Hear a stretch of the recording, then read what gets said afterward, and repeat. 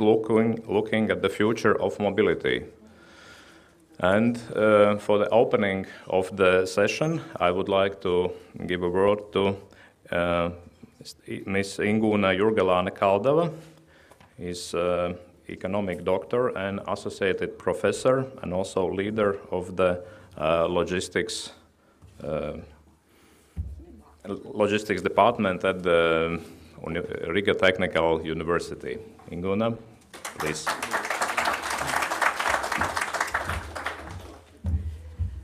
Labrīt visiem! Iedrošināšu šodien runāt gan latviešu, gan angļu valodā, jo publika mums ir dažāda. Un gribu sākt ar to, ka pēdējo gadu notikumi gan saistībā ar Covid situāciju, gan ģeopolitisko situāciju ir krasi izmainījuši mūsu viedokli par loģistiku un piegādes ķēdes drošību.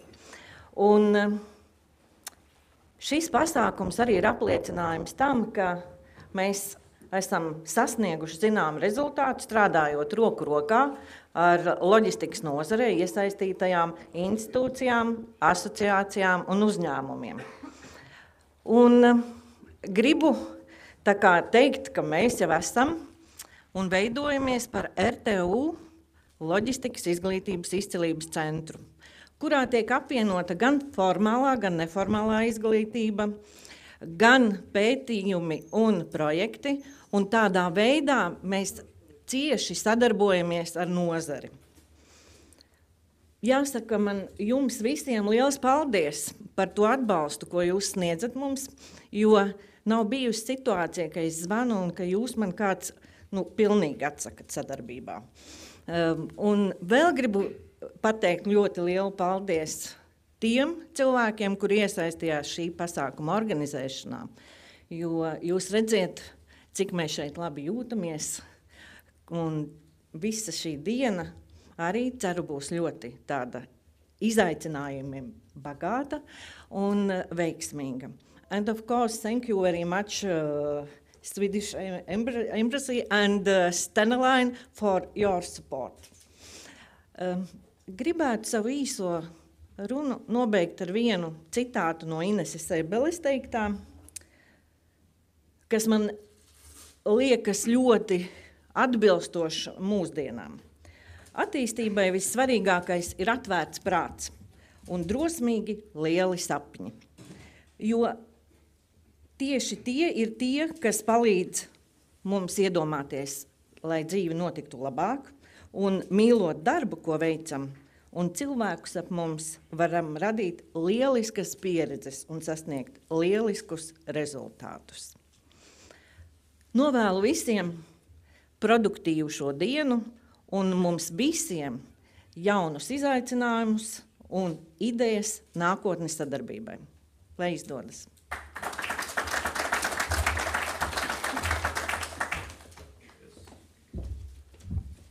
Paldies! Un kā nākamajai, es gribētu dot vārdu konferences atklāšanai Elīnai Gailei-Sarkanei, kas mums ir RTU studiju prorektore. Un šīs dienas nama māte, teiksim tā. Lūdzu. Labrīt, augsti godātā vēstnieces kundze, ministra kungs, kolēģi, viesi. Patiesi prieks jūs sveikt šeit, Rīgas Tehniskajā universitātē, kura, kā jūs zinat, ir nosvinējusi jau 160 gadu jubileju un ir vecākā tehnoloģija universitāte Baltijā. Bet neraugoties uz šo lielo gadu skaitu, jūs redzat, cik mēs esam attīstīti un kļuvuši par nozīmīgu spēlētāju gan Latvijas tautsaimniecībā, gan izglītībā, jo jūs esat brīnišķīgās telpās šeit Rīgas Tehniskās universitātes studentu pilsētiņā. Un šeit ir paslēptas ļoti, ļoti daudz dažādas tehnoloģijas, iekārtas un iespējas industrijai veikt gan zinātniskos pētījumus, gan dažāda veida inovācijas un atklājumus. Un šajā mums tik nozīmīgajā dienā es gribētu aicināt jūs visus diskusijās piedaloties, domāt par to, kā mēs varam sadarboties nākotnē, kā industrija var sadarboties ar Rīgas Tehnisko universitāti, lai kaldinātu panākumus gan zinātniskajā pētniecībā, gan industrijas attīstībā. Un šeit es gribētu īpaši jūs aicināt domāt par to, kā palīdzēt Rīgas Tehniskajai universitātei prognozēt nākotnes speciālistu pieprasījumu skaitu. Jo tas mums šajā pārmaiņu laikā būs ārkārtīgi nepieciešams, lai mēs varētu sagatavot industrijai vislabākos pārstāvjus. Man ir jāsaka šajā vietā arī liels paldies Ingūnai Jurgulānei Kaldavskundzei par lielo apņemšanos uzsākt šīs iniciatīvas, vadīt šo visu, un es tiešām novēlu Ingūnai, lai izdodās iecerētais. And as it was said that there are 2 languages in this conference, so I will switch to English for the last words. So first of all, thank you very much for coming to Riga Technical University. During years, we have developed this as a research excellence center in very many areas, and I believe that this is one step forward to have excellency in transportation and logistics industry as well. So for Latvian auditorium, I asked kindly to help us in forecasting future demand for specialists. So I really believe that you will help us in this, and hand in hand, we will develop the best experts in the field. Thank you very much, and I really wish you a productive day. Lai izdodas!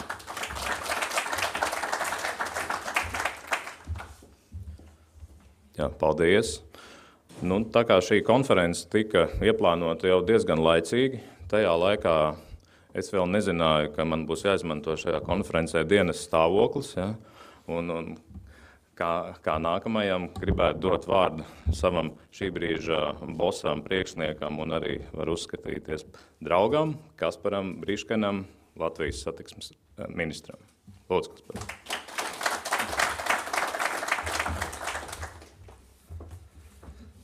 Sirsnīgs paldies, Normund. Patiešām mūsu sadarbība nu jau gandrīz 15 gadu garumā, arī kā viens no cilvēkiem, kur viedoklim šajā aizraujošā nozarē es vienmēr esmu uzticējies. Esmu ļoti pagodināts par šo priekšā stādīšanu. Jūs ekscelences vēstnieces kundze, Karina, godājumi organizatori, nozares kolēģi. Ja mans grafiks nebūtu tik aizņemts, es šeit pavadītu visu dienu, jo šī ir droši vien tā interesantākā dienas sadaļa, kur satiekās visi nozares prāti, lēmumu pieņēmēji, pētnieki, nevalstiskās organizācijas, tieši viss tas kopums, kam visiem būtu jāsadarbojās, lai mēs nozari virzītu uz priekšu, ņemot vērā visus tos izaicinājumus, kas nozarē ir, kas visi mums ir labi zināmi, kam, protams, vajag ķerties klāt pie ļoti aktīvas rīcības. Es to saturisko daļu pateikšu angļu valodā, šobrīd pāriešu uz angļu valodu, bet kopumā novēlu visiem ļoti, ļoti ražīgu konferenci. Es zinu, ka konferences rezultātā taps arī rekomendācijas. Es arī iepazinos ar dažām no tām. Ar prieku viņus uzklausīsim, skatīsimies, kā tālāk virzīt arī tādā ļoti praktiskā ieviešanā. So now switch to English for some of the substance points. I went through some of the initial recommendations. I know that you will have a very stellar cast of participants. I think the focus on freight, passenger, and of course the increasingly important defense mobility is extremely pertinent. This is something that echoes also in the priorities that we are putting forward. But before we go, I wanted to take note of the 2 logos represented here. And of course, being here at RTU, my grandmother was a lifelong professor at RTU, and I remember as a young boy, I was visiting her at the Strelnieku Square in the Old Town. And she always worked here. She was a true patriot of Riga Technical University. So I'm especially proud to address you here today in the new compound for Riga Technical University, and of course the excellence that RTU brings also in the field of logistics and transport development. And the second logo, I coincidentally happen to be a graduate of the management program at the Swedish Institute, so kind regards also, Karin, once again to you and the Swedish government for the wonderful opportunities myself and other Latvians have enjoyed with the Swedish Institute. But now going forward, let me address the 3 key areas. I will start with passengers. Passengers always go first, then freight, and then civil military or military logistics development. One of the priorities that we have put forward is greening of transport, implementation of Green Deal in the field of transport and logistics. And not just in terms of the buzzwords that they are sometimes perceived as, but with very, very practical plans. Of course, we want to finally establish, and I know politicians have been speaking about it for 20 years, establish a truly multimodal passenger mobility system with a railway backbone. And now when I look at the state of some of our railway stations, which happen to or should serve as integrated hubs, not just mobility points, which is a term that is sometimes used by Ministry of Transport, but rather as hubs for various mobility and other services. And this is exactly how we should be looking at them, and those should be the main lighthouses in the broader multimodal mobility system, which of course serve as the foundation of Latvia's future passenger mobility. And of course, there will be, the paradigm-shifting event, the introduction of new electrified rolling stock, insufficient in numbers, but still sufficient in order to induce a lot of modal shift from private cars onto railways and the public transport in general. And there's, of course, in this system, there's place for all types of transport. Railways as the backbone, bus transport in the regions, and of course locations where railways is not available, micro-mobility, including all types of shared transport. This also includes the critical component of accessibility infrastructure at the railway stations. And we know that Latvia has been lacking in this regard, anything ranging from park and ride facilities so that people can conveniently swap from a private car or from a regional bus service to a train, micro-mobility options, and all of that integrated in a safe and accessible environment. One of the other priorities that I've put forward for the industry, and which is of course clearly of key importance in passenger mobility, is traffic safety. Latvia is in the bottom 3 in terms of road fatalities. 4 times more people per capita die on Latvian roads than in Sweden, which is the European leader. So this is certainly something that I will not take any compromises with. And the other element where, again, Latvia has not been a leader is in terms of accessibility, especially for people with reduced mobility, with special needs. Transport industry and transport infrastructure on the one hand, and then transport services are one of the key factors which are reducing or not allowing people with special needs to live a fully autonomous life. So I think it's a responsibility of all of our stakeholders here, especially the government, to make sure that all people have a mobility, freedom, mobility, equality, and can participate in social life. Also, we would like to move to a integrated kind of route planning supported by a single digitalized ticket and ticketing solutions. Of course, we know that the single ticket concept has been around for years, but unfortunately the digital infrastructure has been delayed. But now we are entering the final stages so that at last we could have a multimodal integrated single ticket, not just in the Riga metropolitan area, but nationwide. Of course, we will continue to focus on electrification, not just in terms of introducing new rolling stock, but also with investments in infrastructure, both on the rail side, but obviously also on the road side. So I take note of the very interesting presentation that you will have on the integration between the transport system and the energy system. I'm also happen to be a very strong believer in what we call a dig once approach. Rather than seeing different modalities of transport or different types of infrastructure as silos, we want to see how we can integrate the deployment of infrastructure from a dig once perspective. So in other words, when we are building roads, we are building railways, and Rail Baltica is an excellent case in point. We should also see how we can co-synchronize and simultaneously develop both digital infrastructure, high-capacity fiber, also 5G tower infrastructure, but also energy interconnections. And here, of course, transport and the broader transport and communications industry needs to find a very close cooperation with the energy industry and other similar infrastructures. I will now move to the freight business. Something that I want to announce here today, we've been talking about this, but here I could announce this formally. We will be setting up an Export Promotion and Innovation Council at the Ministry of Transport. And again, my friend Normans has kindly agreed to lead that council. Will, of course, participate in its work very closely as well. But we intend to bring together our industry accounts for 2.5 billion services export. And if we take a look at the Latvian current account balance, which is unfortunately negative currently because import significantly exceeds export, but it's not the case in the transport or the broader transport and communications industry, where we actually have a $500 million surplus. So we're exporting far more than we are importing. And in the services balance, Latvia has around 1 billion surplus, as opposed to the goods balance, which is deeply negative. And here, of course, transport is contributing half of that positive surplus. And this government also has a very strong focus on promoting Latvian exports, and our industry should be at the forefront. So we will bring together all of the flagship players in the industry, those companies that generate a lot of export possibilities in all fields, in aviation, in road trucking, logistics services, railways and ports, where of course we have the challenge of completely revamping the business model, which of course was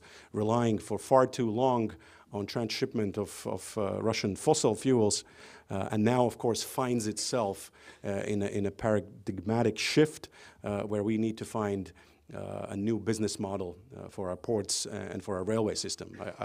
These days, I often get asked and pressured to say, what are we going to do about the ports reform, which was focusing more on the institutional side of the ports reform. And I agree that, of course, ports need to be governed in a non-political way. There should be no political interference in operational decision-making. This also sends a very strong signal to international investors that we want to attract. But at the same time, before we come to any final decisions on the institutional setup, which is an important but secondary consideration, we need to see what is the future business model. Where does Latvia find its way in the new international division of labor? Other countries, including our neighbors, have successfully diversified away from the business of yesterday and found their specialization in the business of today and business of tomorrow. So there are many examples, and I'm sure that your panelists in the freight panel will discuss this, including my longtime colleague, Baltica Logistics key expert, Dirts, who of course will tell you a lot about how Rail Baltica can integrate Latvia and the Baltic states in the European railway area, find new opportunities also for freight development. And this nicely brings me to the final area, which is defense logistics. I was privileged almost 10 years ago to be part of the development of the Northern Distribution Network to Afghanistan. Working alongside NATO experts, U.S. Transcom, U.S. Defense and Logistics Agency, various international multimodal operators like Maersk, like International Airlines, Kalita Air, National Air, also the region's railway companies. So this was a multimodal alternative route, had an airlift capability, had the rail possibility of going all the way from the port of Riga all the way to Hayraton in Uzbekistan border into Mazar-e Sharif, where of course the Latvians were also stationed at that time. And at that time we learned a lot about how transport infrastructure needs to be adapted for the needs of, to strengthen defense capabilities. Our friends, our allies in the US, in NATO, audited our transport industry. At that time, we developed veterinary, phytosanitary, customs functionality at the airport. And of course, today, we have not just an opportunity, but an obligation to take all this to the next level.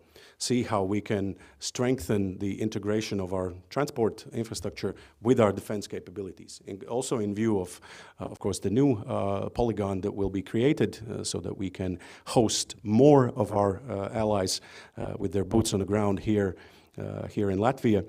And for that, and that's why I was referring to Rail Baltica, we also need to find ways of connecting Rail Baltica to the free port of Riga. I think that was a disastrous omission at the time when this was planned. I spoke about this more than 10 years ago. At that time, again, the industry that was so heavily invested in east-west transshipment, which in many ways saw Rail Baltica as a threat rather than as a complementary element, and in the future, the backbone element of Latvia's logistics system. So from the industry in terms of developing that. And now that we are finalizing this, I think this is the final moment where we should plan for that kind of connectivity. And I think many people here representing the logistics industry, you saw that business case or that functional case a long time ago. Let's see if we can catch that fox by the tail and still design or enable such functionalities. For me, it's a complete no-brainer. Obviously, it's an expensive infrastructure to create that link, but given how close the port is to Rail Baltica, which in the future will be the backbone of also logistics connectivity, I think we should definitely do it. So I'll end on these remarks. I wish you a very, very fruitful conference. Once again, thank you to the organizers. Looking forward to seeing your recommendations in detail, and hopefully we can take them up in the Export and Innovation Council and work all of us together at our industry level. Much.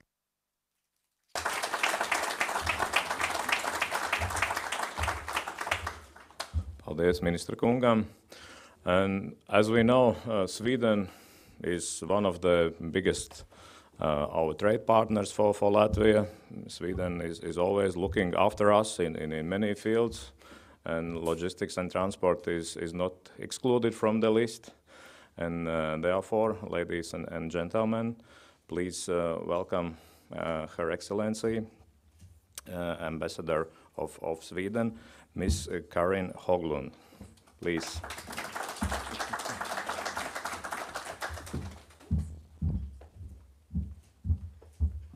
Labrīt visiem. Good morning, everyone. Like dear Mr. Minister, dear Kaspars, I regrettably I can't brag about a lifelong history with this university, but today is the first day of the rest of my life. So maybe when I come back, I can start bragging about it. Really, a good morning to everyone. Thank you for having me. If I speak too long, please interrupt me, but this is a very important topic for my government and for me as well. Do you know which is the most Swedish of colors? It's not blue, it's not yellow, it's green. Green is what you get if you mix the colors of the Swedish flag. And it is the color of the forests that cover almost 70% of my country. Which might explain why a crushing majority of Swedes say that they rather turn to nature than religion to find peace and strength. I think that goes for Latvians too. And green thinking and sustainability are the core values in our society and in our politics. And we are determined to live up to the commitments laid down in the Paris Agreement. Uniquely close cooperation between the government and the business communities making that happen. Very ambitious, broad political decisions show the way forward. And policy instruments and generous innovation support encourages companies to act in the same direction. Sweden was the first country, I think you might know this, in the world to introduce a carbon tax in 1991. And we are also known for our innovations. This year, we ranked second in the Global Innovation Index. We have a high per capita GDP, a large industrial sector, long transport distances, and very cold winters.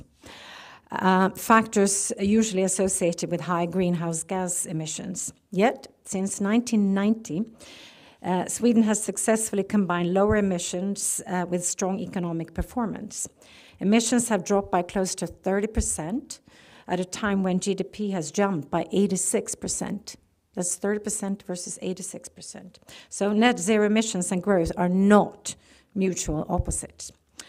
Many factors contribute, of course. One key area is the fuel shift in industry. Less fossil, more renewable.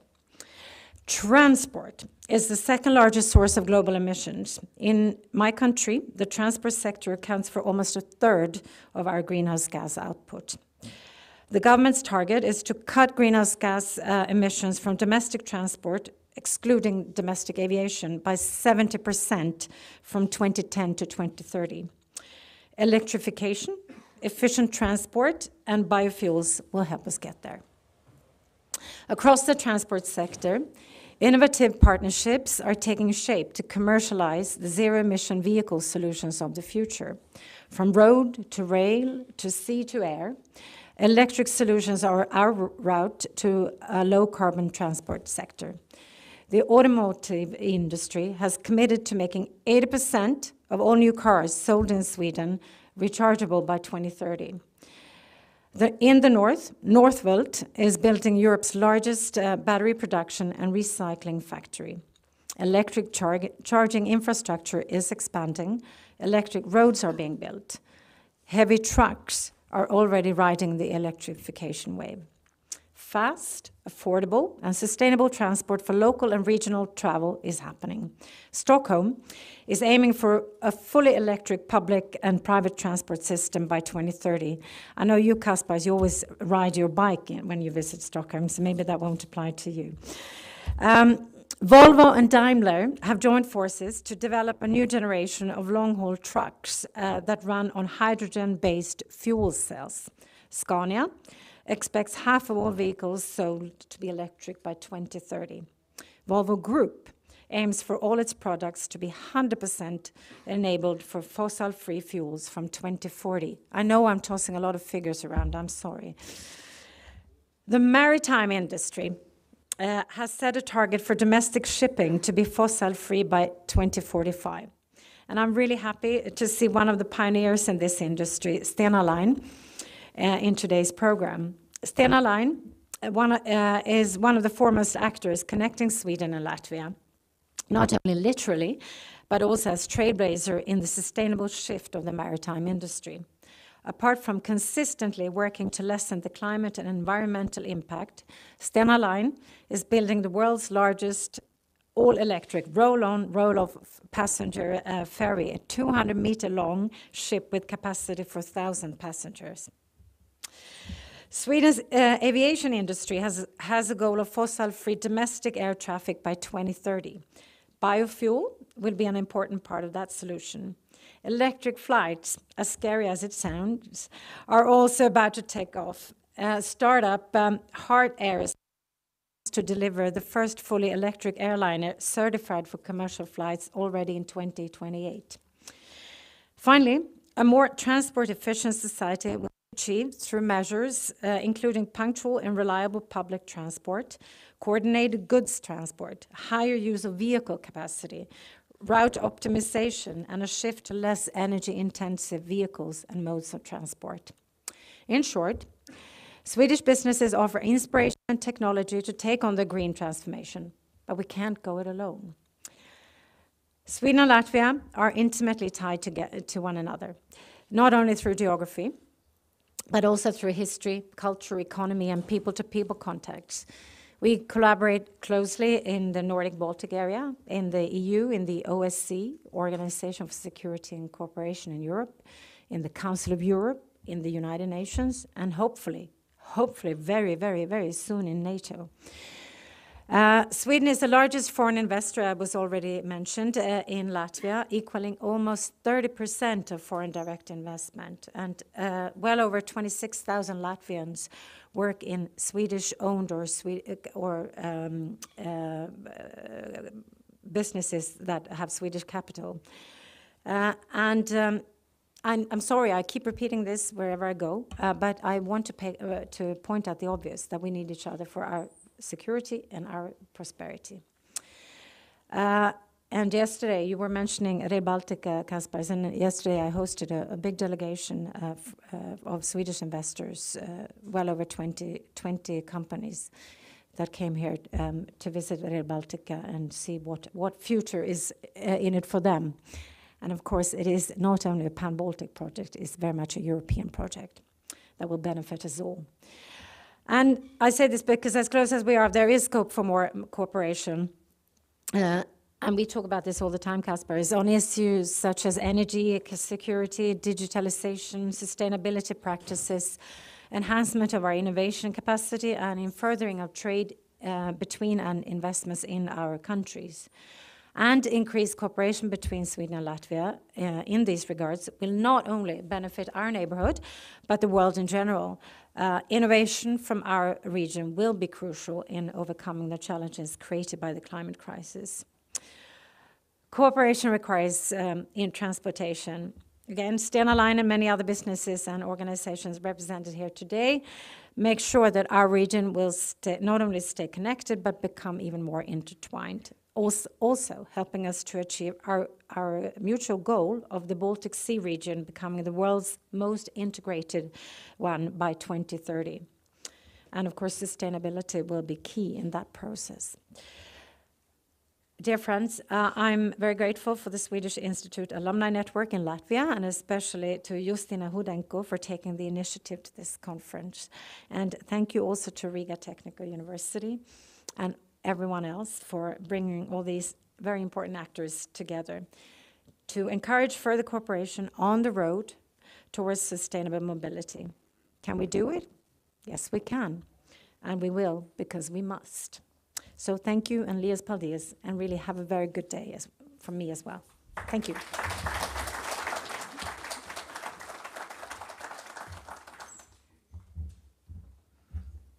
Thank you very much, Madam Ambassador. And thank you for setting the clear targets for us. Our industry and our country will try to follow the route that Sweden is also taking towards the greener economy, greener transport. And before we are switching to the next representative from the Sweden, I would like to give a word to Justina Hudenko for a short introduction to the some figures from the freight section, and then we will start with the freight section and with representative from Stena Line. But now, Justina, the floor is yours.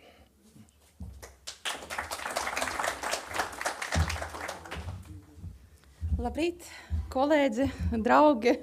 Es te redzu visas pazīstamas sejas, arī studentes un tā tālāk, bet visi mani pārzina tā kā industrijas cilvēku, bet tagad es pārkapšu kurpēs, kur ir zinātniskas kurpes. Un es nedaudz izstāstīšu par savu tādu zinātnisku virzienu savā dzīvē, kur vispār mana doktora darbs ir tapis kā dzelzceļa infrastruktūras pārvaldīšanas modeļu izveidošana. Tas bija tāds ekonomikas darbs. Bet vēlāk viņš tapis satiksmes ministrijā projektā un kopā ar citiem pētniekiem mēs izstrādājam jau tādu tā kā modeli, ar kuru var dažādas transporta intervencijas, valsts intervencijas saskaitīt. Un mēs to modeli regulāri atjaunojam, un tagad mēs viņu arī digitalizējam, un viņam parādīsies arī iespējas, vēlāk varbūt ar lielajiem datiem un arī mākslīgo intelektu arī papildināt viņu tādu ļoti tādu nopietnu. Bet šobrīd mēs arī sekojam datiem un mēs zinām, kas notiksies, ja turpināsies noteiktas tendences. Un katru sesiju es mēģināšu jūs ievirzīt, kādas tas tendences ir un kāda tad nākotne varētu būt, ja mēs tā turpināsim darīt. Tad šeit manā vienā slaidā mēs varam redzēt, kā šobrīd, kā mums attīstās, es atvainojos, ko pabīdīšu to mikrofonu pie sevis, kā mums šobrīd attīstās kravu pārvadājumi. Tad mēs varam redzēt, kā autotransporta mums tā tendence visu laiku iet uz augšu. Un savukārt dzelzceļa pārvadājums, protams, ka tur ļoti daudz ir ietekmējušas sankcijas un citi nosacījumi, bet jūs varat redzēt, kā arī pirms sankciju laikā mums jau sāka kapināties. Tāpat laikā autotransporta pārvadājumi mums visu laiku iet uz augšu. Ko tas nozīmē? Tas nozīmē, ka ja mēs pārnešam to visu tādos indikātoros, cik autotransports, cik dzelzceļa transports rāda ietekmi uz vidi, uz drošību un pārējām lietām, tas nozīmē, ka ar katru pārnesto miljonu tonu kilometrus no viena transporta uz otru mēs varam kaut ko iegūt. Man patīk ļoti tēlēni izteikties, un es atsaukšos arī uz ministra vārdiem, ka mums vajadzētu domāt par drošību. Un, piemēram, šeit, ja mēs pārnesam 1 miljonu tonu kilometru, tas nozīmē, ka mēs glābsim 10, ne dzīvības, jo tur ir tā kā 0,3 dzīvības mēs glābsim, bet mēs izglābsim 10 cilvēkus, kas būtu tā kā nopietni ievainoti šajās te drošības pasākumus. Un kā mēs to varētu darīt? Ja mēs paskatīsimies, kā mēs tagad attīstās mums imports un eksports mūsu valstīs, mēs varam redzēt, tā oranžā dinamika parāda uz to, cik tālu mums brauc mūsu autotransporta pārdevumi, arī dzelzceļa transporta pārdevumi. Un te saīsinās. Ja, tad mēs redzam, ka tā distance starp valstīm, kur mēs braucam, viņa samazinās un tagad veido tikai 780 km. Agrāk šeit pikā viņa bija 1800 km, tā kā autotransports pārvadē uz ļoti gariem attālumiem. Un kāpēc? Tāpēc, ka mums imports un eksports arvien vairāk pieaug tiešā Igaunija un Lietuvu. Mums tie savienojumi ir šobrīd jau ar dzelzceļiem, mēs varētu tos attīstīt un tādā veidā kaut kāda veicināt arī mūsu ilgtspēju. Līdzīgi mēs varētu paskatīties uz arī reģionālu savienojumu, kas mums ir Latvijā un kas mums ir Eiropā. Mēs varam redzēt, ka šobrīd jau mūsu reģionos mums ir ļoti liela starpība starp IKP reģionos, kur mums ir Latgale tikai 8000, bet Rīgā un Rīgas reģiona ir 3 reizes vairāka. Un ja mēs paskatīsimies, kā mēs Eiropā izskatīsimies, tad mēs arī kaut kur tuvu pēdējiem galam, kaut kā 3. vai 4. vietā attiecībā uz IKP, tad to savienojumu un reģionālu veicināšanu mums arī vajadzētu panākt ar transporta attīstību. Un ja tas ir iespējams, to vajadzētu panākt ar ilgspējīgu transportu. Un visbeidzot, lai parādītu jums, kā tad, tā korelē visu ar ekonomiku kopā, mēs varētu atskatīties uz to, kā mums mūsu transporta infrastruktūra un tās indeks kopējā 64, nav kopēja, bet 64 valstu tā kā reitingā, kur mēs esam un kā tas atspoguļojas citos ekonomiskos rādītājus.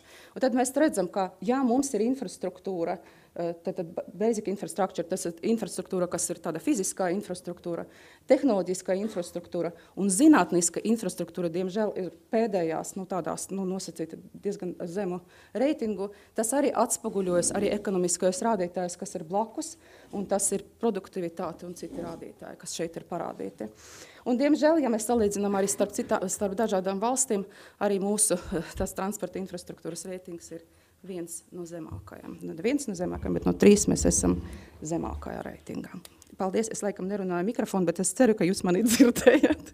Paldies, un tagad es atdošu vārdu Normandam. Paldies.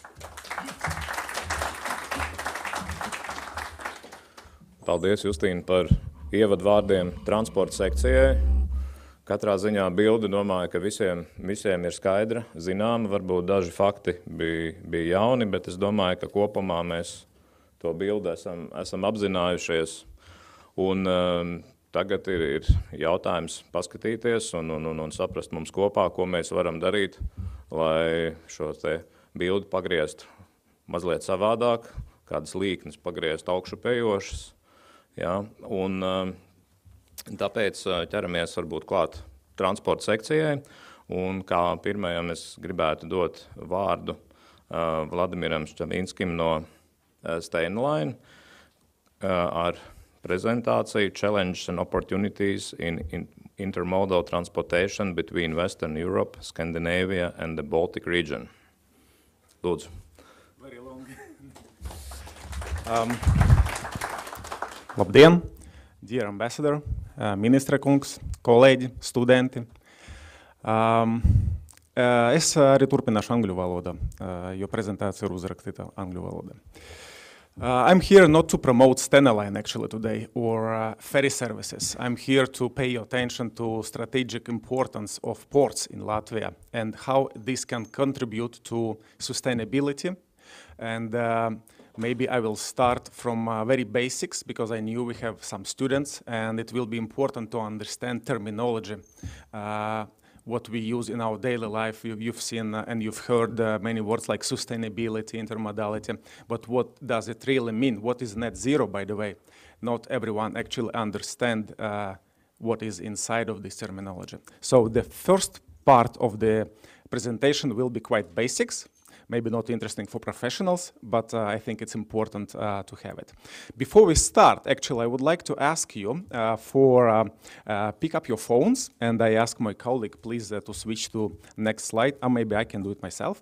Can you please go to menti.com or scan just this QR code, and there will be 2 questions. First one will be about intermodality. And it's not to check your knowledge. This is just to show you what is the, let's say, feeling between us in this auditory, what people think about what is intermodality.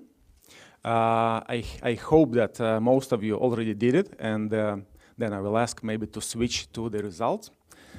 Okay, you see that there are some people using it already, but majority just hear somewhere something at this term, intermodal transportation, and that's why it's actually important that I will speak about it a little bit more. Yeah, we can see leaders. Can we move on to the next slide, please? Sorry, not this one, in Menti. Yeah, and now about sustainability. What do you think is it? Again, not to check your knowledge, just to understand what different people think about it. Okay? Yeah, please, go on. Of course, I can see a leader. That's obviously professionals started to answer this answer, the first ones. I expected that most of you will check CO2 emissions, but okay. It's good to understand that majority of you actually understand that it's ability to maintain a process over time.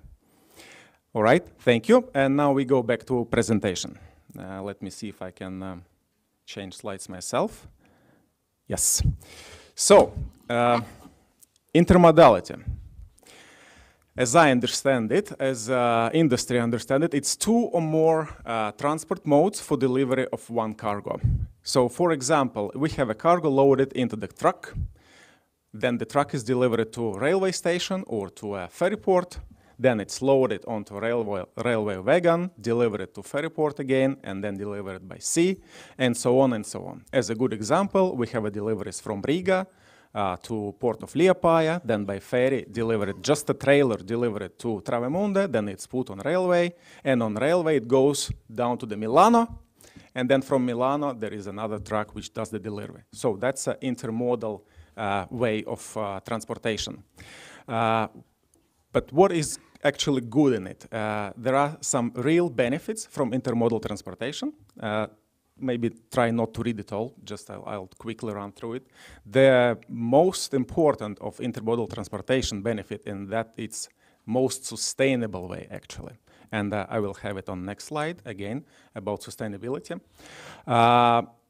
It helps to reduce the cost of delivery in most of the cases. It helps to save a delivery time in most of the cases. And of course, as a result, it has increased efficiency.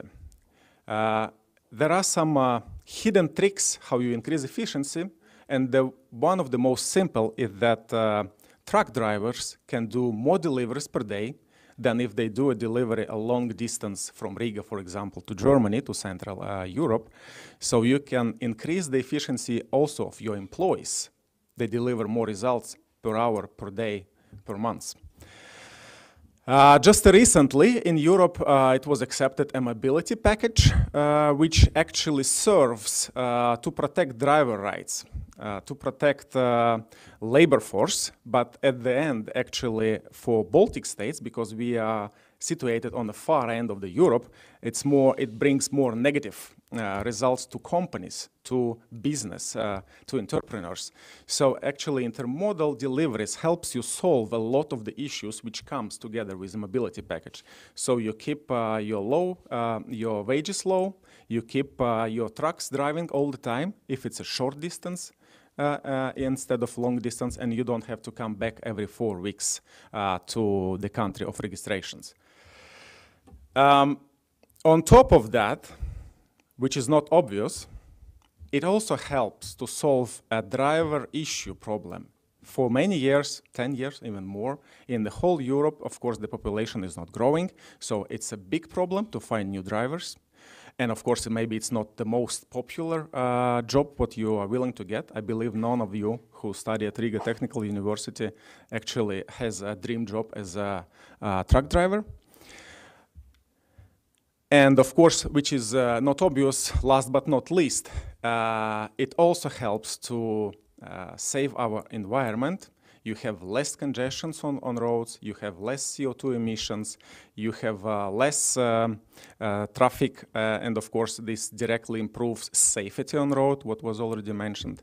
So there is a lot of benefits from intermodal transportation, which obviously mean we should have it everywhere, left and right. But we'll come back to that. Sustainability. As you already have seen, this is possibility to maintain a process over time, which is against the first law of thermodynamics, of course, because we are in Riga Technical University, we should remember that. But sustainability is not only greenhouse emissions. It's actually has three major bases how we can reach it. And first of all, of course, it's greenhouse emissions. It's an environmental impact. Second, it's a social sustainability. It is also very important to remember about people, about you, about employees. There is a very modern term now, diversity and inclusion, and that's part of sustainable social sustainability. And third one, it's economic sustainability. Every company should be sustainable economically. If a company is not sustainable economically, then they go bankruptcy, then the people lose their job, and then you go to nowhere. So it's always three. It's not only one, it's always three major parts of sustainability. And of course, I have these nice standalone vessels. Each of them has a big logo on it, connecting Europe for a sustainable future. But as you can see left and right now, every second company has the same. And each of them have different goals how to reach a sustainable future. Just to mention, European ambition is to reach climate neutrality by 2050. And again, I would like to use this slide to explain you what the carbon neutrality means. Not to be CO2 free, but to have a balance. That's a net zero emission, means to have balance between emitting CO2 and actually absorbing CO2. So, for example, like what Stena does, our plan is to shift from fossil fuels to green methanol, for example. And by saying green means that it's produced from renewable energy sources. And then for every company, there are three scopes, how they can follow if they can improve their CO2 emissions or whatever emissions. First one is a direct impact. For transportation company, very simple. That's what you burn. That's fossil fuel or whatever other fuel you use. Then the second, it's indirect. When you buy energy, electricity, whatever, how it's produced, and then you have a choice what kind of supplier you use. And the third is when you buy external services, whatever, it can be paper, pencils, you can again choose, is it produced in a sustainable way or not? And then when you combine all of three scopes, then you can see that, for example, you set a target to decrease by 50%, and 10 of them actually are from outside, from outsource. Okay, it's very interesting. Everyone likes intermodal deliveries, and then all our ports should be congested with trailers, and the railroad stations should be full of trailers, but it's not. Why it is not there? And then we go back to everyday life, to the routine, to the company, everyday business, what actually our transport companies do and how they earn money. And then we understand there are different types of businesses. Big companies actually make money not on logistics.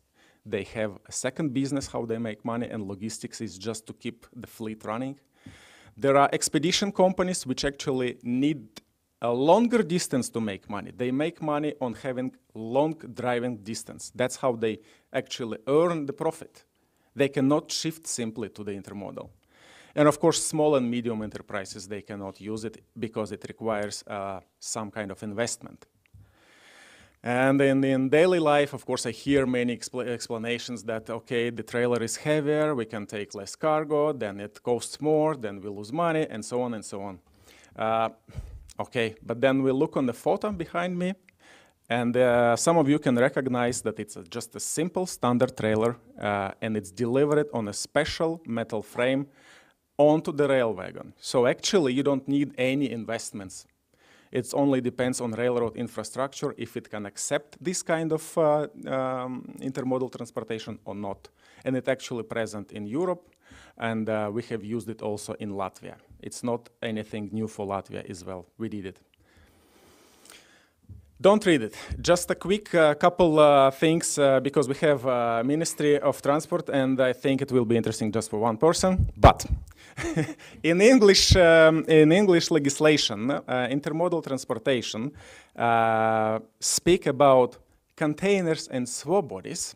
Latviešu valodā tiek pārtulkots konteineri un mainamas virsbūves. Es varu iedomāties, ka šeit ir viens cilvēks, kas zina, kas ir mainama virsbūve.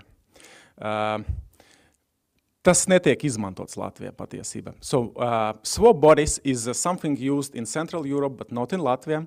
So actually, according to the local law, we cannot have intermodal transportation. Instead, in local law, it's called combined transportation. Kombinētais pārvadājums, where we talk about trailers delivered on different type of transport modes. And then you get to the whole point why intermodal transportation could be beneficial for companies, for enterprises to make money. Again, it is in European legislation that using intermodal way of transportation, you can load more cargo by 2 or 4 tons, depending on the total weight of the truck and trailer with cargo itself. So if you use a standard mode of delivery, you actually lose this weight. That's something, one of the advantages, of real advantages for a business, and this I think should be implemented also in Latvian legislation. This will be like a big benefit to companies to make them actually use it, promote it, and have a mild shift from standard way of mode of transportation to intermodal. Now, one very important note, distortion always leads to transformation. None of the companies actually want to change anything. If it runs smoothly, why do I want to change anything? I make my money, I don't want to do anything. Until COVID hits, until pandemic came, there is a chart, just an example, on one of our routes from Latvia to Germany, we almost never had a lot of trailers being shipped. It was always driver-accompanied units and very seldom when it was unaccompanied. And then COVID hit. Immediately, there was a problem how to deliver the cargo. Driver issue became very important, and we have first doubled, then tripled, and then it was even 4 times more trailers this year on the route just because of COVID. And before that, there were 10 years of history without trailers on route, just because it was logically, it was traditional way of delivery modes here in Baltics. Something has to happen to change it. And of course, what I call the most important, it's a human factor. Actually, just in a couple of weeks from now, Germany will introduce an increased road tax by 85% higher road tax. But on another side, they subsidize from the government intermodal deliveries. So railroad deliveries becomes cheaper for transport companies. I see my time is over, just 30 seconds, sorry. And it's actually now economically viable to do intermodal deliveries in Germany. Maybe that's another way how to provide advantages also to our customers in Baltics. Have a higher tax on the road and then subsidize railroad deliveries. And of course, as from next year, also ferries will have to buy CO2 emission quotes for CO2 emissions. And this is like an important part of shifting from fossil fuel to green fuels. Otherwise, you have to buy CO2 quotes, and if you buy and if you burn non-fossil fuel, then it goes for free. Very quickly, that's every company can show you this kind of map. Red color, that's ferry routes, and then green color, that's railroad connections, what have Stena Line as an example, but many companies have the same. And what we are missing in Baltics, there are, of course, we know there are railroad connections going to Liepāja and Ventspils as an example. It can be said the same about Riga, Estonia, Lithuania. Where I see as a professional of this industry next future possible connections for intermodal deliveries, that's connecting Estonia, then in Tallinn, Tartu, Riga, Liepāja. It's around 500 kilometers. It's actually long distance enough to make it profitable.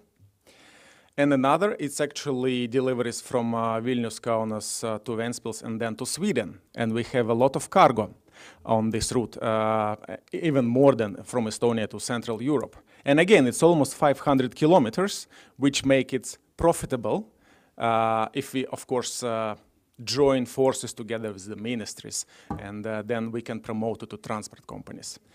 So that's the future what Stena Line see. I hope that our railroad colleagues can join us in this battle and help us. And that's it actually from my side. Thank you. Sorry for delay. I'm done. Thank you very much.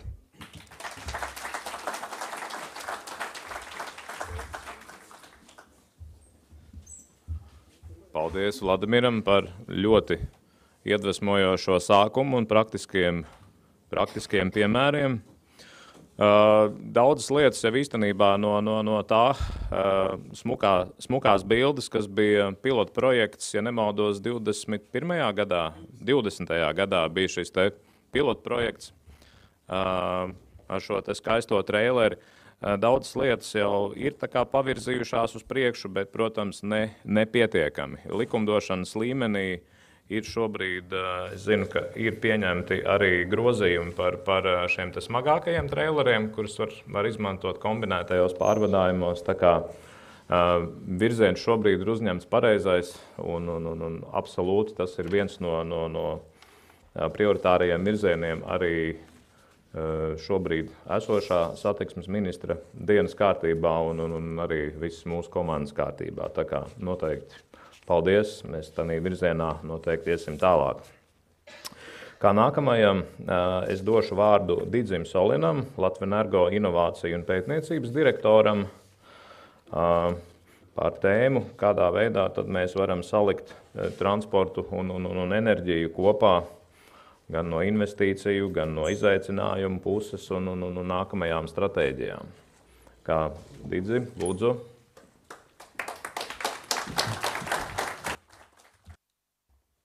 Paldies un labrīt vēlreiz visiem. I want to start with a story. It actually so happens that I'm one of those employees of a Swedish direct investment company I used to be. And when I was living in Sweden, there was this one thing that was happening. And what was happening is that when we and colleagues, we went to the lunch, like 6, 8 colleagues and something, like regular lunch, we would go eat. And because I was the only guy at the table who was not speaking Swedish, the rest of the table was speaking Swedish. The rest of the table was speaking English, without me listening or not listening, just on the assumption, just in case I listened, that I could be able to understand. So I want to return that favor, and therefore I'm going to speak Swedish. Speak English. Sorry, Swedish is something I didn't learn at that time, but only because people in Sweden speak excellent English. So let's go on. As I think the minister already and the previous speaker already told, these two industries, transport and energy, they are merging. We see that, and I want to tackle some of the points there, and go through some of the questions. We obviously don't have all of the answers, but at least we should be able to ask the right questions, right? So I will start with something that is very, very easy. We'll talk about electric mobility and the cars. And one thing that we all understand is that as we are approaching the electric cars, we need loads and loads more charging stations compared to what we have currently. And we can look at the different ratios and so on, and once the charging stations become more capable, I mean, they charge faster, then maybe you don't need as many, but the question here is, if you look like at the Latvian situation right now, are we saying that we are on time with the charging stations, or are the cars being bought faster than the charging infrastructure is being built? And the answer right now seems actually that we do have not so bad charging infrastructure, that those people who have electric cars, they are actually kind of capable to do the charging. Yes, a little planning is needed, but overall, I think you could say that charging infrastructure is running a little bit ahead. The car number is obviously not very impressive, but actually the number of cars that we have at the mid of the year is already what was forecasted by the end of the year. So it's not a big number, obviously, but it seems like it is beating above the forecast. And the forecast, obviously, as you see, is the regular hockey stick, as always. What is important about that forecast is that at some point, those cars will become on par with internal combustion engine cars. And then we obviously think that it's going to be much faster and higher growth. What is interesting here is that, obviously, I mean, that goes without the saying, that this is a way how we decarbonize transportation. And we all know those figures, so I'm not going to go into those. But what I want to do is, here I'm going to do a little bit of an advertisement, since Latvenergo is a company owned by, you could say, Latvians. So I guess you will allow me a little bit of an advertising. And what I'm going to say is that this 100% that you see at the side of the slide, that is a very important percent, because all of a sudden, if you compare us with other countries, just because we are producing electricity much more from the hydro and from a renewable source, the driving of electric car is also then, that means that you are decarbonizing it much, much more effectively than maybe compared to the other countries where they're burning coal to produce electricity, right? So I would encourage you to think about electric car from that kind of perspective. There's 100%. That is also an interesting thing. As you know, you can kind of buy these certificates of origin, and you can actually make sure that you virtually get all of the energy that is produced by renewable assets in your car. So when you are charging at our charging points, that's what we have done. We guarantee you that it's 100% green. Continuing a little bit about the same cars. I think it's kind of first in the, I wouldn't say history, but yeah, what is happening right now is that these two seemingly separate industries, they're merging, and you might or might not know that the big thing about the electricity sector is that there is so-called power system operator, PSO. In Latvia, it's called augstsprieguma tīkls. They are charged with keeping the frequency stable, and basically that means matching production and demand, right? So one of the main jobs that they have is to make sure that frequency is stable. Kind of first time in the history, cars could actually participate in that.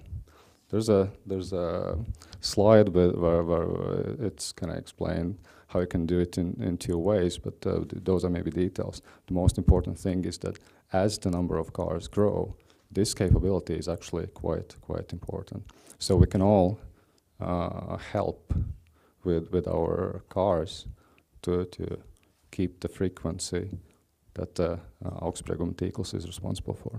So that is kind of important as well. And then the next thing, and this since I'm coming from the business side, it's whole, and also innovation and everything on that side. It's always interesting how the forecasts are made, and forecasts are always, you know, you see those beautiful lines, and then after a few years they change into something, and that is how it is. That's actually how people who make new business cases are also seeing this. And here I wanted to give you a slide where you clearly can see how the things are changing even in the forecasting area. So at the top you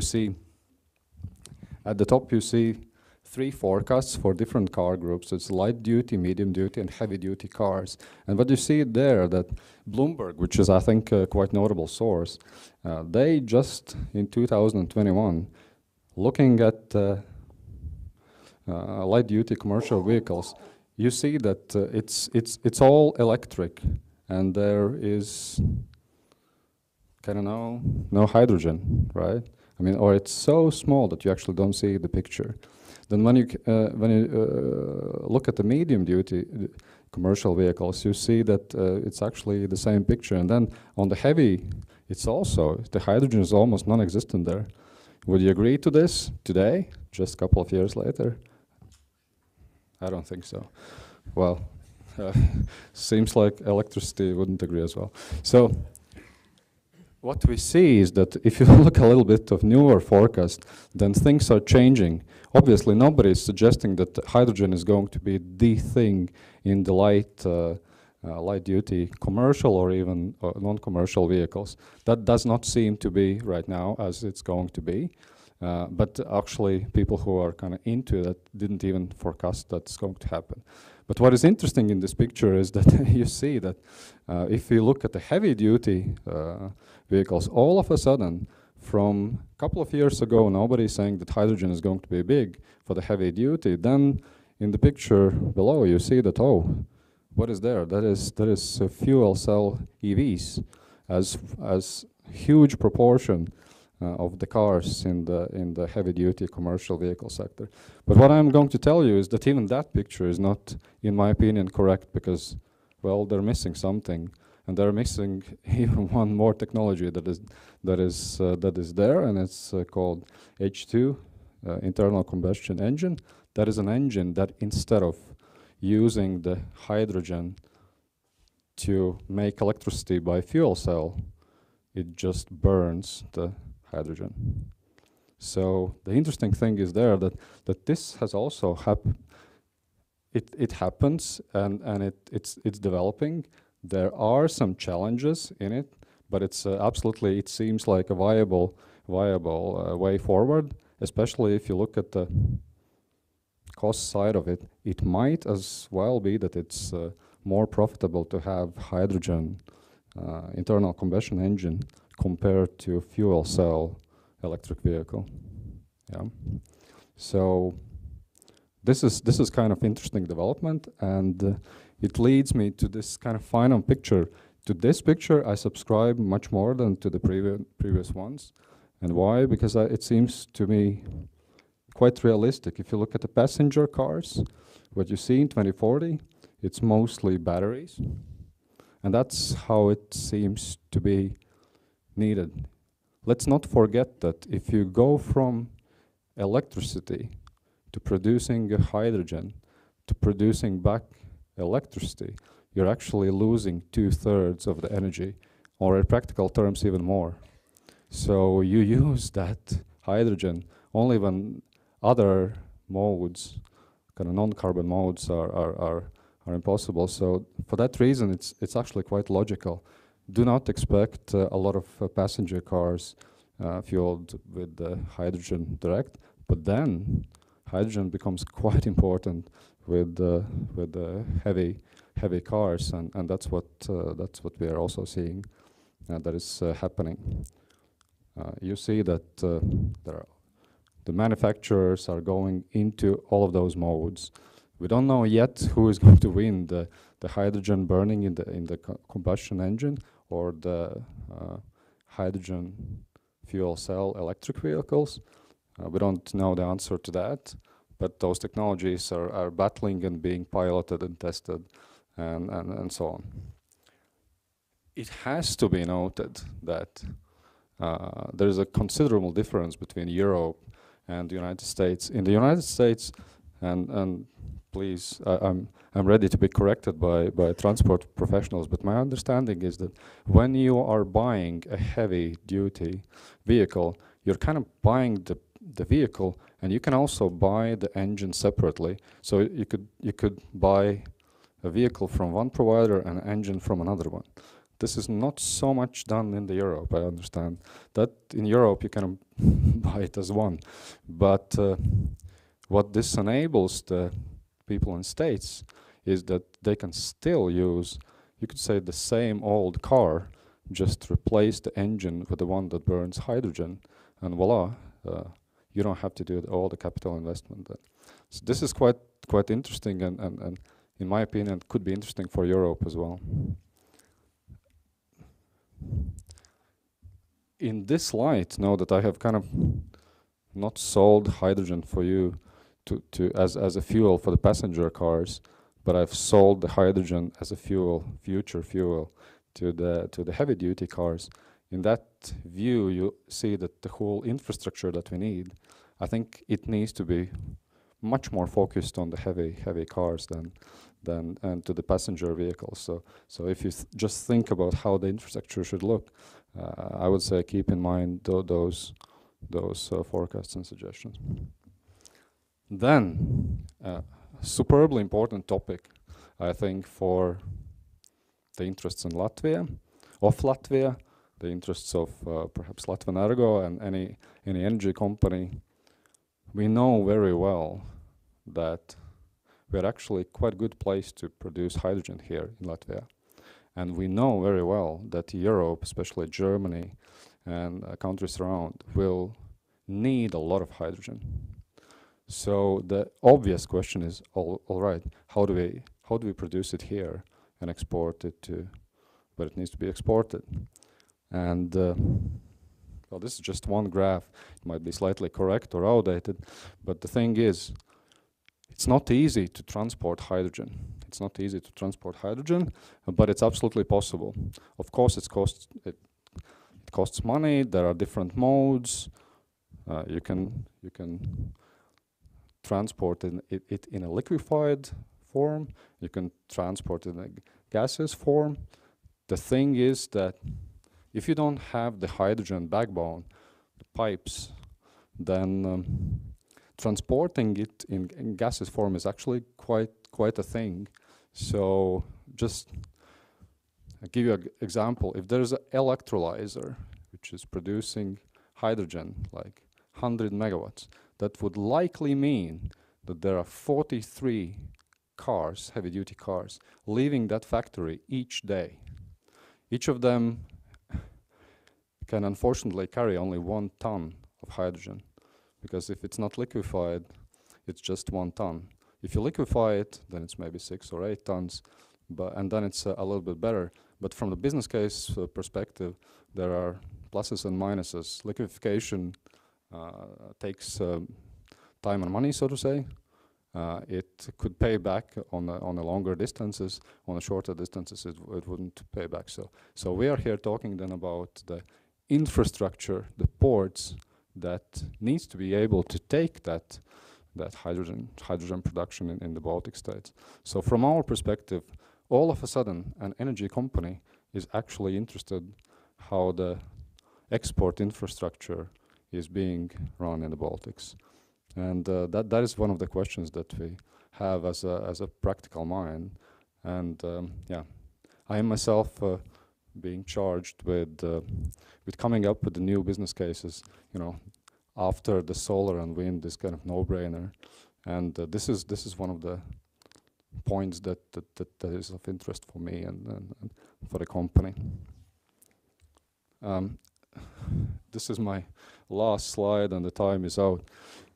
I want to tell that I think most of you may know, but just to reiterate, transportation of hydrogen is kind of challenge, as we understood.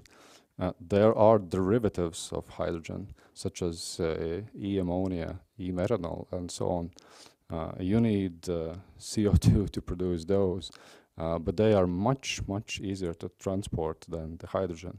So the big question for Latvia is, which of those derivatives and how do we transport that, and I thought it's for the business people, it's a bit of a maze right now. So I put a slide that looks like a maze, and I almost say I'm honored to be in the Riga Technical University because there are really good minds here, and maybe you can help us solve the puzzle for the Latvian Ergo and Latvian in general, like which hydrogen derivatives and in which way we can transport and out of Latvia and earn, so to say, for Latvians some profit. With that, I'd like to end this.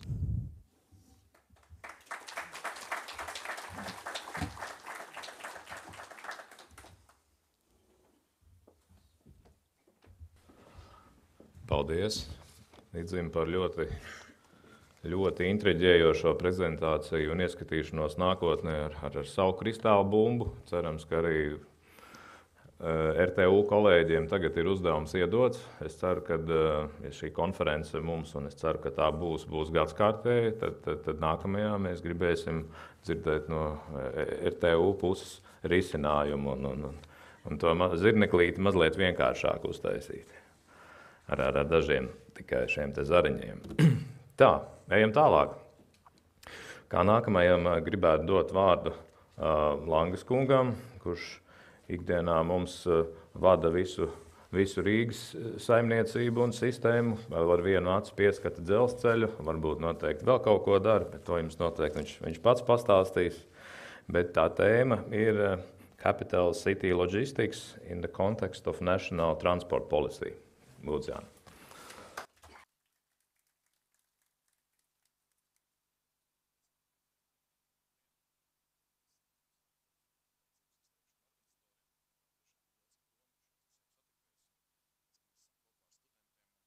Iepriekšējie runātāji jau teica, uzdodot jautājumu zinātniekiem, man liekas, vai studentiem, tas ir labākais veids, kā savstarpēji sadarboties.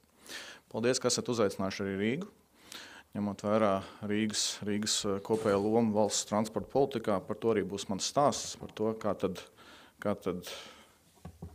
tad izskatās Rīga transporta politikas kontekstā.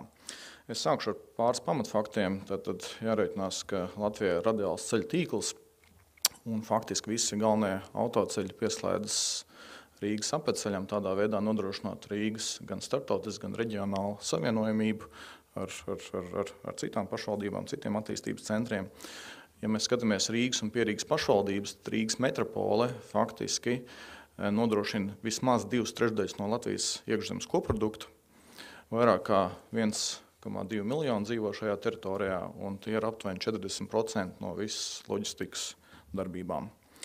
Un tāpatās, es nezinu, kas bija pirmā Rīga vai Rīgas osta, bet jāreikinās, ka aptuveni 1/3 daļa no Rīgas teritorijas ir osta, un Rīgai nekad nav bijis normāls autoceļa savienojums ar Rīgas ostu. Ejam tālāk. Ja mēs skatāmies, kas ir rakstīts Rīgas ilgspējīgas attīstības stratēģijā līdz 2030. gadam, tad mēs varam redzēt, ka transporta, nevis transporta, bet mobilitātes hierarhija ir noteikti pareizi. Vispirmām kārtām, protams, ir mikromobilitāte, kur ir gājēji, velobraucēji, kas izmanto mikromobilitātes rīks. Tad ir sabiedriskais transports, vieglais pasažieru transports un, protams, tad ir kravas transports. Rīga ir definējusi to, ka līdz 2030. gadam Rīga grib būt klimata neitrāla pilsēta. Ko tas nozīmē? Tas nozīmē, ka vispirmām kārtām, protams, jāsāk ar sevi. Transporta sektors rada vairāk kā 40% no visiem izmešiem Rīgas pilsētā. Atlikušais ir mājokļi un apkure. Tātad, kas ir jādara? Jāsāk, protams, ar savu transporta tīkla maiņu. Es zinu, ka Rīgas satiksme to dara, par to noteikti Inus kundze pastāstīs vēlāk.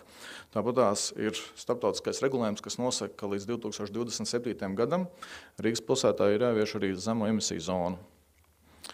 Un faktiski šobrīd norisinās iepirkums. Faktiski tuvākajā laikā jābūt gatavam rīcības plānam un attiecīgi, kā es minēju, līdz 27. gadam tas ir jāievieš. Tālāk kravas transporta un vieglāk komerces transporta kustības ierobežošana par aptuveni 50%, lai nodrošinātu gan dzīves kvalitāti, gan piesārņojumu samazināšanos, un ostas un citu ražošanas teritorijas savienošana ar TNT tīkliem. Kā es minēju, dēļ tā, ka nav adekvāti savienojumi ar Rīgas ostu. Mēs redzam, ka smagais kravas transports pārvietojas pa kurienu, pa Krastmalu, gar Prezidenta pili, Pērnavas ielu, Muksalas ielu un citas teritorijas. Un tas, protams, ietekmē Rīgas iedzīvotāju dzīves kvalitāti. Tālāk Rīgas transporta attīstības vadlīnijas, jūs redzat, ir vairāk loki. Tumšāk, ar tumšu sarkano ir iezīmēts centra loks, kas faktiski tas ir mēģis Rīgas pilsētā nodrošināt, ka kravas transports neiebrauc centra zonā un pārvietojas pa šo centra loku. Un tālāk ir pilsētas loks, kur jūs varat redzēt, kas faktiski sakrīt ar Rīgas apveceļu. Būtiski, ka mūsu plānošanas dokumentos ir iezīmēts ziemeļu apveceļš, jeb ziemeļu šķērsojums, kas savienotu Rīgas apveceļu faktiski Daugavas labajā krastā Brīvības bulvāru ar apveceļu un attiecīgi tālāk ar austrumu maģistrāli, tad ir Daugavas šķērsojums un tad kreisais krasts, kur attiecīgi no Babītes līdz Pilvei. Ja labajā pusē šobrīd mēs zinām, ka šie dokumenti, jeb šie skiču projekti ir nolikti, es teikšu tā, šobrīd dziļā plauktā, ņemot vērā esošo situāciju, tad kreisajā pusē mums ir skiču projekts. Skatīsimies, cik ilgā laikā Rīgas pilsēta var pie šiem jautājumiem atgriezties, ņemot vērā to, ka šīs izmaksas noteikti ir mērāmas 100 miljonos. Labajā krastā situācija uzlabosies ar brīdi, kad tiks atklāta austrumu maģistrāle. Šobrīd Rīgas pilsēta plāno to izdarīt decembrī, un attiecīgi tas nozīmē, ka ar to brīdi mēs varēsim sākt domāt par to, kā mazināt kravas transportu kustību pa pilsētas centra ielām.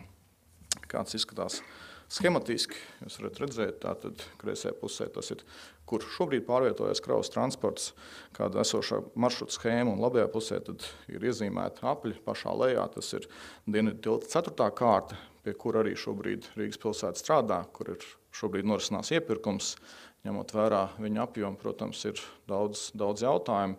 Un es ceru, ka mēs nonāksim līdz vismaz piedāvājuma atvēršanai, ja ne šī gada beigās, tad nākamā gada sākumā. Un attiecīgi tuvākajā laikā tiks realizēta tuvākajos gados Dienvidu tilta 4. kārta. Tālāk virs Dienvidu tilta labajā pusē ir šis aplīts iezīmēts, tā ir austrumu maģistrāle, kā es minēju, ir paredzēts, ka no decembra mēnesa viņa tiks atklāta. Tālāk, ejot uz priekšu, ir paredzēts tātad ielu tīkla savienojuma uzlabošana ar ostu, un pašā kreisajā pusē augšā tā ir Bolderājas infrastruktūras punkta attīstība, kas ir paredzēta. Kamēr tas nav noticis, smagais transports pārvietojās pa pilsētas centru. Diemžēl, kā es minēju, tas ietekmē Rīgas pilsētas iedzīvotājiem viesu gan dzīves kvalitāti, gan drošību. Un šobrīd pilsēta to var ietekmēt tikai ar ceļzīmēm, ar satiksmes ierobežojumiem, panākot to, ka ir atsevišķi laika periodi, kad smagais transports nevar pārvietoties pa konkrētām ielām. Tas ir, pieņemsim, no rīta no 7 līdz 10, lai mazinātu sastrēgumus, vai vakarpusē, kas no 4 līdz 7. Pārējā laikā smagais transports var pārvietoties pa maģistrālēm ielām, pa konkrētiem maršrutiem, lai nogādātu kravas attiecīgi līdz savam mērķim. Tālāk, skatoties Rīgas metropoles kontekstā, ir vairākas lietas, kuras jau šodien es dzirdēju no iepriekšējiem runātājiem. Arī satiksmes ministrs minēja to, ka vienota biļete ir jautājums, kas ir darba kārtībā. Rīgai tas būtu ļoti nozīmīgi, ņemot vērā, ka šobrīd visos transporta savienojumu jomos mēs ar Pierīgas pašvaldībām faktiski neesam varējuši vienoties. Un tādēļ mums būtu nepieciešama vienota funkcionāla transporta sistēmas izveide. Protams, jārēķinās, ka Rīga ir arī starptautiskās satiksmes centrs. Mums ir osta, mums ir lidosta, mums ir dzelzceļš, mums ir autoosta. Attiecīgi šī sasniedzamība ir jānodrošina jebkuros apstākļos. Rail Baltica integrācija mūsu transporta tīklā un, protams, mikromobilitāte, ņemot vērā, ka mums ir ļoti aktīva arī Pierīgas mobilitāte un šī mikromobilitātes savienojuma izveide starp Rīgu un Pierīgas pašvaldībām ir būtiska. Rail Baltica, es šodien dzirdēju arī ļoti svarīgu lietu, ko minēja ministrs par to, ka tiks strādāts pie tā, lai izveidotu savienojumu ar Rīgas ostu. Jo faktiski tādas transporta konkurētspējas kontekstā tas, ka šis savienojums nav paredzēts, un, protams, tas nav pareizi, jo ņemot vērā, ka Rail Baltica viņš mainīs gan pasažieru plūsmu, gan arī ņemot vērā to, ka Salaspils termināls tiek izbūvēts kā kravu terminālis, lai šīs kravas tālāk nogādātu līdz Rīgas ostai, tiktu izmantot esošo infrastruktūru, kas būtu esošo dzelzceļa tīklu vai esošo ielu tīklu. Tādēļ no Rīgas puses, protams, ka mēs atbalstītu to, ka šāds savienojums ar Rīgas ostu tiktu veidots. Ja mēs runājam par Eiropas Savienības fondu līdzekļiem, tad šie nav vienīgie līdzekļi, kas tiek ieguldīti Rīgas pilsētā, bet, lai uzlabotu mobilitāti, šobrīd prioritāte mums ir 15 mobilitātes punkti, kas šobrīd tiek projektēti par pašvaldības līdzekļiem 9 vietās, 6 ir par atvesļošanās un noturības mehānisma ietvaros, un tur šobrīd norisinās iepirkuma procedūra jau uz būvdarbiem, un plāns ir līdz 26. gada 31. maijam šos 15 mobilitātes punktus realizēt, un tādā veidā veicinot to, ka tiek aizvien vairāk izmantots sabiedriskais transports un atslogojot arī Rīgas pilsētas ielu tīklu no vieglā transporta. Kas ir tas, ko mēs sagaidām no valsts? Kas ir kopējās transporta politikas kontekstā? Pirmais, protams, Rīgas apvedceļa pilnvērtīgs savienojums ar ostu. Un te es runāju gan par ziemeļu šķērsojumu, gan par dienvidu tiltu 4. kārtu, gan par jaunciem gates atslogošanu no kravas transporta, izbūvējot A1 un P1 krustojumu. Tieši tāpatās arī dzelzceļa integrācija pilsētas transporta un loģistikas sistēmā. Un te mēs runājam gan par stāvparku izveidi pie Rīgas pašvaldībās, lai nodrošinātu to, ka aizvien vairāk izmanto sabiedrisko transportu, gan par mobilitātes punktiem, protams, Rail Baltica infrastruktūras integrēšana. Un, kas ir svarīgi, ka šobrīd mums ar pie Rīgas pašvaldībām nav kopēja transporta attīstības ilgspējīga plāna. Un šobrīd Rīgas pilsēta kopā ar Rīgas plānošanas reģionu un ar satiksmes ministrijas atbalstu mēs esam iesnieguši pieteikumu DG reformu un ceram, ka janvārī saņemsim atbildi, ka mums ir piešķirts finansējums, lai izstrādātu kopēju plānu, kur tad apstiprināt arī visas pašvaldības un vienotos par kopēju redzējumu. Jo kamēr nav, mēs dzīvojam, diemžēl, atsevišķas dzīves, un tas ietekmē mūsu visu dzīves kvalitāti. Paldies! Veiksmi darbā!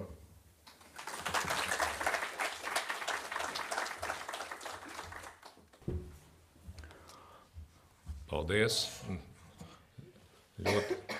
Ļoti ātri un operatīvi izbraucām cauri Rīgai no visām pusēm apkārt un garām un ostā un visur, kur citur. Un pāris reizes pieminējām arī vārdu, kas noteikti ļoti bieži tiek locīts presē mūsu ministrijas gaiteņos un turpmākos gadus noteikti vēl vairāk tiks mocīts. Un tas ir vārds, kas saistīts ar Rail Baltica. Tāpēc vēlētos uzaicināt kā nākamo runātāju Ģirtu Aboliņu. Viņš pārstāv Rail Baltica un zina visu par to, kas notiks ar kravām, ar loģistiku un tā tālāk. Un lūksim tad viņu pastāstīt par to, kas tad šobrīd ir jauns Rail Baltica projektā un kas tur notiek. Lūdzu, Ģirt. Labdien! Prieks būt atpakaļ savā universitātē. Dotajā brīdī nākās prezentēt Rail Baltica, kur mēs esam, kas dotajā brīdī ir noticis un kas plānots nākotnē. Rail Baltica aizpildīs to caurumu, kas dotajā brīdī ir, kas ir ziemeļu koridora sastāvdaļa un TNT koridora sastāvdaļa jau 2. Nākotnē tas rada papildus iespējas arī ņemot vērā, ka Ukraina tiek iekļauta TNT tīklā, attiecīgi atjaunošanas projekti un piegādes iespējas ir diezgan lielas.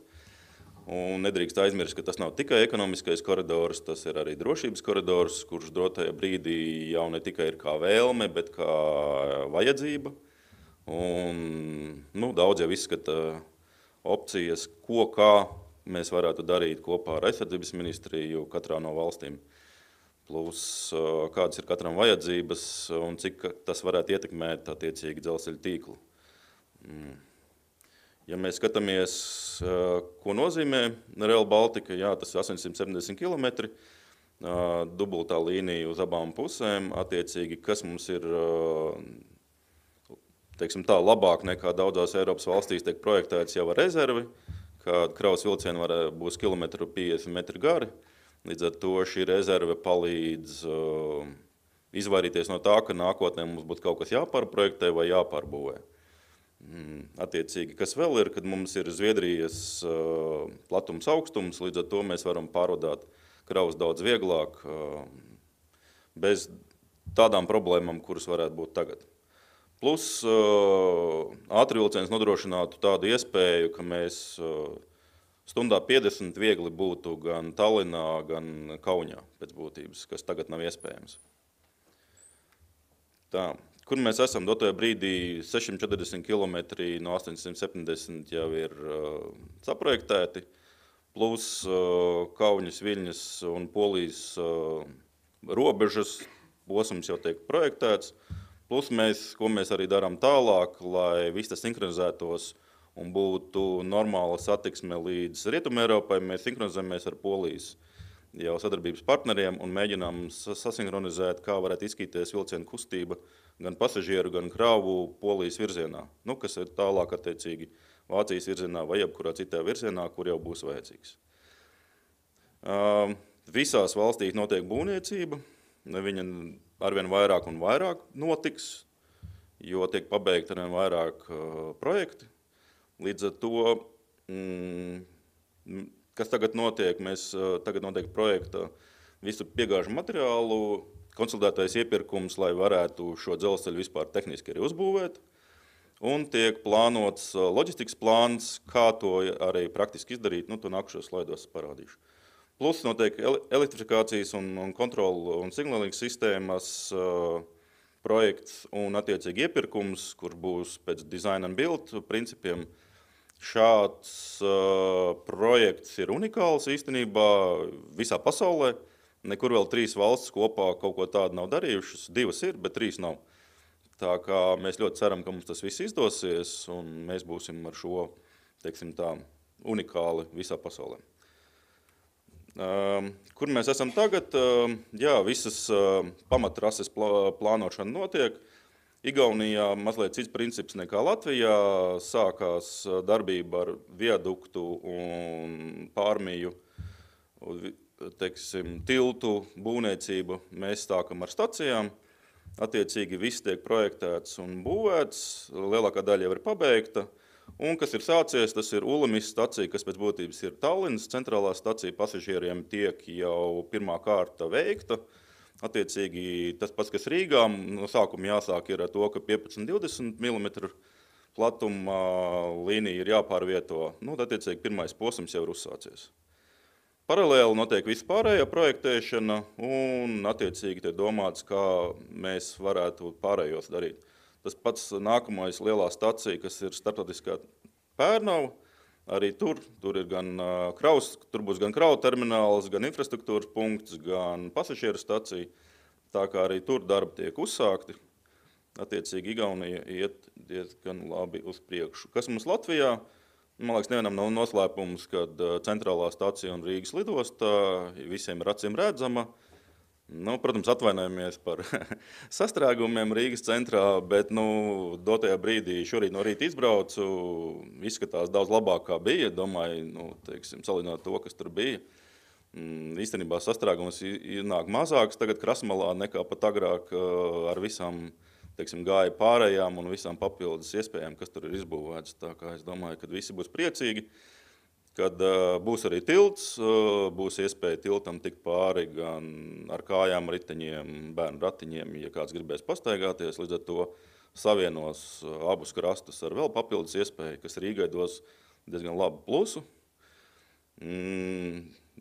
Jau minētais ostas pieslēgums, dotajā brīdī nākas apbēdināt, jā, tās vēsturiski ir bijis, kad kādā brīdī tika nolemts, kad viņu nevajag.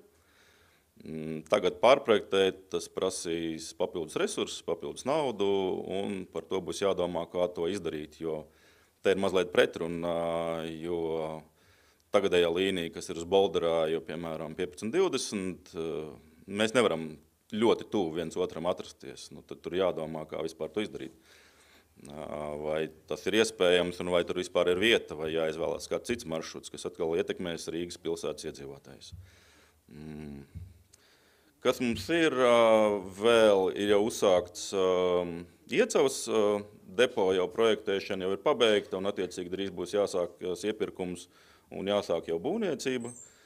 Plus Rīgas lidostā notiek darbība diezgan strauji, attiecīgi šonedēļ jābūt atklātam jau ir ceļam, bišķiņ pārveidots ceļš, kā tikt uz no lidostu. Cerams, ka visiem būs patīkamāk, vieglāk arī braukt uz lidostu un atpakaļ.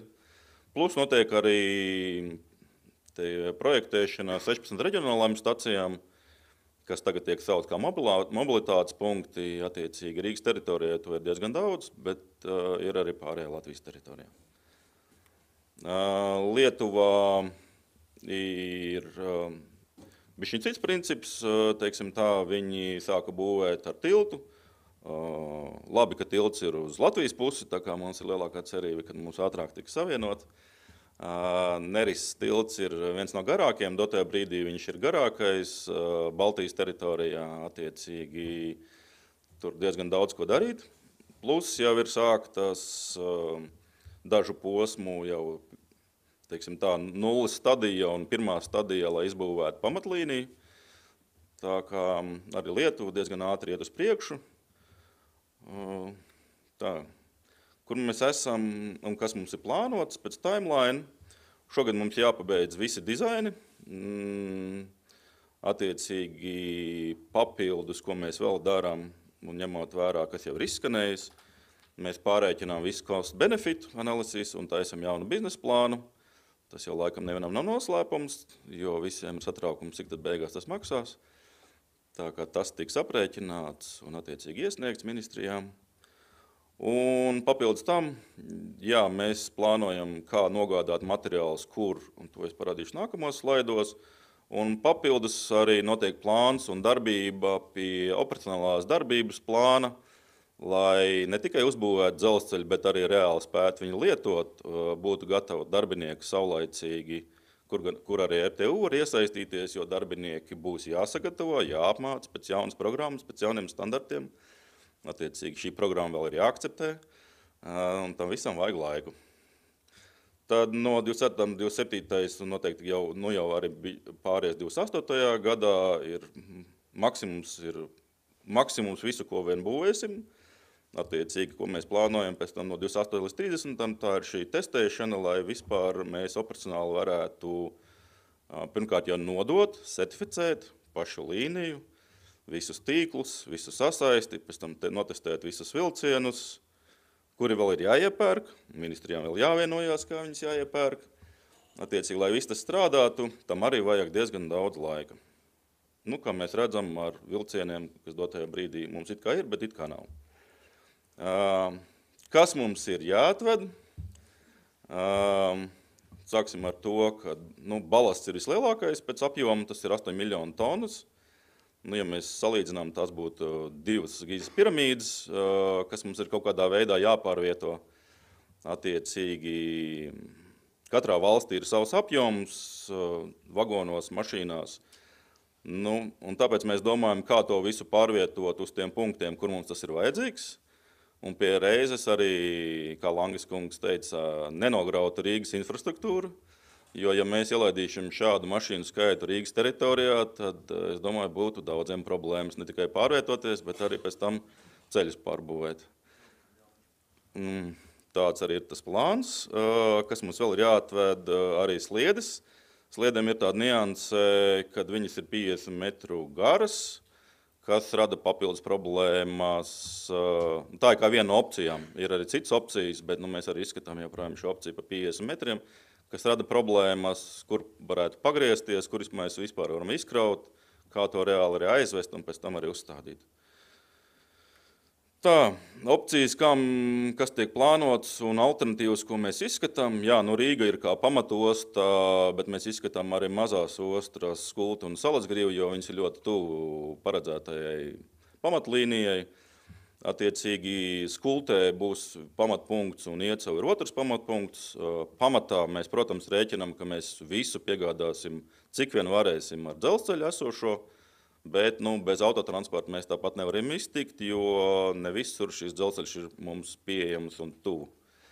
Kā papildus alternatīvas mēs izskatām arī Ventspils un Liepājas ostas, ja kaut kas nav iespējams Rīgā vai Rīga būs pārkrauta vai vēl kaut kādas opcijas. Mēs skatāmies arī backup variants, un pēc būtības, ko mēs arī redzam, teorētiski arī Liepāja varētu būt kā backups arī Lietuvai, jo, ja Klaipēdā kaut kas notiek vai Klaipēdā ir kaut kādas problēmas, tad backup variants ir vajadzīgs. Bet tas jau atkal starptautiski būs jāvienojās, kā to varētu izdarīt.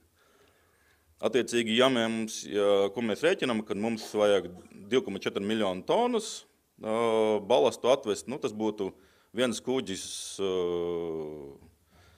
attiecīgi katru nedēļu 3 gadus pēc kārtas. Bet, protams, kuģu apjoms ir dažāds, mēs izmantosim dažādas ostas, un tad jau to visu varēs izdarīt. Bet pamatām mēs rēķinamies, ka mēs izmantosim dzelzceļu. Attiecīgi, Igaunijā ir līdzīgi. Igaunijā, atšķirībā no Latvijas, pārsvarā var izmantot tikai 2 ostas, tas ir Tallinn un Pērnava, kas pēc būtības mums ir izdevīgi, jo abās mums ir paredzēts kā galvenie punkti. Attiecīgi, tad jau mēs rēķinām, kā piegādāt gan ar dzelzceļu, gan ar autotransportu uz vajadzīgiem virzieniem, kas gan Latvijai, gan Igaunijai mums ir problemātiski, kur mēs varam tikai autotransportu, tas ir robeža, teiksim, no Pērnavas līdz Latvijas robežai vai no mums līdz Igaunijas robežai. Attiecīgi, tur tikai autotransports. Un tur ir maz arī problēma. Mums tur Salacgrīvā tilts ir tāds, ka mēs viņu labāk neizmantot, lai viņš nenogrūtu pavisam, bet to jau gan jau izdomāsim pēc tam, kā to izdarīt. Lietuvā ir līdzīgi, Klaipēda ir kā pamatosta un citu ostu arī īstenībā nav. Attiecīgi dzelzceļš, un tad mēs vaņām uz 2 punktiem Paņevēža un Kauņa. Ir kā bāze, un tad jau mēs izvedājām, kur vien vajag un kā vien vajag. Kāpēc mēs domājam jau tagad par operacionālo aktivitāti? Tāpēc, ka bez šī plāna ir diezgan liels risks, kad tiks uzbūvēts dzelzceļš, bet viņš var nesākt strādāt. Lai šāda pasākuma nebūtu vai šādas problēmas nebūtu, mēs jau tagad strādājam pie šī plāna, lai saskaņotu visas darbības 3 valstu ietvaros, lai saulaicīgi visas procedūras būtu, lai visi cilvēki tik pareizi apmācīti, lai visi būtu certificēti, lai mēs varētu jau sākt šo darbību reāli. Tā, un attiecīgi, ko mēs darām, mēs stādam plānu, kas mums ir vajadzīgs, kurš ko darīs, kurš par ko ir atbildīgs un kad tas tiks izdarīts. Teiksim, tā pirmā versija šim plānam ir jau gatava, ministrijām viņa ir prezentēta, tad mēs saskaņosim ar visiem iesaistītām pusēm, updateosim viņu un tad jau apstiprināsim, tad mēs pie šī plāna arī strādāsim, lai saulaicīgi un veiksmīgi varētu palaist Rail Baltica dzelzceļa līniju visās 3 valstīs. Tā, man liekas, laikā es iekļāvies. Paldies!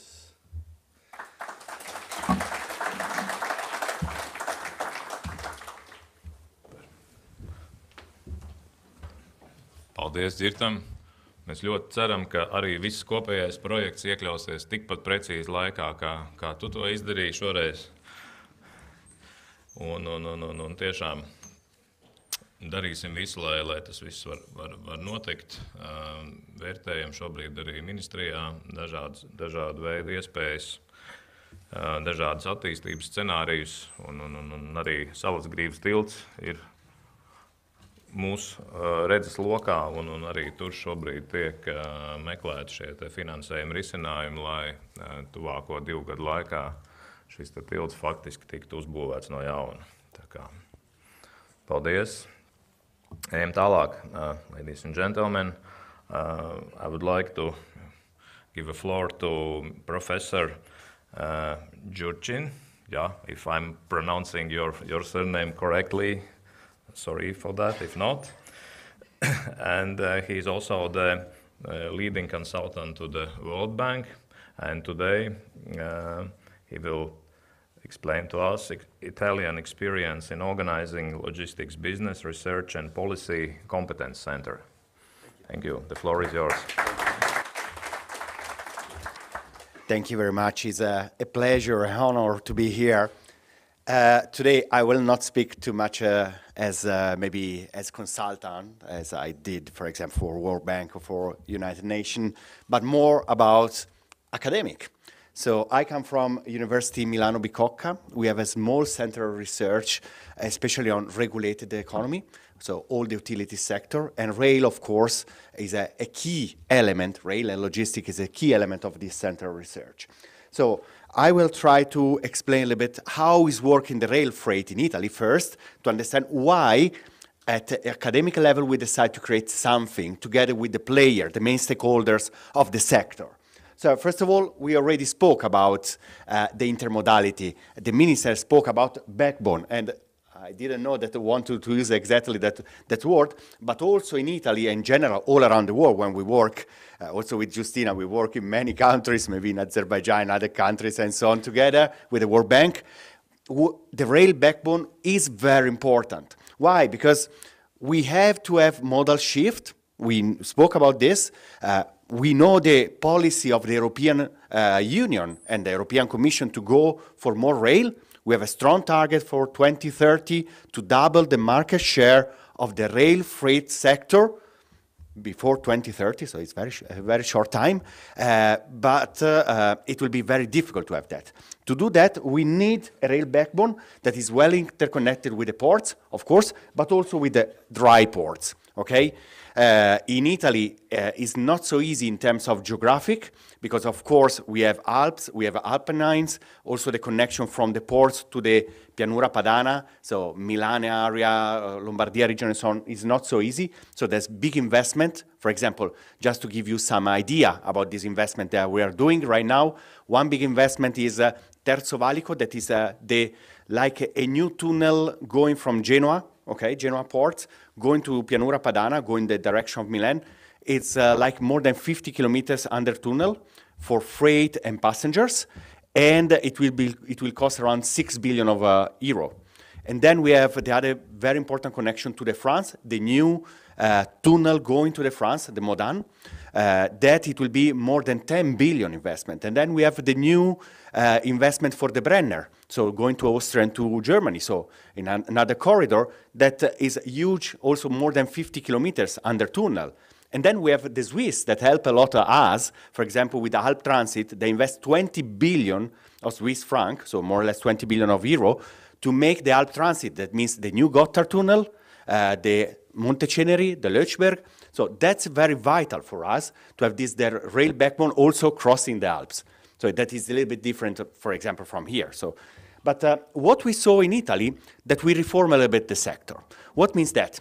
That since 20 years ago, we start to open to the competition. So not just one operator, the historical Merci Italia, right now is the name Merci Italia, but we have more and more private player. Private player, that means a real private player, but also other incumbents that came to Italy to give the services, like Captrain for SNCF, the Deutsche Bahn, SBB, and so on. And what we saw that finally, from 2012, even if the GDP in Italy is not going well, as you saw, the Italian problem of competitivity is a really key problem for us.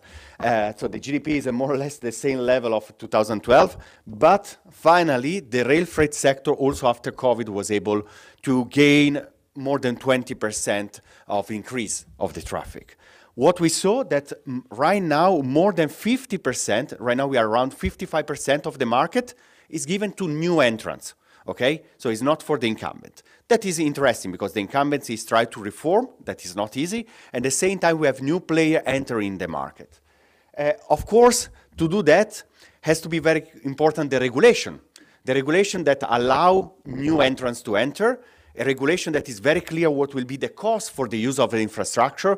I remember that also for Rail Baltica, one of the key elements is what will be the access charge for using the network, what will be the capacity allocation, what will be the priority of the traffic. This is a typical question. So all this kind of question, of course, is discussed of course, at governmental level, but also academic level. And I will show you why the central research is important on that. But coming back to the access charge, it's very important to think what kind of business model we want.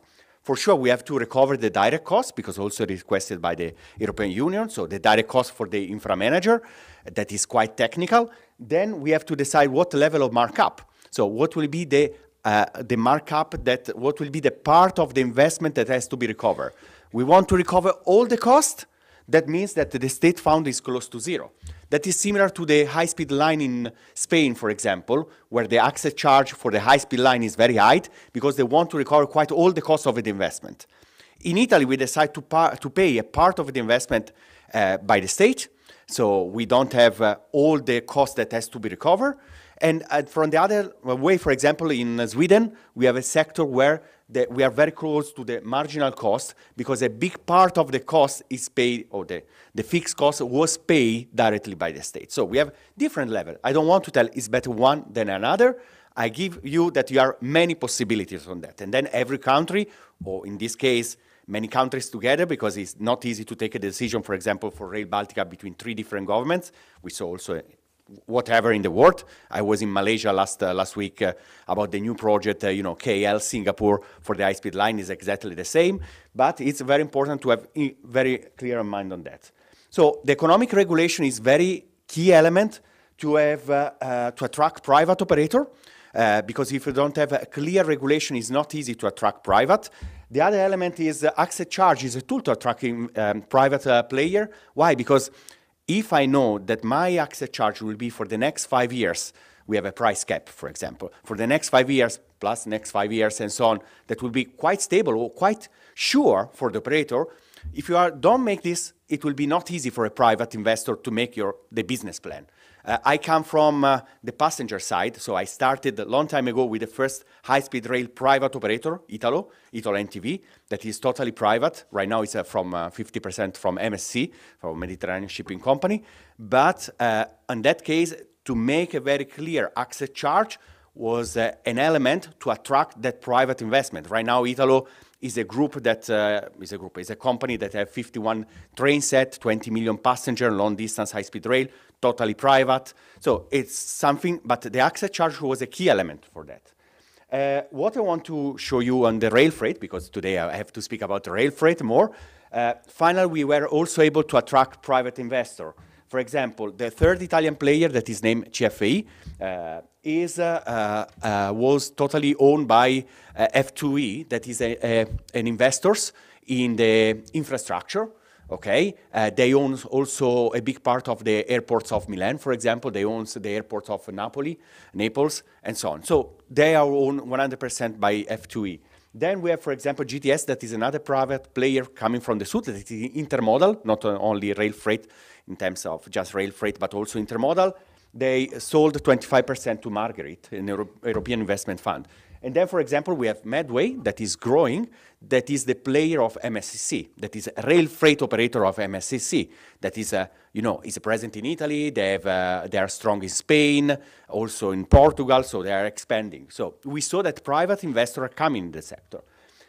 What's the problem? That in Italy, the modal share of the rail freight is not so high, because we don't have a very good intermodal system, so we have still a lot of work to do.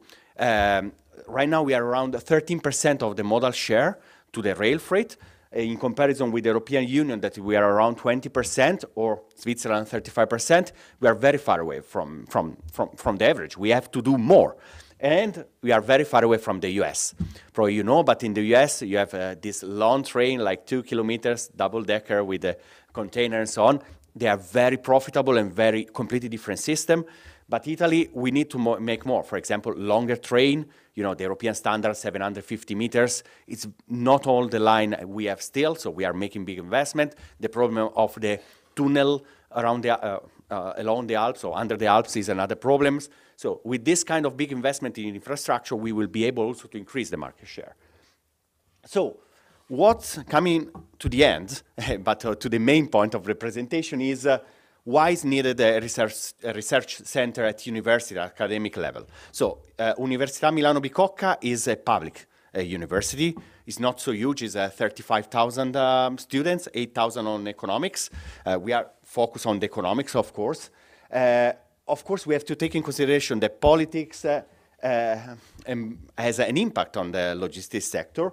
So a university could have or has a role for this kind of discussion between the players. So I thought when I create this kind of center, okay, we have to start to speak all together in terms, not at political level, not at consultancy level. We have to create something that is more academic, but where the real stakeholders came and discuss, maybe sometimes with the Chatham rules, so closed discussion. Other times, tomorrow I have a conference on the rail freight corridors that are closed in Italy right now because we have some problem in France and in Gotthard Tunnel, so in Frejus and Gotthard Tunnel. So tomorrow we will have open discussion with 3 main CEOs. But we have to discuss all together this at the academic level. And especially it's very important the access charge. So we create like a discussions chamber in the competence center exactly inside the university. Of course, the access charge is a key element of the discussion, but also, for example, this center research that is named CESISP, of course, as I told to you, is in the industry, public sector, so we have also water regulation, we have electricity, because all these kind of sectors are very similar in terms of regulation, but we create a focus lab on the rail freight sector. So this is what we created, what I created, because I was supported by the other professor and so on. And it's very interesting because this kind of project, finally we are able to invite the United Nations, maybe we are invited external expert, CEOs of the companies. Tomorrow we will have the ministries, the technical guys of Authority of Regulation of Transport. So all together we will have a discussion to try to find a way to increase the modal share of the rail, because it's our target as Italy, but our target as Europe. Right now the members of this small center of research are some of the main companies that are operating in Italy. That is like the new rail freight entrance, but also the infra manager. So RFI, that is a state-owned, is a part of Ferrovie dello Stato, also is a member of this center of research. So we have a railway freight operator, but also the infra manager. So we have to discuss all together, not to make the interest of an infra manager, not making the interest of a private operator, not to make the interest of one single state-owned operator, but just discuss all together at academic level, so technical level, about the problem of the sector. Last but not least, also we create a master, thanks to the support of one of the main Italian banks. I don't want to tell the name, but it's one of the Italian main bank coming from the Milan region. Thanks to also to that support, we have a master that is on public services, mobility and utilities. Why it is quite wide? Because it's not easy to find all the students just for logistic or just for transportation, not yet, especially because the problem of the master that is in Italian, I suggest to make in English, but it's not so easy. It will be a long process to make this kind of change of mind also at university level, but it's good because we start to have young people coming out from this master. Some years ago, I remember a good student of mine helped a lot of me. Then he went to work with the CEO of Deutsche Bahn Italy, Cargo Italy, and so on. So it's what I saw as a professor, that you see this knowledge growing, and you see that that for the students is a really key opportunity, because you can start to work inside the sector, you can start to have the knowledge also for the country, because many knowledge, it was telling at the beginning, I don't remember who told, but to create the figures in terms of, to create the knowledge in the sector is not easy, because it's a changing world, and we need more and more young people entering the sector and making this kind of revolution or evolution. So we need that, and university, from my point of view, has a key role on that. And not only university has a key role in terms of academics, but also thanks to the support of the companies. So working all together, finally, we know better what is the needs of the market. I come from the market, so what is the needs of the market, and we are able to deliver what is needed by the market. So working together, I think, is much better. So we try to do in a small center research on that. Of course, Milan is quite attractive. Also, it's a quite quite good in terms of that to attract also good students in Milan, because Milan probably they have 200,000 students, so it's a small city inside in the city. And we did that in the public university. That is not easy many times, because the bureaucracies in the Italian bureaucracy is not the best probably. So thank you very much. Thank you very much for this opportunity. And here you have my contacts if you need whatever. Thank you.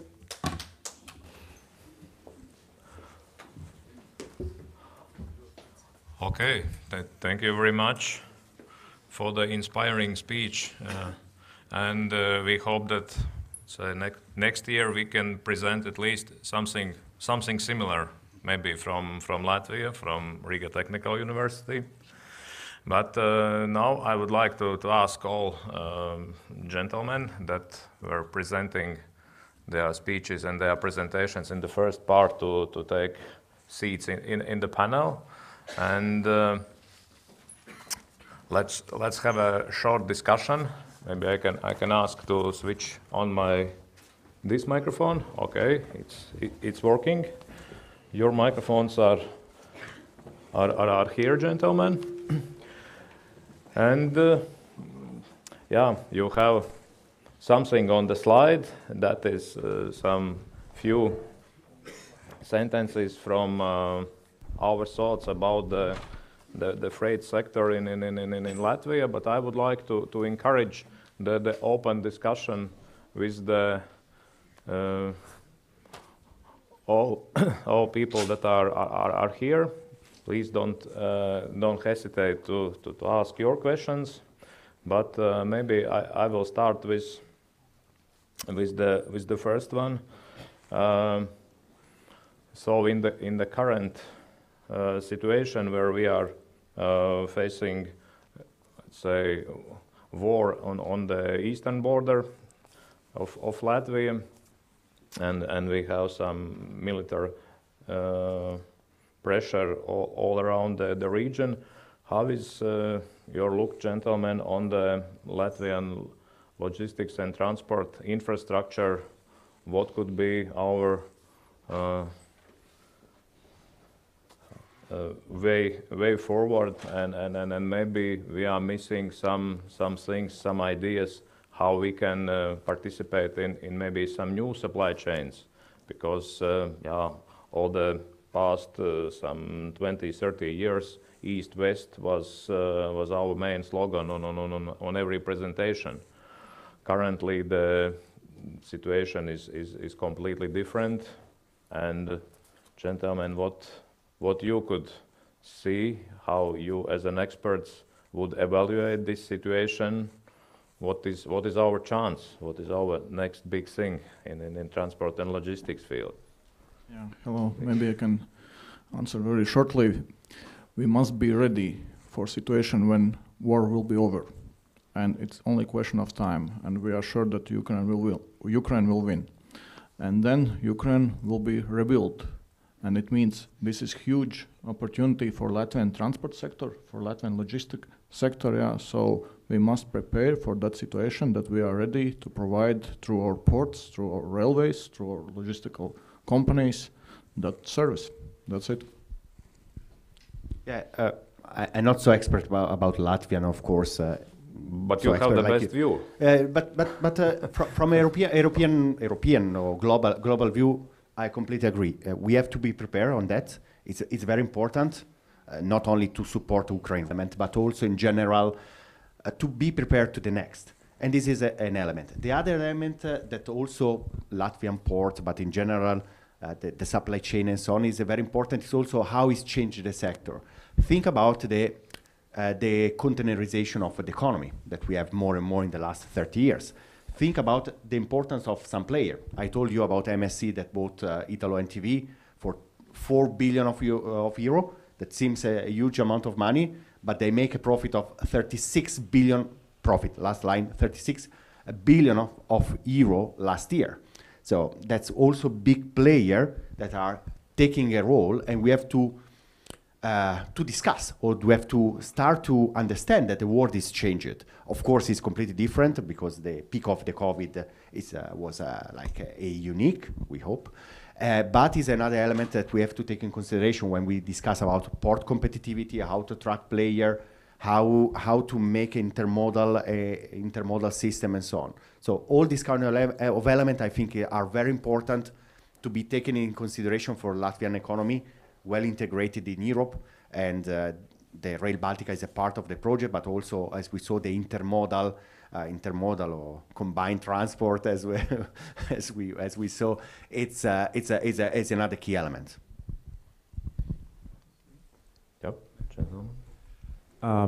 Maybe I will comment it more from a commercial side than from political.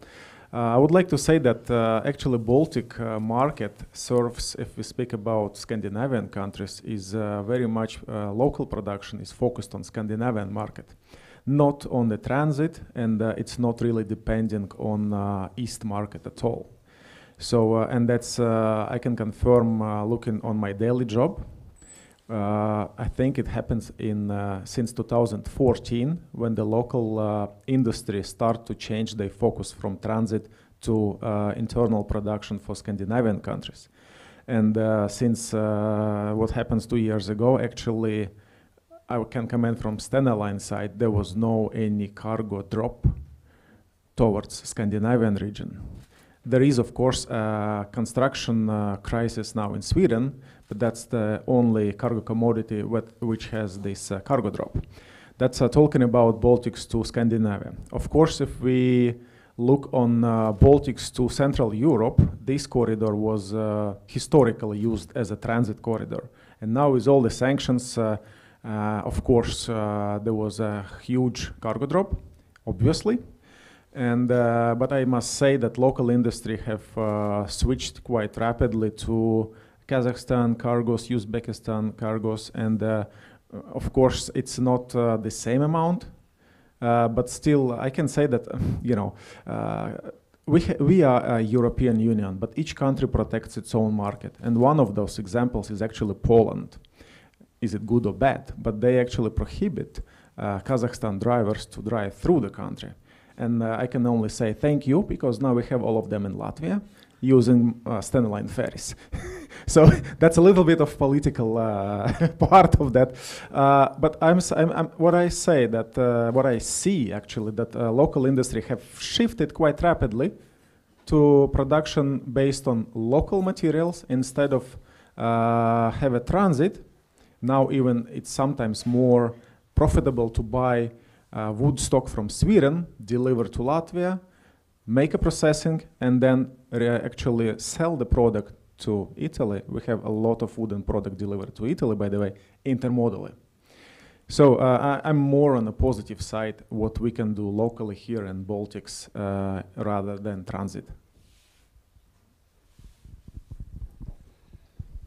Okay, what we are doing, we are trying to analyze all options. For example, war is still going on, so we are analyzing what kind of goods are coming in or could come in, and what kind of goods should go out, and what kind of transport volumes we could have in our line or existing lines, and then of course when war end up, what could be volumes and options how we could deliver.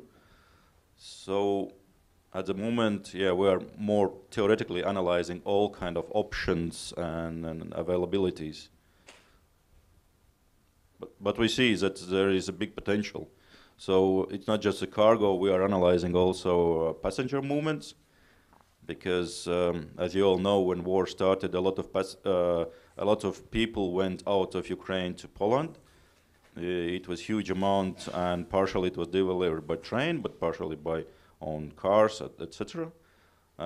In case of accidents, we are analyzing also what would happen here, what kind of passenger amount we need to move and which direction, what kind of army amount we need to move in which direction.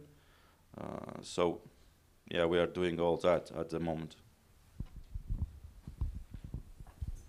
Yeah, to conclude, I definitely agree that there's going to be new business opportunities and business cases that Latvia is interested to serve in the direction of Ukraine.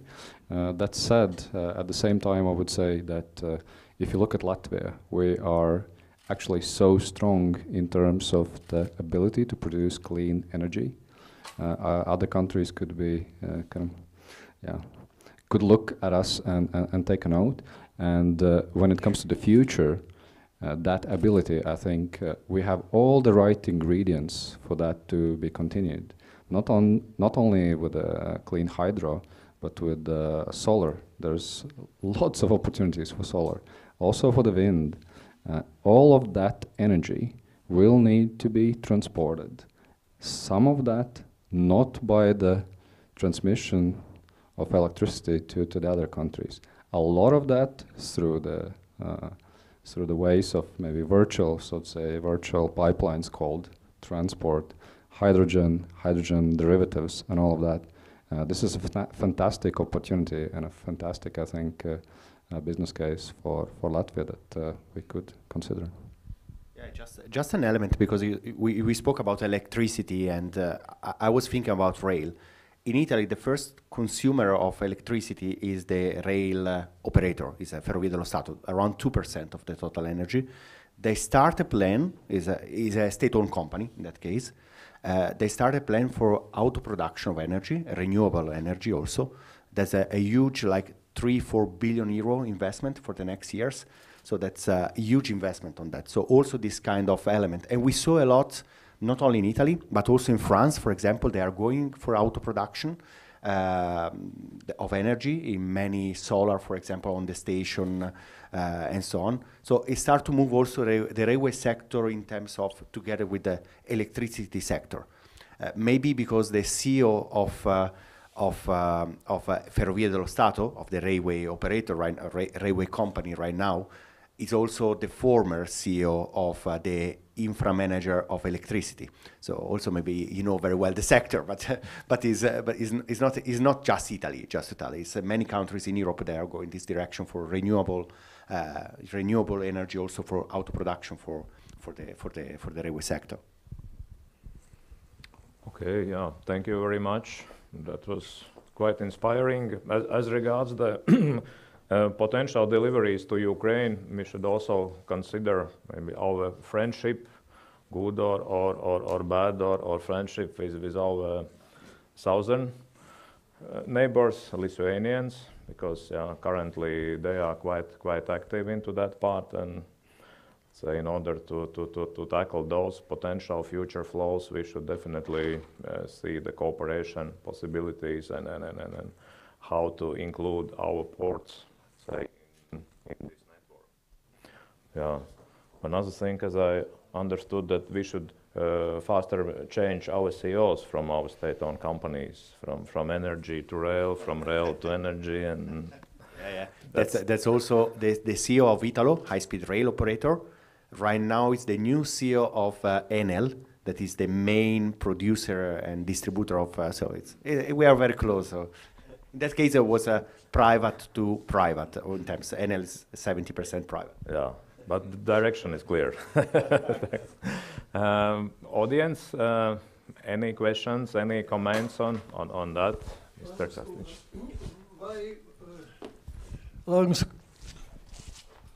Lāgsmojam jautājums, vai Rīgā ir kāds ģenerālais plāns izstrādāts par taiskaitā par transporta attīstību? Mums ir ilgspējīgs attīstības plāns, tā skaitā arī transporta mobilitātes plāns, bet tā lielākā problēma jau bija tas, ko Krūmiņkungs teica, vārds sadarbība. Un tā problēma, ka trūks sadarbības starp Rīgu un Pierīgu. Ja? Viņam tas pats piemērs ar sabiedrisko transportu. Mūsu Rīgas satiksme taču ir gatava nodrošināt to pašu sabiedrisko transportu arī uz Pierīgas pašvaldībām. Vienmēr mēs apstājamies pie jautājuma, kurš par to maksās. Un Pierīgas pašvaldības nav gatavas to maksāt, un Rīgai nav jāsubsidē savas Pierīgas pašvaldības. Tā kā, tas ir vienmēr tas sadarbības jautājums, un tāpēc ir nepieciešama līderība. Tā ir valsts, Pierīga, Rīga kopā sadarboties un nonākt līdz rezultātam, kas ir labākais iedzīvotājiem. Normāli, es varu dažus vārdus teikt. Es gribētu uz šo jautājumu paskatīties mazliet ar citām acīm. Nē, par cik priekšlikums varbūt. Par cik es laikam esmu viens no vissenākajiem šajā telpā, un lielākā daļa droši vien nav dzirdējuši par tādu lietu kā Rīgas pilsētas ģenerālās attīstības plāns. Es laikam esmu vienīgais dzīvais, ne tik vien liecinieks, bet dalībnieks, kas piedalījās Rīgas pirmā ģenerālā plāna izstrādē. Un bija vienīgais ekonomists, tad, kad Pučiņš vadīja un Asars bija viņu vietnieks. Jā. Lielākā daļa vēl nebija dzibuši tajā laikā. Tā skaitā bija arī par transporta schēmas. Es esmu kādreiz rēķinājis, kurā vietā būvēt kāds viadukts un pārējais, tā skaitā vai būvēt pie centrāla cietuma, vai būvēt deglavielas un tā tālāk. Un tad, kad vismaz divi runātāji, kad šeit jūs runājiet, un kad bija par mūsu jauno dzelzceļa būvniecību, es netiku vaļā no deja vu sajūtas. Es visu to esmu dzirdējis 60 gadus atpakaļ. Un tad, kad man vislabāk patīk problēma par piebraukšanu Rīgas ostai, kas ir sākot no Valdemāra tilta līdz jūras vārtiem. 60 gadus atpakaļ bija atrisināts jautājums vismaz uz papīra, kādā veidā to darīt. Ja būtu pilsētas ģenerālais plāns, kas ir man ļoti patīk jūsu atbildi, ka jābūt kompleksai pieejai, sākot no Rīga, pie Rīga un valsts kopumā. Un, ja mēs te runājam par tiltiem, kas iet tajā virzienā, kas notika Pētersals tunelis zem Daugavas, kas ir no Mangaļsals uz Balderai pāri lielais tilts, lai transports, kas nāk no Igaunijas puses, lai viņš apbraukt Rīgu un vispār Rīgā neiebraukt. Mazais apbraukstamais loks, lielais apbraucamais loks. Pilsētas transportā, kā izmantot dzelzceļu. Tā kā klausies par radio, tad brīžiem liekas labrīt. Mēs esam kaut kur nokrituši no gaisa, kaut gan bija recepts izrakstīts 62 gadus atpakaļ. Mēs runājam par pilsētas transportu un vēl zin par ko. Kur ir pazemes tramvajs no 60 gadus atpakaļ no Juglas, lai nokļūtu līdz Daugavmalai, bija vajadzīgs 18 minūtes un nebūtu Brīvības iela jālauž pēc katriem pusgada augšā, lai tur izlabotu to vai to. Zem Brīvības ielas apakšā bija ātrgaitas tramvajs, vienā pusē komunikācijas un viss kanalizācija un viss nekādas problēmas nav. Labrīt, mēs brīnamies, ko mums darīt, kā mums to pilsētu atbrīvot lai nepiesārņo un tā tālāk. Tas viss ir bijis. Varbūt tas, ka vajag vienkārši paskatīties vēstures grāmatā. 60 gadu atpakaļ daudz, kas bija atrisināts. Tā kā... Jā, bet tad es varbūt saprotu. Es nezinu, jebkurā gadījumā... saprotu, ka nav problēma ar plāniem. Problēma ir tikai ar to plānu realizāciju, īstenošanu. Mēs varētu arī par daudz ko citu parunāt šajā sakarā. Ja, tā kā es domāju, ka viss labais jaunais ir labi aizmirsts vecais. Un manuprāt, atkal tas ir tīri mans personīgās domas. Kolosālākais piemērs ir Tallinas šosei. No Rīgas līdz Saukrastiem rekords ir bijis 10 radari. Braukšanas ātrums tur var saņemt nepārtraukt sodus, tā tev tur ir 70, tā tev tur ir 80, tā tev ir tik, un tā vēl tur ir 6 km posms, kur ir gan visā posmā mēre, un tā vēl pa starpām vēl radari ir, un tad ir tie, kur guļ graujos un tā tālāk. Johaidī, paklausies, uz 4,5 kilometriem viens radars, varbūt kaut kā var visu to lielo saimniecību salikt kopā un normāli saplānot. Tā kā, jā. Jā, par to saimniecību. Paldies, Krasteņa kungs. Jā, tas bija ļoti labas piezīmes par šo te kopējo saimniecību. Tas ir arī viens no jaunā ministra uzstādījumiem, kurā mēs šobrīd nirsim iekšā, jo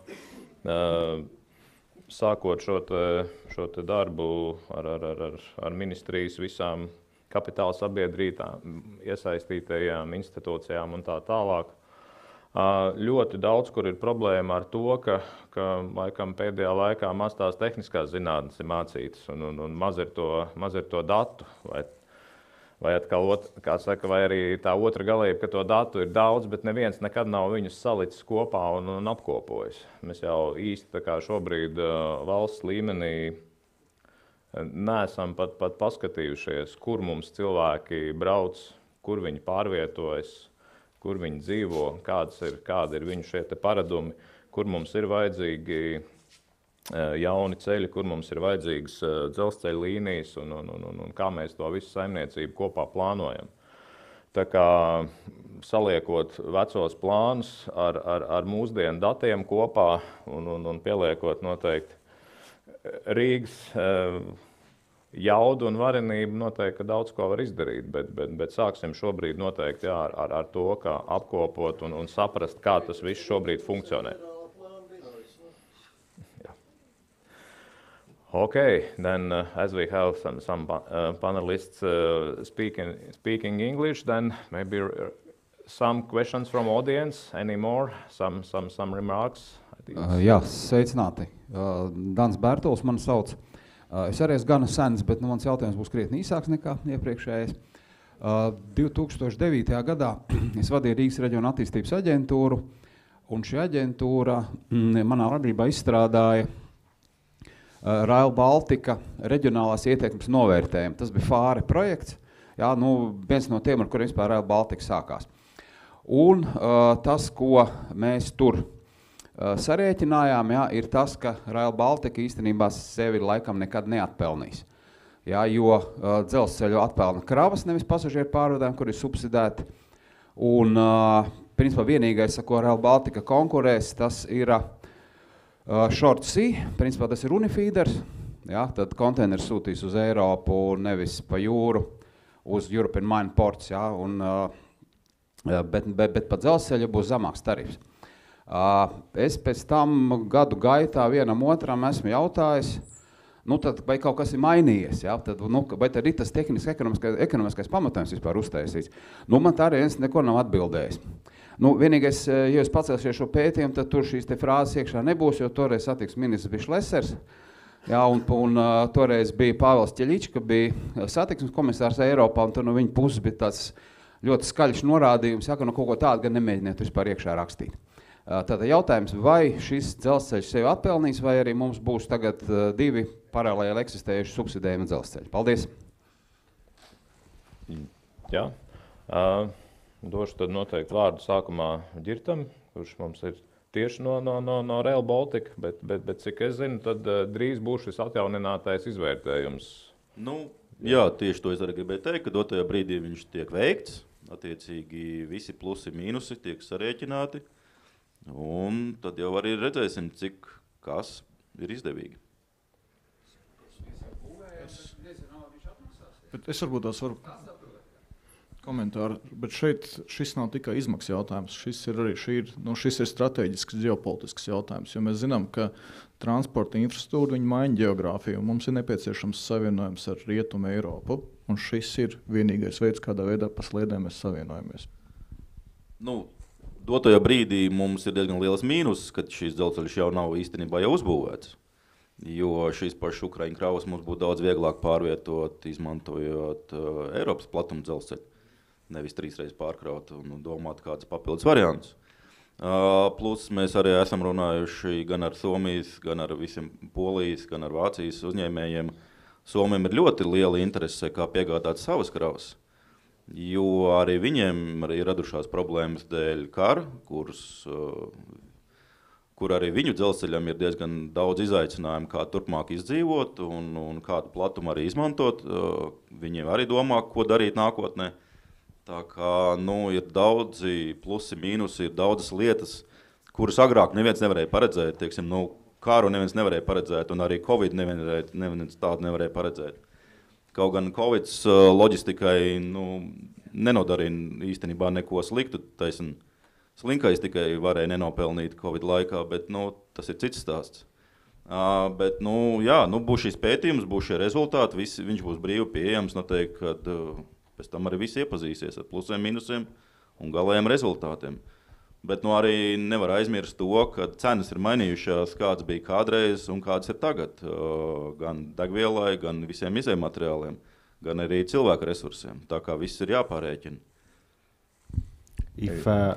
Okay, I have a short translation. I didn't understand quite nothing, but But I have a short translation about the cost benefits analysis of, in Italy we have a new high-speed line, especially going from the north to the south. So it's a similar line with many stops.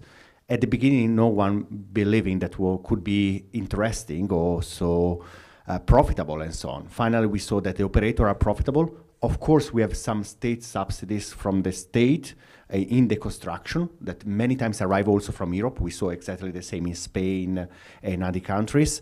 But finally, right now, there's a huge amount of people that are traveling from the north to the south, and you have a huge economic impact and social impact. And thanks to the fact also that we have two operators, in Italy we have two operators on the same line, the price of the ticket decreased around 35%. So it's cheaper than traveling by flight. It's cheaper than to take a plane from EasyJet, Vueling, or whatever. And at the same time, you have a profitable company. Italo, for example, as I told you, was sold for 4 billion euro, and they have a 40% EBITDA margin, for example, so huge profitability. And from the other side, the infra manager, the infrastructure manager also is making money, so it's profitable too. So what we saw, thanks also to the competition on that line, we have a strong increase of the numbers of passengers. With the same infrastructure, we have 130% more passengers. Right now, in this semester, in this quarter, we have 4% more passengers than in 2019. So we have fully recovered the numbers pre-COVID already. And this changed really Italy and the economy of Italy, the connection between, think about Turin to Milan. Turin is quite industrial city. Milan is the economic capital of Italy is 45, 48 minutes. Many people could live right now in Turin, that is much less expensive, and come to Milan, for example, for working. Why is possible like that? Because the price of the ticket is very cheap. Because probably you can buy for €5, you can buy high-speed line train, you can buy like a carnet, like a voucher for the whole month, and so on. So not only take in mind about cost-benefits analysis in terms of the construction costs and so on, but also how it's able to change the economy. Of course, there's many doubt. Also in Italy, there was many doubt. It's not easy, but of course, in Italy, we have a good example about that. In Spain, the same is growing so much, the number of the traffic. We are plus 80% between Madrid and Barcelona, thanks to the fact that right now we have 4 operators. We have plus 80% than before the COVID. So in comparison with 2019, we have plus 80% on the Madrid-Barcelona routes in terms of numbers of passengers. So that's, I don't want to tell it's good, it's bad, because it's needed for sure very strong analysis. But I can give you some benchmarking around the world that is working quite well. Sorry. Yeah. Just a short, īsais komentārs no Stenelaina. Jo Rail Baltica mēs uzskatām, protams, ka tiešais konkurence. Un tieši tāpēc mēs skatāmies uz to ļoti uzmanīgi. Un ka piemērs jau strādā intermodālais termināls Kaunijā, kas, es nezinu, vai viņi atpelna, ja, priekš valsts tas ir cits, bet viņi saka ar vienu vilcienu nedēļa Kaunijā Tilburg, un tagad jau 3 vilcienu nedēļa. Un mēs skatāmies un domājam, ja tas pats notiks no Rīgas, 3, 4, 5, 7 vilcienu nedēļa, kravas vilcieni, tas noteikti būs ļoti liels konkurence prāmju kompānijām, un visdrīzāk, ja tas būs 7 reizes nedēļa, viņi varēs sev arī atpilnīt. Tas ir cits jautājums, vai varēs vai ne, bet ja ekonomika tomēr attīstīsies. Mēs visi ceram uz to, ka visi cipari ies uz augšu, būs ekonomiska attīstība. Mēs neskatāmies uz nākotni un nezīmējam līnijas uz leju, vai ne? Mēs visi gribam dzīvot labāk. Tas ir cits stāsts, vai tas sanāks vai nesanāks. Bet pie noteiktas, to mēs saucam capacity utilization, noteikti ir jābūt kaut kādiem pozitīviem cipariem. Bet priekš mums tas ir konkurence, protams. Maybe just to conclude, when you are going to make that cost-benefit analysis, I think it's very good if you could also show us how many cars that are emitting CO2 today you're going to displace. That's an important economic consideration because obviously we want to live in a cleaner environment as well, right? So, and then the question obviously raises, okay, and what is the value of that CO2 that you're emitting? And obviously you can look for the reference to the CO2 market, but then again is like question, okay, what will be the future price of the CO2 emissions? And many people have many different opinions, but I would say that I would predict that it might as well go up, and hence I give you maybe an idea for how to do that small part of the economic analysis. Okay, thank you very much, gentlemen. Final remark? Okay, CO2 is one of the is one part of that calculation, so it's already included. But of course, we are looking on other benefits as well. So, for example, at the moment we don't have regional connection with Baltic countries at all. So, for example, people who are living in Salacgrīva, well, they don't have an option with a trade at all. So, at the moment, we have seen more benefits than minuses, but of course, we will recalculate it. Okay, I will say thank you very much for gentlemen and for audience.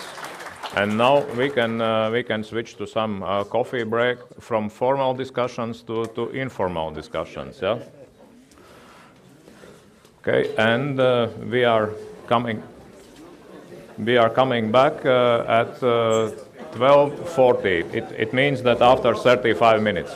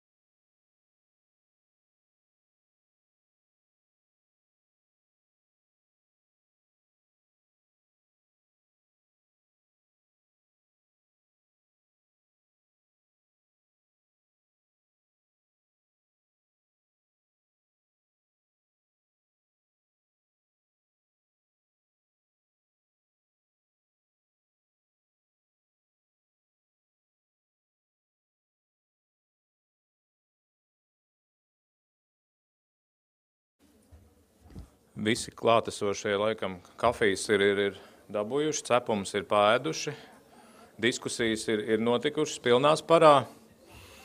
Tad varam lēnām atgriezties savās vietās un turpināsim ar mūsu šodienas nākamo lielo bloku.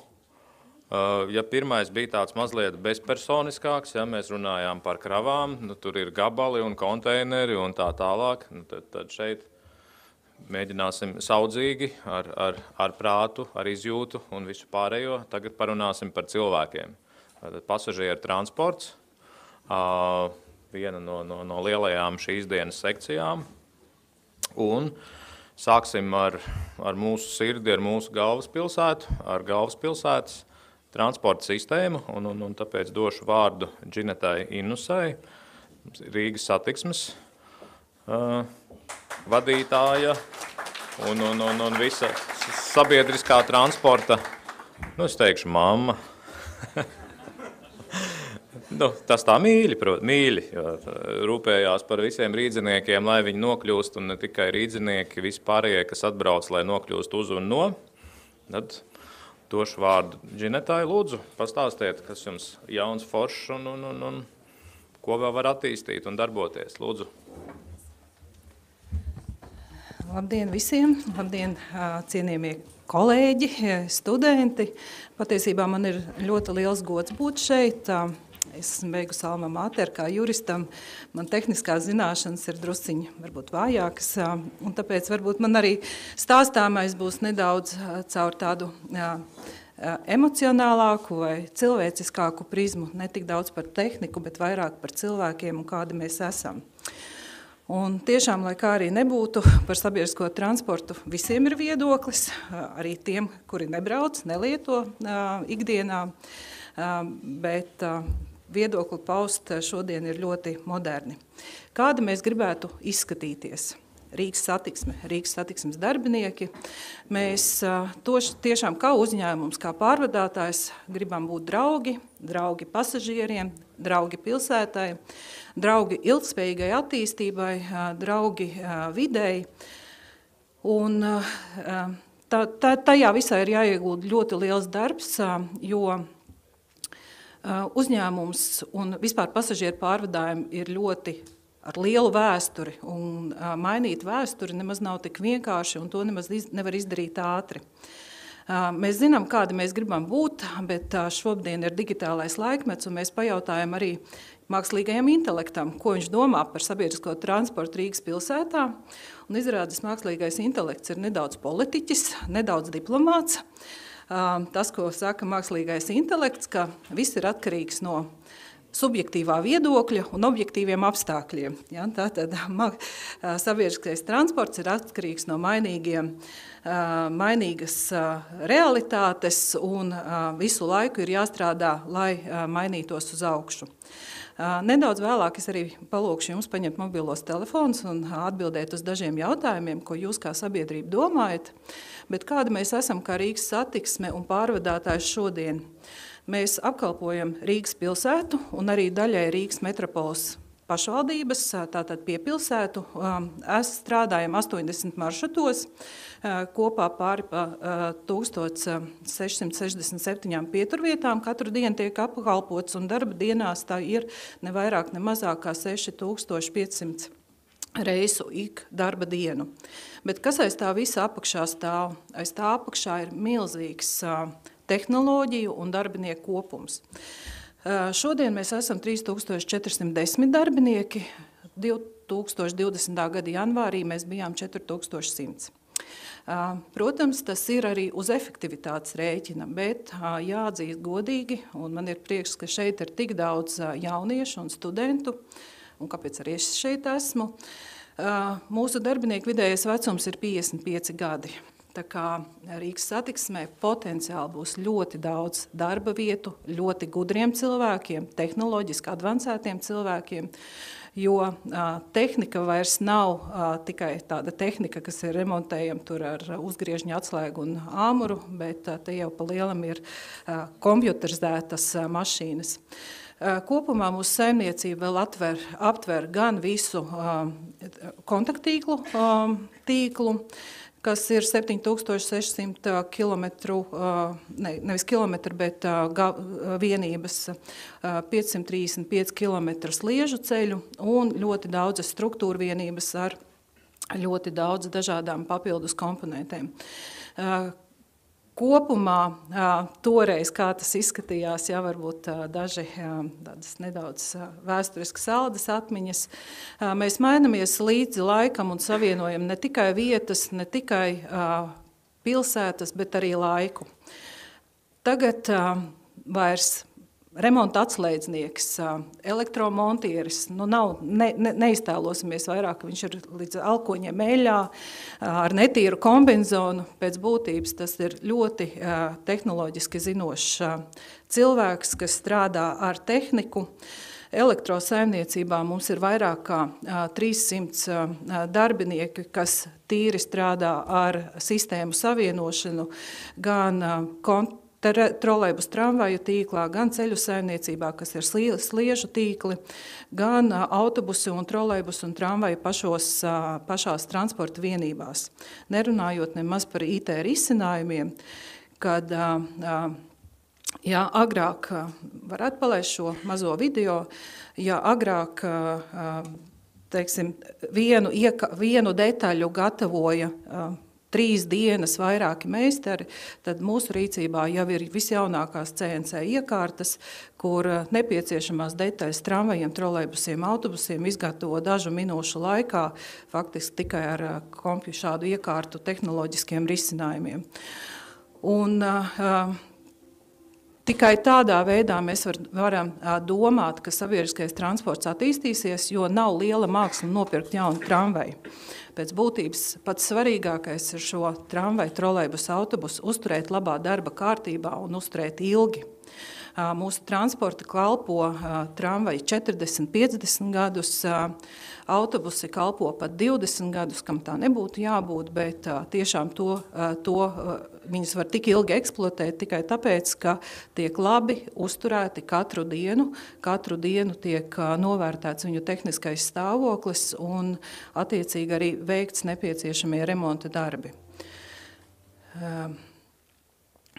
Kādas ir izaicinājumi no iepriekšējiem gadiem? Tātad droši vien Rīgas satiksmes vārds ir publiski visdažādākos veidos skalots un locīts. Šobrīd, pateicoties arī pagājušajā gadu pieņemtajām izmaiņām, ja jūs atceraties vēl dažus gadus atpakaļ, piedodiet, es te kaut ko noslēpu, varbūt, ka daļa atcerās, kas tas ir. Ja. Daļa noteikti atcerās. Vakar mājās pārbaudīja, man 25-gadīgā jaunieta pat nezināja, kas tas tāds ir un ko ar to dara. Bet jā, tās ir biļešu kompostieris. Šobrīd no biļešu kompostiera mēs esam tikuši līdz biļetei telefonā. Un tās ir nenovēršamas izmaiņas, kuras ir jāpiedzīvo katram sabiedriskā transporta pārvadātājiem, un šīs izmaiņas iet arvien ātrāk. Ja pagājušajā gadā mēs pārvadājam apmēram 93 miljonus pasažieru, tad šogad sagaidāms ir 112 miljoni pasažieri, bet tie nav jauni pasažieri, diemžēl. Pēc būtības tie ir pasažieri, kas atļaujas šobrīd reģistrēt visus savus braucienus, tātad tie, kuri var izmantot jau lētākas un normālākas mēnešbiļetes, kuras šobrīd var lietot visos autobusos, tramvajos, trolejbusos, visos maršrutos bez laika ierobežojumu. Un attiecīgi arī, protams, šīs telefonā pieejamās biļetes, kur pusotra gada laikā no nepilniem 10% lietotāju šobrīd jau ikdienā 30% lietotāju stabili lieto nevis šādus kompostierus un validatorus, bet lieto jau telefonos pieejamās koda biļetes.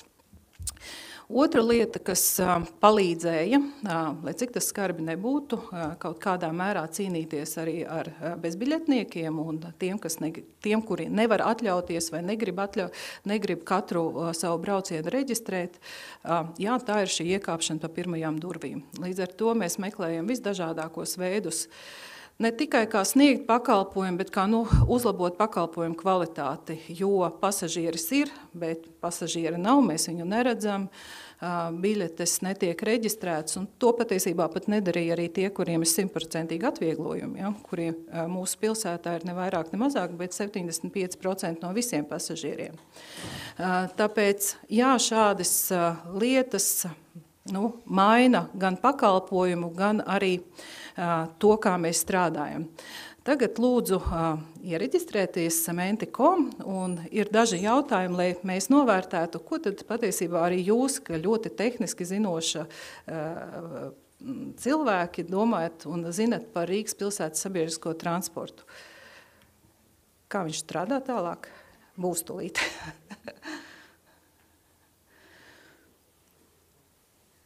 Jā, tā. Tas būs jautājums nedaudz par pagātni, kurā gadā uzbūvēta jaunākā tramvaja līnija. Un pareizi ir atbildējuši tie, kas saka 1984. gadā. Tātad pēdējā jaunākā tramvaja līnija ir uz tieši 40 gadi nākošgadi. Ja? Tādi mēs esam realitātē. Lūdzu, nākoši, ATV, jā, tāda bija pareizā atbilde. Rīgas pilsētas tramvaju trolejbusu kontakttīklu kopējais garums ir ļoti interesanti.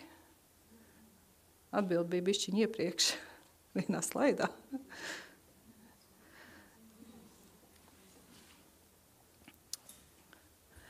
Jā, tie ir 523 kilometri. Tātad Rīgas pilsētā mums katru dienu visu laiku ir jāuztur labā darba stāvoklī, labā kvalitātē, lai nodrošinātu tramvaju trolejbusu kustību 523 kilometru apmērā. Godīgi, kapitālais remonts šim kontakttīkliem nav veikts nekad. Visu laiku ir veikti uzturēšanas darbi, kas ir nepieciešami, lai funkcionētu tramvajs trolejbus, un tikai pilnībā rekonstruējot attiecīgās tramvaja līnijas, tiek veikts arī pilnīgas rekonstrukcijas attiecīgiem kontakttīkliem. Bet trolejbus līnijās šādas rekonstrukcijas nav bijušas. Tad jūs iedomājaties, kādi ir ikdienā jāiegulda faktiski resursi, lai nodrošinātu šo apjomu, ko es jums teicu, 5600, 5500 reisu katru dienu trolejbus, tramvajs, autobus. Un pēdējo lūdzu, tad... Jā, par mēnešu biļetēm. Cik šeit ir lietotāji, kas brauc uz šejienu ar sabiedrisko transportu? Jā. Nav nospiedošs vairākums. Jā. Paradumus mainīt nav tik vienkārši, bet mūsuprāt pagājušā gadā veiktā biļešu reforma, kad sabiedrisko transportu pilsētā var izmantot ar vienu mēnešu biļeti neierobežotu laika apjomu, neierobežotu dienu skaitu braucienu un neskatoties uz maršrutiem, ir tiešām devusi pozitīvu efektu. Turklāt Rīgas satiksme kā uzņēmums no tā zaudējums necietīs. Jā, mēs no tā neiegūstam milzīgu peļņu, 2 miljoni būs vairāk šogad, bet pats galvenais bija, lai šī reforma nerada papildus izmaksas un nerada papildus kompensējamos zaudējumus no pašvaldības puses. Paldies jums par šo mazo aptauju, un noslēgumā, tuvojoties jau beigām, es gribu ātri pastāstīt par to, jā, kā Langis kungs jau teica, un arī iepriekšējie runātāji, arī Rīgas satiksmes, Rīgas pilsētas sabiedriskais transports nav autonoms. Mēs nedzīvojam kā vientuļa sala, mēs esam miedarbībā ar Eiropas līmeņa, nacionālā līmeņa un, protams, arī valsts pilsētas līmeņa dokumentiem. Un tikai pateicoties faktiski šogad, pāris gadus atpakaļ pieejamiem Eiropas Savienības fonda līdzekļiem, mēs varam beidzot teikt, ka mēs 2 tramvaju maršrutos veicam kapitāla sliežu rekonstrukciju. Tas ir 5. un 7. tramvaju līnija. Vakar noripoja jau pirmie elektroautobusi, pirmie 5 no 35 autobusiem ir uzbūvētas lēnās uzlādēšanas stacijas 7. autobusu parkā. nevis vakar, bet pagājušajā nedēļā noslēdzu līgumu pār 7. tramvaja līnijas pagarinājumu līdz Višķu ielai. Tātad tās būs 40 gadu laikā pirmās jaunās tramvaja īstās sliedes, kas tiks uzbūvēts kopā ar visu infrastruktūru, protams, ar tramvaju kontaktīklu, ar ielu krustojumiem pārbūvētiem, ar veloceliņu, ar visu, kā tas pienākas modernā transporta tīklā. Un vienu bildīt atpakaļ, tomēr, jā, šeit autobuss aiziet, un mēs uzsākam arī 5. tramvaja depo kapitāla rekonstrukciju, pilnībā nojaucot remontdarbnīcas, lai 26. gadā mēs pieņemtu eksploatācijā tramvaja remontdarbnīcas pilnīgi jaunā izskatā, ne tikai no telpas estētikas viedokļa, bet arī no inženieru tehniskajiem risinājumiem, pielāgot zemās grīdas tramvaju eksploatācijai, jo savādāk mums nav iespējams, faktiski nav jēga pirkt jaunas tramvajas, jo viņas nav kur uzturēt un eksploatēt.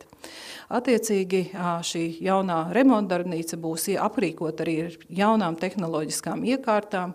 Skatoties uz jums, jaunieši, Rīgas satiksmē ir ļoti liels potenciāls gudriem, tehniskiem, zinošiem un varošiem cilvēkiem.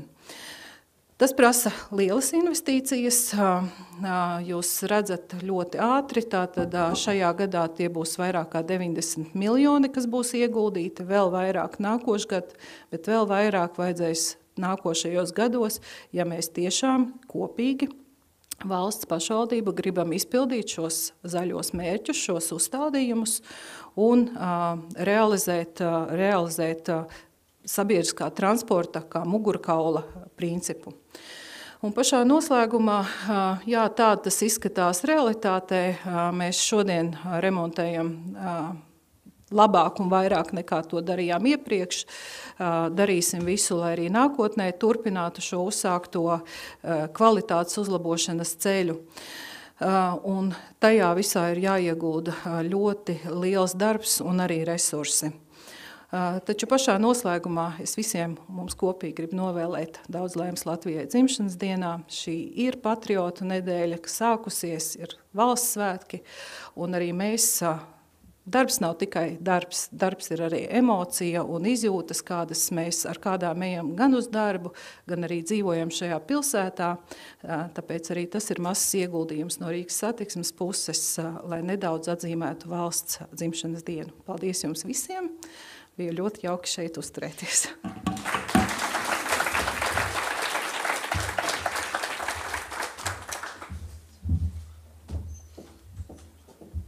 Paldies tiešām par jauko, skaisto, foršo prezentāciju un par apsveikumu dzimšanas dienā Latvijas. Tagad mums ir ne tikai lidmašīnas, mums ir arī autobusi. Nākamais mums piegājiens noteikti būs vilcieni, vai ne? Tāpēc es skatos uz Rodžeru Jāni Griguli, pasažieru vilcienu vadītāju, kurš mums būs nākamais runātājs un kurš padalīsies ar mums, kā vilcieni, jeb dzelzceļš var būt kā šīs te satiksmes sistēmas mugurkauls. Lūdzu.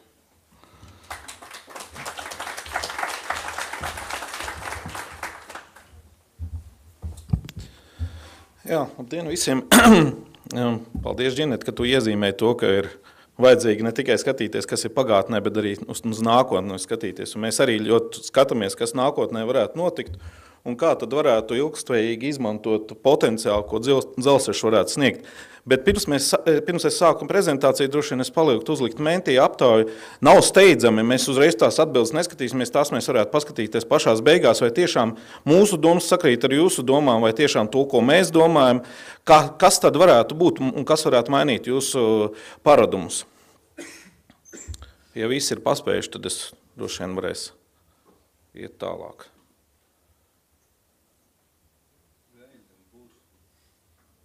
Tad varam iet uz prezentāciju, ja lūdzu? Es nezinu, ok. Pavisam īsumā. Es skatījos par mūsu vērtībām ļoti līdzīgi kā Rīgas satiksmē. Mums vienīgais drošība izpaliek, laikam tā mums vienmēr ir bijusi, tāpēc mēs esam pārējās vērtības jau sev ielikuši. Bet vairāk es gribētu paskatīties uz to tīklu. Ja jūs redzat tās divas kartas, tās ir, man liekas, ne visi pazīst, ka vilcieni ir elektrovilcieni, dīzeļvilcieni, varbūt tie, kas brauc ikdienā, tie var atšķirt viņus.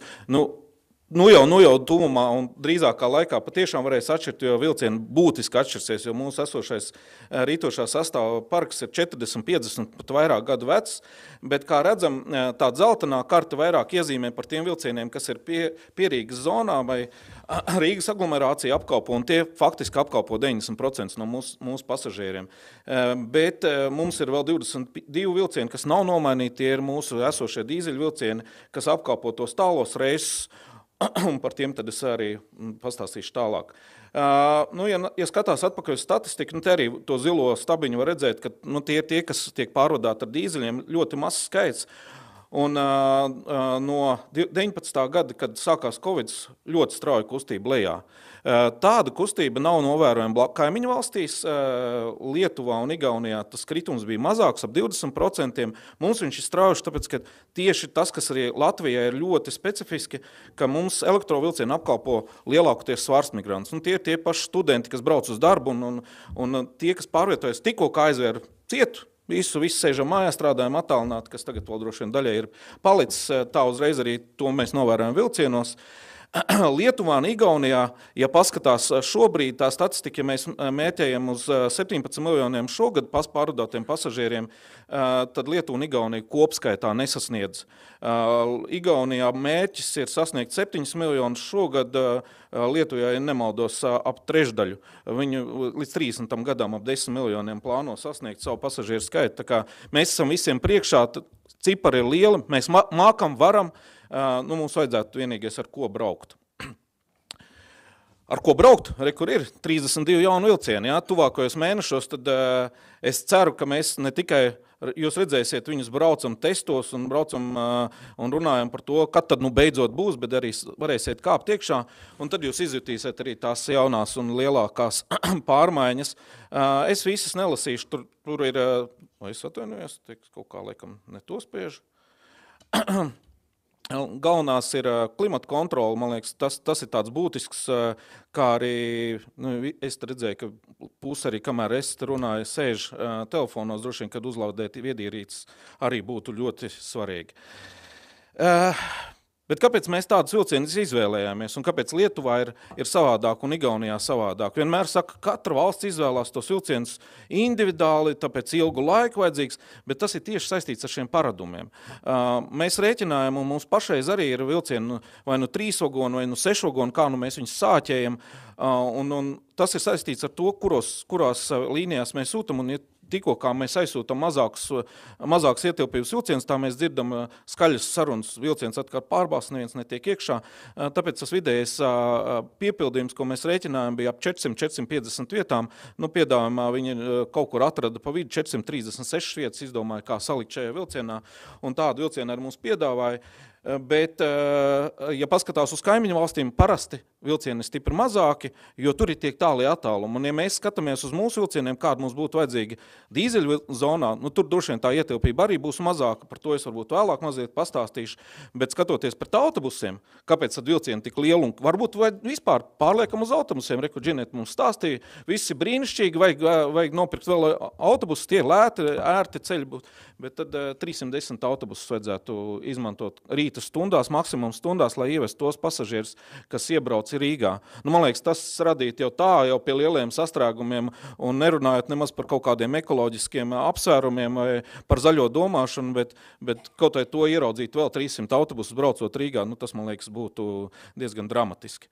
Tāpēc vilcieni ir neaizstājami, mums viņi ir nepieciešama, lai ievestu lielo rīta stundās, vakar stundās lielo pasažieru skaitu, un mūsu mērķis tajā brīdī, kad jaunie vilcieni atbrauks, tad mēs skatīsimies, 20 miljoni, tas ir izvirzīts mērķis, 3 miljoni pieaudzēt par 5 gadu laikā varbūt nav tik ambiciozs, bet tomēr es domāju, ka Ir svarīgākais mainīt tos paradumus, un tas ir par to, ko mēs šodien gribētu arī varbūt vēlāk parunāt, kas tad varētu būt tas, kas mums ļautu mainīt šos paradumus. Nu, viens ir regulārā intervāla grafiks. Ja tagad jūs skatāties sarakstos, kad, kur vilciens būs, mūsu doma ir maksimāli taisīt šo intensitāti, nu, lai pieņemsim, ja zinām 8:07, un tad 8:37, 9:07, ja ir intervāls 30 minūtes, tad mēs zinām, ka katrs 30 minūtes vilciens būs. Nav jāskatās tur grafikos, nav jāskatās, nav jādomā, bet zinām, ka tajās pilsētās, kas ir piepilsētās pie Rīgas, nu, tur tā intensitāte ap 30 minūtēm līdz Ograi, Jelgavai, Dubultiem, kā jūs redzat, tur faktiski tā intensitāte tik pa 15 minūtēm. Tas ir sākotnējais plāns. Mēs redzēsim, ja mainās šī uzticība vilcienam ar vien vairāk un vairāk, protams, ka tā intensitāte ir jāpalielina. Man liekas, tad atsevišķi runātāji stāstīja par 60 gadu atpakaļ pieredzi. Nu, tur, man liekas, nevar salīdzināt, cik daudz vilcienu un cik liels piepildījums bija Padomju Savienības laikos, bet, protams, tad arī bija 100 miljonu pasažieri, ko Latvija pārvadāja. Ja par elektrovilcieniem varbūt varētu būt skaidrs, tad ko darīt tad dīzeļvilcieniem? Nu, šeit mums ir viens, kā jau teica, pārkrāsots jau vidējais vilciens jau jaunajās krāsās, bet faktiski mums tas dīzeļvilcienu parks ir diezgan novecojis, bet tīkls ir milzīgs. Tīkls ir milzīgs, kurā mēs braucam gandrīz uz visurienu, vienīgais uz to zilo strīpu uz Ventspilu, ko mums arī nesen te prasa, kad tad jūs brauksiet uz Ventspilu, pagaidām mēs vēl nebraucam, savā laikā es zinu, kad ir tādi mēģinājumi bijuši, bet, protams, galvenais ierobežojums ir tas, ka ir nepieciešams papildus ritošais sastāvs. Un, lai šo sastāvu iegādātos, jādomā ir šodien. Tas ir, ja par Rail Balticu runāja, nu, kas tad notiekās? Cenas pieaug, viss pārējais. To mēs redzam arī ar mūsu elektrovilcieniem. Tad, kad mēs nopirkām elektrovilcienus 2019. gadā tika parakstīts līgums, mūsu vilcieni maksāja 240 miljoni pa 32 vilcieniem. Šī gada pavasarī lietuvieši parakstīja līgumu par 220 miljoniem aptuveni par 15 vilcieniem. Nu, tad gadi ir pagājuši, cenas ir būtiski pieaugušas. Ja mēs nedomāsim šobrīd, nedomāsim par to, kā to attīstīt, nu tad mēs maksāsim daudz dārgāk, ja mēs par to sāksim domāt tikai vēlāko laikā. Bet kā tad tos paradumus vairāk mainīt? Skaidrs, kad mēģināt pārsēdināt. Autobusiem ir savas priekšrocības, jo autobus pieved tajās vietās, kur vilciens ir fiziski ierobežots, kā jau minēju, tur Salatsgrīvā nav vilciena vai Bauskā nav vilciena, tur pretī autobusu tur var aizbraukt. Nu, tad ir autobusam, kur ir kaut kādas savas priekšrocības, bet man liekas, galveno priekšrocību vajadzētu runāt, vai mēs varam braukt ātrāk nekā ar automašīnu. Nu, tas man liekas, ka privāti katrs, kad brauc, nu, tā mūsu nākotnes vīzē, droši vien, ka tur ir arī būtisks investīcijas nepieciešams. Tas ir visās galvenajās līnijās būt ātrākiem no autobusam. Mēs esam iezīmējuši tādu mērķi, ja Reizeknē jau mēs šobrīd redzam, kad esam ātrāki nekā, ja automašīnu var aizbraukt, nu tad par stundu ātrāk braucot ar vilcienu, es ceru, ka cilvēkiem būtu vēlme tomēr izvēlēties braukt ar vilcienu, nevis braukt ar savu privāto mašīnu vai, nezinu, ar elektroskūteru vai kaut ko citu, kas vēl droši vien vēl vairāk laika aizņemt. Bet, lai to realizētu un lai mēs realizētu tādu plānu, ka biežākas takts mums ir nepieciešams rītošais sastāvs. Ja mēs sākumā runājam par 22 vilcieniem, nu tad faktiski, ja mēs gribam kaut kādas normālas intensitātes sasniegt, mums ir nepieciešams 45 jauni vilcieni, vai tie būs bateriju vilcieni, vai tie būs elektrovilcieni, jo faktiski līnijas, ja skatās, būtu jāelektrificē, jāatjauno, kā jau arī Rīgas satiksmes problēma ir, esošais elektrotīkls ir novecojis, viņš ir būvēts 70. gados, investīcijas ir jāliek, bet tās tehnoloģijas iet uz priekšu, un būtu droši vien, kad jātīsta vēl tālāk tas tīkls, diemžēl Reizeknas un Daugavpils elektrifikācijas plāni nebija realizēti, nu tad mēs būtu jau braukuši ar mūsu esošiem elektrovilcieniem, iespējams jau tālāk, bet tas neapstādina šodien, mums jādomā par to, kā tālāk attīstīties, vai tās ir bateriju tehnoloģijas, vai tās ir ūdeņraža tehnoloģijas, vai kaut kādā mērā kaut kur ar elektrificēt. Jo elektrificētās līnijas piedod to ātrumu. Tas viens no jūsu jautājumiem, ka jūs gribat ātrāk vai cik ātri jūs vēlāk nonākt gala mērķī. Nu jā, potenciāls, kā to izmantot, mēs skatāmies, ko mēs šobrīd daram. Protams, jaunie elektrovilcieni ir iegādāti. Mēs domājam par to, ka Varbūt vilcienu ne tikai izmantot ikdienas pārvietošanai. Redzējām, kad lielākais pasažieru skaits brauc uz darbu, brauc uz studijām, uz ikdienas aktivitātēm, bet ir turisma objekti, vai vienmēr mums ir jāizvēlās mašīna, vai tur mums droši vien, ka nekāda iepirkuma groziņa nav vajadzīgi, un padomāt, kā tad tos paradumus mainīt. Varbūt mēs sasniedzam kaut kādus savus mērķus, turismu mērķus, skatāmies, kā sadarboties e-komercijā, domājam par kaut kādiem vienotiem produktiem. Tuvākā laikā Jūrmala paziņos un varēs Jūrmalas iedzīvotāji braukt ar vilcienu bez maksas, tie, kas ir deklarējušies Jūrmalas pašvaldībā. Šādi projekti ir līdzīgi, projekti ir arī ar citām pašvaldībām, domāt, kur atsevišķām grupām, vai tiem ir skolnieki, vai tie ir citi, kur pašvaldība izvēlās atbalstīt, var braukt ar vilcienu bez maksas, vai arī kaut kādā veidā, kaut kādās korporatīvās biļetēs. Un tas, man liekas, ir tas, kas var mainīt šos paradumus. Protams, lai mainītu paradumus, ir nepieciešams attīstīt arī infrastruktūru. Ir ļoti svarīgi, ka tās dzelzceļa stacijas, viņas nav pamestas, ir pieved ceļi, lai tajās stacijās būtu mobilitātes punkti izveidoti, lai viņas nav tukšas. Tur jautājums, ko tur varētu veidot, vai tie ir kaut kādi punkti, kur pasti tiek izveidoti, informācijas centri tiek izveidoti vai kaut kādas funkcijas. Par to droši vien, kad nāktos diskutēt vairāk ar katru no pašvaldībām, bet svarīgi, lai tie punkti neizmirst, lai tie punkti paliek un lai tiešām varētu cilvēks, kad brauc, jo man liekas, ka tajā brīdī, tad, kad es braucu ar vilcienu, man vienmēr rodās jautājums, ja es dzīvoju netālu no stacijas un man ir nepieciešama mašīna, tad kā tālāk? Ja es aizbraucu ar mašīnu, tad es saprotu, es aizbraucu līdz veikalam, es iepērkos, izdaru tur, aizbraucu, izņemu savu uzvalku no draiklīna, bet ko darīt ar vilcienu? Tad tev ir maisiņa apkārt un ar maisiņiem brauc un ko tālāk darīt. Līdz ar to ir jādomā par to, ka tie punkti ap dzelzceļa stacijām, mēs gribam kaut kādu tālāku attīstību, ka viņi ir jātīsta. Ļoti ceram uz vienotām biļetēm, ko mēs strādājam. Pašreiz ir tikai atsevišķi autobusu pārvadātāji, kas ir reģionālos. Mums te piemēri ir Aizkrauklis un Tukuma rajonā, bet droši vien, ka tādas arī tās biļetes, bet tas ir tieši runa par to kopējo politiku un kāda tā kopējā politika būtu nepieciešama, lai viņa veicinātu šādu sadarbību, lai nebūtu tikai tās, tā teikt, atsevišķi punkti, kuri strādā katrs par sevi, bet būtu kopēja politika un kopējas veidotas biļetes un kopēja veidot attīstību. Tas, man liekas, ir tas svarīgākais. Tas varbūt arī īsumā viss no manis. Es vairāk tā kā aicinu jums padomāt. Protams, kā es gribētu arī jūs studentus redzēt pie mums strādājam. Mums vienmēr dzelzceļa jomā ir nepieciešami jauni darbinieki un ar jaunām domām. Un kā jau jūs esat arī tie nākotnes virzītāji, svarīgi, ka jūs šodien mācaties, lai nākotnē mēs kaut ko varētu sasniegt. Tā kā es tiešām visus arī aicinātu nākt pie mums strādāt.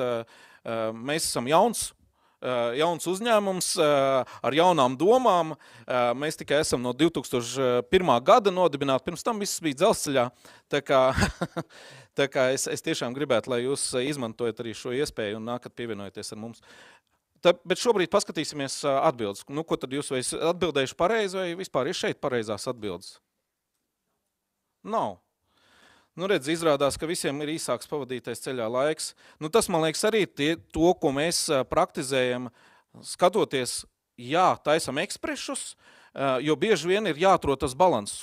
Ko darīt? Autobuss, man liekas, ir tas, kurš var apstāties, varbūt tās īsākās pieturvietās, bet tajā brīdī, kad mēs runājam par vilcienu, un tad, kad runāja arī par Rail Baltiku, piemērs no Itālijas bija, cik labi var no Turīnas līdz Milānai aizbraukt ar ātrvilcienu. Jo ātrāk tu vari pārvietoties, jo ātrāk tu vari nonākt savā galamērķī. Tas ir ļoti svarīgi. Izrādās vienotā biļete tomēr nav svarīga. Labi. Laikam mums vajadzēs vēl tuvāk iepazīties ar visām tām domām. Bet paldies jums, es laikam precīzi laikā iekājos.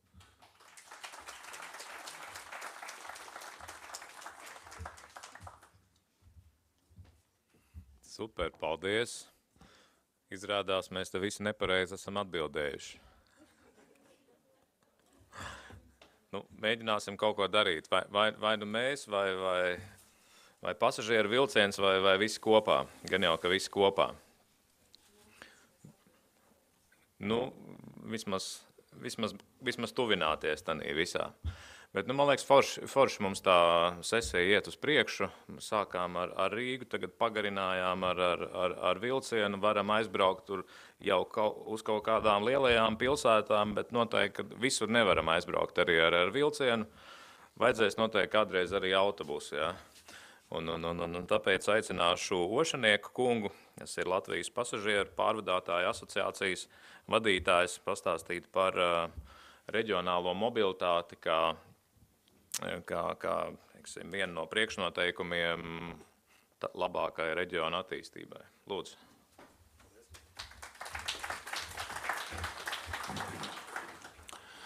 Jā, labdien! Runājot par reģionālo mobilitāti, jāsaka tā, ka tā ir miedarbība gan starp vilcieniem, gan starp autobusiem pilsētas un reģionāliem autobusiem, un būtībā šī miedarbībai jābūt ir kopējai. Un mums jāskatās uz šo transporta nozaru kopumā, un mēs nevaram būt tā, ka katrs savā lauciņā, mēs katrs savu lauciņu daram to, ko daram. Runājot par šiem te aspektiem, par reģionālo mobilitāti, tad gribu bišķi pieskarties arī normatīvai bāzei, jo būtībā no normatīvās bāzes izriet tas stāsts, kā tad mēs attīstīsim to savu gan autobusu pārvadājums, gan dzelzceļa pārvadājums, jo šī normatīvā bāze iezīmē šo te ceļu. Uzņēmumu pašu uz savu galvu neko nedara. Un runājot par šo te normatīvu aspektu, tad pirmais ir nacionālais attīstības plāns, kurš ir mums līdz 27. gadam, otrais ir transporta attīstības pamatnostādnes, kas jau ir tuvāk šis te nozars politikas plānošanas dokuments, tālāk ir sabiedriskā transporta pakalpojuma likums, kas jau vēl tuvāk ir autopārdājuma likums un ceļu satiksmes likums. Protams, es neiedziļināšos katrā šajā dokumentā, jo šeit ir ļoti daudz ko runāt, bet par priekšnosacījumiem šīm te reģionālajai mobilitātei. Kā jūs teicu, miedarbība ir ne tikai starp autobusiem un vilcieniem, bet miedarbība ir arī starp to, ko dara uzņēmumi un starp šiem normatīvu aktu bāzes. Un būtībā viens no šiem te priekšnosacījumiem maršruta tīkls, otrs pārvadājuma apjoms, trešais finanšu resursi, darba spēka resursi, pakalpojumu kvalitāte un infrastruktūras stāvoklis, par ko es īsumā tad savā prezentācijā jums tālāk pastāstīšu. Būtībā, ja mēs runājam par šo maršrutu tīkla apjomu, tad šeit mēs redzam autobusu pārvadājums Latvijas griezumā, un kā jau pasažieru vilcienu pārstāvs minēja, tad autobus var tuvāk apkalpot šos pasažierus nekā vilciens, un šis tīkls ir daudz vairāk noklāts. Šeit jūs redzat šo tīklu pēc mūsu lielās reformas, kas tika uzsākta 19. gadā. Šeit ir redzami šie apjomi, kas ir jau līgumi, kas darbojās, jau līgumi, kas tiks uzsākt nākamā gadā, un vēl daži apjomi, kas šobrīd gaida savu konkursu procedūru sakarā ar pārsūdzībām. Nu, un kā jūs redzēt, šeit ir šis jau iepriekš redzētais sižets par šo pasažieru vilcienu, cik pasažieru vilciens tuvu apkalpošos pasažierus. Protams, pasažieru vilcienu gadījumā mēs runājam par to, ka tiešām tas ir lielas pasažieru plūsmas, kuras nav iespējams pārvest ar autobusiem, un tas būtu neloģiski, ja ar autobusiem tas tiktu mēģināts darīt. Un, kā jūs teicu, šī prezentācija iedarbosies ar šiem normatīviem aktiem. Es nelasīšu visu šo to jūs varat atrast gan likuma LV, gan arī citos portālos, bet būtībā no šiem visiem nacionālajiem likumdošanas aktiem es gribu izvilkt to, kad Nacionālās attīstības plāns ir tendēts uz iedzīvotāju. Līdz ar to mums ir primārs rūpes par šo iedzīvotāju gan transporta jomā, gan arī pārējos jautājumos, drošība visā pārējā. Un no tā pakārtoti tiek veidot šis tālākais transporta attīstības pamatnostādnes, kas jau tuvāk runā par šo transporta drošību, pārvietošanos, pieejamību. Vēl viens būtisks aspekts ir šis zaļais kurs. Jāsaka tā, ka interesanti ir lielākais izmešu radītājs ir autotransports, bet līdzinējie politikas plānošanas dokumenti un piesaistītās Eiropas naudas būtībā ir tendēts uz sliežu transportu, kas pēc būtības jau, ja mēs runājam par pasažieru pārvadājumiem, viņš jau pēc būtības pats ir zaļš jau šobrīd. Šeit ir bišķi manā skatījumā neloģika arī no, teiksim, no iesaistīto institūciju puses Latvijas. Mums vajadzētu vērst uzmanību uz to, ka ir nepieciešams Eiropas līmenī cīnīties par to, lai mēs taisn autopārdājumiem dabūtu šos Eiropas finansējumu, arī autopārdājumiem, lai tiktu nomainīti šie te transporta dīzeļdzinējiem pret alternatīvas darbināmas enerģijas avotiem. Līdzinājā praksa ir tāda, ka, ja lielās valsts pilsētas šādus te finansējumus kaut kādā zināmā apjomā ir saņēmušas, bet tas apjoms arī nepietiekams. Bet jāsaka tā, ka mēs nevarēsim pāriet pilnībā uz sliežu transportu. Autotransports ir, bija un būs. Un tāpēc ir nepieciešams, ņemot vērā to, ka šīs te tehnoloģijas ir dārgas, ir nepieciešams finansiāls atbalsts arī iegādes jomā, lai tas viss nepārvērstos vienkārši biļešu cenās, kur mēs bišķi vēlāk redzēsim par finansējumu. Un varēsim par to pastīties, kā tad ir šis finansējums. Bet, es šeit simboliski ieliku šo te autobusu zaļā krāsā, lai mēs pēc šī te plānošanas perioda nebūtu vienīgais secinājums, ka mums zaļais kurs ir zaļā krāsā nokrāsots autobus, kurš brauc par Latviju. Bet tiešām reāli CO2 izmešus nesoši autobusi. Kā jau iepriekšēji teica, mums ir šajās politiskajās plānošanas dokumentos, mums šis dzelzceļa pārdājumi pa dzelzceļu ir mugurkauls.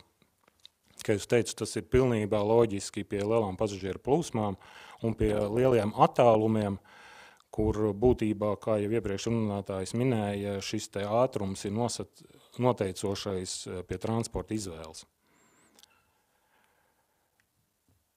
Kā jūs teicu, šos normas, kas ir gan politiski plānošanas dokumentos, es nelasīšu, bet tālāk runāju par sabiedriskā transporta pakalpojumu likumu. Mērķis ir nodrošināt pieejamu sabiedriskā transporta pakalpojumus iedzīvotājiem. Un pieejam nozīmē to, ka tas nav vienreiz nedēļā vai vienreiz mēnesī transports, tas ir katru dienu un arī uz apdzīvotām vietām ne divreiz dienā, bet biežāk. Tas ir priekšnosacījums šī te pieejamībai, lai šo te transportu izmantotu. Un otrs, nodrošināt šo te iedzīvotāju nokļūšanu uz darbu, uz veselības aprūpes iestādēm, uz skolām. Tas ir primārais uzdevums sabiedriskam transportam, reģionālās nozīmes sabiedriskam transportam. Un vēl tāds viens no priekšnosacījumiem šim te maršrutu tīklam ir, kad ārpus lielām valsts pilsētām šo te tīklu veidojot, ir nepieciešams nodrošināt šo te skolēnu nokļūšanu primāru uz izglītības iestādēm. Dotajā brīdī tas risinās divās daļās. Viens ir tas, kad valsts pasūtījums to nodrošina caur regulāro sabiedrisko transportu. Otrs ir, kad pašvaldības ar saviem skolēnu autobusiem būtībā šos te pārvadājumus veids. Šeit runājot par maršrutu tīkla apjomu, jūs varat redzēt šo apjomu dinamiku un būtībā šeit arī iezīmējās tas jau, kas politikas plānošanas dokumentos ir noteikts par šo te mugurkaulu, kā jūs redzat, ar šo te progresu tiek samazināts šis te apjoms autobusu pārvadājumiem un būtiski sāk pieaugt pasažieru pārvadājumi pa dzelzceļu, tādējādi veicinot šo te mugurkaula attīstību. Šeit gan jāsaka, es domāju, šīs te apjoms krasts pieaugs, protams, ar šo te jauno pasažieru vilcienu uzlikšanu uz sliedēm. Šeit savukārt gribu parādīt, ņemot vērā to, ka daļa auditorijas ir studenti, tad būtībā, lai analizētu procesus, kādi viņi ir bijuši un izdarīt secinājumus par nākotni, būtībā nepieciešams redzēt to, kā tad viss ir attīstījies. Un šeit mēs redzam pasažieru pārvadājumus ar autobusiem, šo te maršrutu dinamiku, kā mēs esam pārvadājuši pasažierus. Arī autobusu pārvadājumos šis te Covid laiks ieviesa savu, bet mēs nevaram salīdzināt ar tiem apjomiem, kas tika pārvadāti kaut vai tajos pašos 2000 gadu sākumā. Nemaz nerunājot jau par tiem apjomiem, teiksim, pirms 90. gadiem un 90. gadu sākumā. Mēs sākam, teiksim, tā no pandēmijas mēs esam atkopušies un sākam lēnām pieaudzēt atkal šos te apjomus, kas ir pozitīvi. Un, protams, lai izmaksas nosakt, ir nepieciešams finansējums. Finansējums ir divējādi veids reģionālos pārvadājumos. Tas ir ieņēmumi no biļetēm un valsts zaudējumu sekšanas dotācija. Kā jūs redzat, ir viļņaina, bet ar ģeometrisko progresiju pieaug. Tas ir loģiski. Ja mēs skatāmies ap 2008.–2009. Gadu, šis pieaugums bija saistīts ar starppilsētas autobusu pārvadājumu konkursiem un kvalitātes celšanos. Tad šobrīd mēs redzam, ka šis pieaugums arī ir saistīts ar kvalitātes prasību pieaugumu un šīm te izmaksām, gan darba spēka izmaksām, gan pārējiem izmaksām. Šī tendence ir pieaugoša. Jāsaka, mēs tūlītās nākamā slaidā redzēsim to, cik valsts atļaujās pamatbāzē ielikt šo te finansējumu un cik ir nepieciešams finansējums katru gadu. Kā mēs redzam, tad būtībā bāze tiek turēta nepietiekamā līmenī, kas rada problēmas nozarei. Laicīgi plānot un laicīgi, teiksim, izdarīt pakalpojumu, visas vajadzīgās lietas, lai nodrošinātu kvalitatīvu pakalpojumu. Un būtībā gada beigās valsts ir pienākās valstī tāpat samaksāt to trūkstošo daļu. Kā jūs redzat, šeit pa vidu ir valsts bāzes budžets gada sākumā un tā faktiskā nepieciešamība, kas ir gada beigās. Priecē tas, ka uz nākošo gadu ir šis te pieaugums būtisks, bet tas arī, diemžēl, vēl neseks pilnībā šo te vajadzību pēc finanšu resursiem, tā kā mums tas saucamies riņķi dances katru gadu pēc iešana pēc naudas uz ministriju atkārtosies, diemžēl, arī nākamajā gadā. Tālāk, viens no būtiskākiem jautājumiem ir šoferu trūkums. Es šeit slaidos nepieskaršos par šiem te gadiem, jūs paši varēsiet arī iepazīties. Viens no lielākiem trūkumiem, kāpēc mēs šobrīd runājam par šo te autobusu vadītāju trūkumu, ir tas, ka būtībā, lai iegūtu autobusu vadītāju apliecību pamata kategoriju D, šo apliecību var iegūt no 24 gadiem. Protams, šobrīd ir izdarīts nelielas izmaiņas, kad šis gadu skaitlis ir samazināts, bet joprojām ir nepietiekams, un es tās parādot vienu slaidu. Šeit ir attiecībā arī uz kompetenci uz 95. kodu, jo nepietiek tikai ar šo te D kategoriju, bet ir vajadzīgs ar kompetences certifikāts par 95. kodu iegūšanu, kas taisni ir tīri attiecībā uz autobusu vadītājiem. Bet runājot par šo autobusu vadītāju kategorijām, šeit mēs ļoti labi redzam šo te vecumu, kāds viņš ir ar šo te D kategoriju iegūtiem profesionāliem vadītājiem. Ja mēs skatāmies, te izskanēja šis vidējais vecums Rīgas satiksmē 55 gadi, mēs šeit redzam, ka lielākais šis autobusu vadītājs skaits ir no 50 gadiem uz augšu, kas ir ļoti liels. Ja mēs paskatāmies jaunos vadītājus, ir ļoti maz, un tāpēc mums ir nepieciešams šobrīd šie risinājumi ar grozījumiem normatīvos aktos, kad šo te D kategoriju pirmkārt, lai atsietu no obligātās C kategorijas un otrkārt, lai samazinātu šo te vecumu par šo te D kategorijas iegūšanu. Jums ir nepieciešama šī te vadītāja daudzums ar šo te D kategoriju, no kuriem tad, protams, ne visi uzreiz aizies par autobusu vadītājiem, bet tad jo lielāka izvēle ir šajā kategorijā, jo mēs vairāk varam arī nozarei šos te vadītājus. Un tas ir bijis priekšnosacījums, kāpēc mums līdz šim ir pieticis šie autobusu vadītāji. Jo kopēji vidēji apmēram ar šo te kategoriju valstī 50 tūkstošiem vadītāji. Ja mēs skatāmies reģionālos pārvadājumus, mums vajadzīgi ap 3000, pilsētu pārvadājumos vēl vajadzīgi ap 3000 pāri. Tad it kā teorētiski pietiktu, bet liela daļa šo te cilvēku strādā citās profesijās. Šeit jau izskanēja par vienoto sabiedriskā transporta biļešu sistēmu. Es neiedziļināšos, šobrīd notiek darbs pie viņas, un kā jau te minēju, šobrīd ir pāris maršruti, kur ir miedarbības starp vilcienu un reģionāliem autobusiem. Būtībā mēs to saredzam noslēgumā, ka šim vajadzētu noslēgties. Mēs to saredzam, kad es kā klients varu, dzīvojot lauku mājā, no mājas aizbraukt ar vienu biļeti, teiksim, ar autobusu, pēc tam pārsēsties vilcienā, pēc tam aizbraukt ar Rīgas satiksmes autobusu pa pilsētu, pēc tam aizbraukt uz otru Latvijas galu ar vilcienu un atgriezties mājās ar vienu biļeti. Būtībā tas ir, ka es kā klients to saredzu, kāda būtu jēga šī vienotai biļetē. Komerces pārvadājumi, tas ir vēl viens aspekts no šīs reģionālās attīstības. Diemžēl jāsaka tā, ka pirmais mēģinājums ieviest komerces pārvadājumus īsti veiksmīgs nebija. Šobrīd mēs ceram uz likumdošanas izmaiņām attiecībā uz atvieglojumu kategorijām. Cerams, ka tās tiks pieņemtas un līdz ar to pavērsies iespēja arī komersantiem šajā lauciņā strādāt, līdz ar to palielināt šo pieejamību sabiedriskajam transportam. Vēl viens ir transports pēc pieprasījuma, kurš mums arī, diemžēl, jāsaka, ir iebuksējis, ir atsevišķi maršruti reģionālā satiksmē, kas ir ieviesti pēc šāda principa.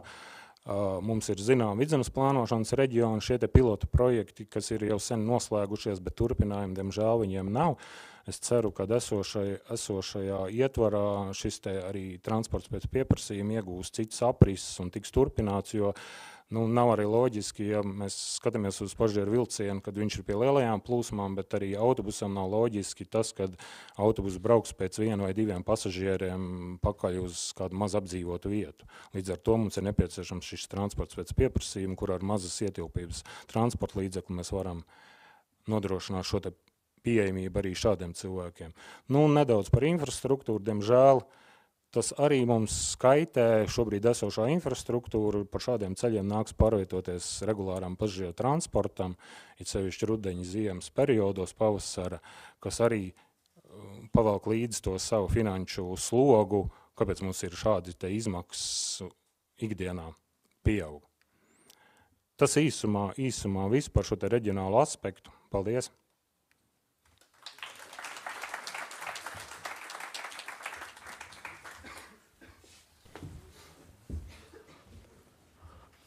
Paldies! Diezgan daudz ceļa maizes gan ministrijas darbā, gan arī sapratu studentiem ļoti daudz materiālu būs. Žēl, ka es neesmu tagad vairs students.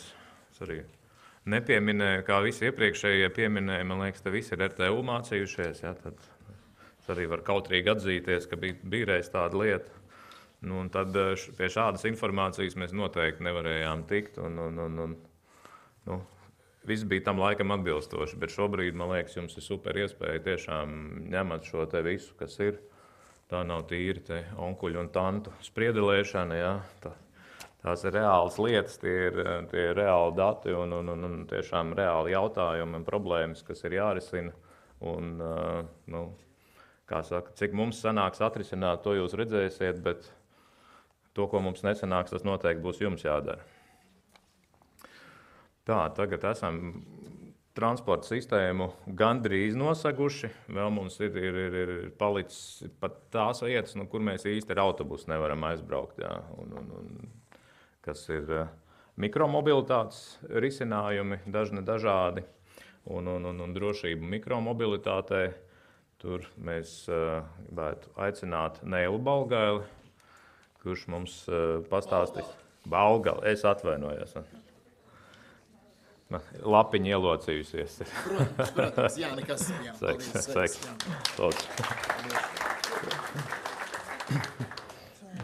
Prezentācija. Ir prezentācija? Labi. Ir? Jā, savu stāstu es sākšu ar ļoti vienkāršu lietu. Rīgai un Latvijai ir unikālas priekšrocības Baltijas, iespējams arī Eiropas mērogā. Ideāls dzelzceļa tīkls pilsētai, ideāli saglabāts sabiedriskā transporta sistēma, neskatoties dažādiem kritumiem, kāpumiem, Rīgas satiksme labi pārvadā, strādā, arī ārpusē, attīstītā tā transporta sistēma. Bet tā problēma ir tā, ka tās sistēmas daļas ir atsevišķas. Viņas nav salīmētas kopā. Tā sistēmas daļai pietrūkst viena, kas ir supermobilitāte, nevis mikromobilitāte, tas nav kaut kas maziņš, tas ir tas, kas salīmē šo sistēmu kopā. Jo galvenais uzdevums visai transporta sistēmai ir piedāvāt ātrāku un ērtāku veidu, ātrāku, kā nokļūt no tās pašas Jāgais vai citurienes līdz konkrētai vietai pilsētā. Jo vilciens aiziet līdz stacijai, autobusus aizved līdz pieturē, tramvajs līdz turienei, bet kā to visu savietot kopā. Lūk, un, protams, teiksim, drošības jautājums. Bet savu stāstu īsumā, teiksim, varbūt kāds no jums zina, varbūt nē. Nu, mēs kā uzņēmums jau 7 gadus Rīgā organizējam tādu pasākumu MedCity, kas ir par stāstu par pilsētu, par dažādiem jauniem uzlabojumiem, tā tālāk. Un tur ir bijis gan stāsti, teiksim, par Marsa parku, gan Kīlveina grāvi tiltu, gan pagaidu velojoslām, kuras pēc gada nebija jau vairs tik pagaidu. Bet stāsts ir arī par laiku.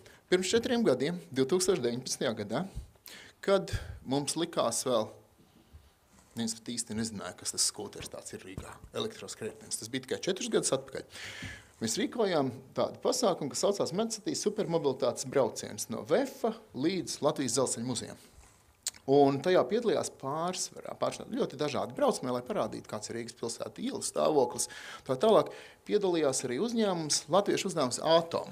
Atcerieties tādu Atom skūters? Atcerās kāds? Neatceraties, vai ne? Viņi bija paši pirmie, ļoti maz nosacīti. Artūrs Bruņins, Dokles skūter Waves, 19. gads, vēl pirms atnāca tie, kas mums tagad dominē pilsētā, kas ir zaļie, Tools un, teiksim, vēl daži citi. Un lūk, un viņi, teiksim, sāka, viņi neskatoties uz visu, viņi, teiksim, tur izmēģinājums, viņi vairs nav skūteru biznesā, bet viņi ir skūteru programmēšanas biznesā. Šis ir Latvijas uzņēmums, kas eksportē savu programmatūru uz vairāk kā 140 valstis, 100 projekti, bet sāka viņi, teiksim, šeit ar kaut ko praktiski, ar kaut ko jaunu, kas parāda to, ka Latvijā ir iespējams veidot starptautiski konkurētspējīgus uzņēmumus jaunos sektoros. Un tāpēc mums vajag atbalstīt dažādas jaunas lietas, jo mēs nezinām, kas beigās būs. Mēs domājam, sākumā būs tikai atoms, bet mums ir Atom Mobility, kas jau rāda citiem veidot darbnīcas latviešu veiksmes stāsts. Daudz laimes Latvijai dzimšanas dienā. Pievienojas apsveikumā. Lūk, nākošais stāsts. Nākošais stāsts ir stāsts par to, ka šī gada laikā ļoti aktuāla tēma, jūs zināt, visi bija, teiksim, ķiveres.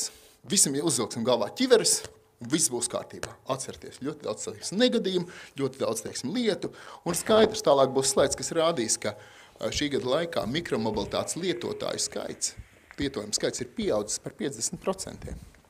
Jautājums, kā mēs to zinām.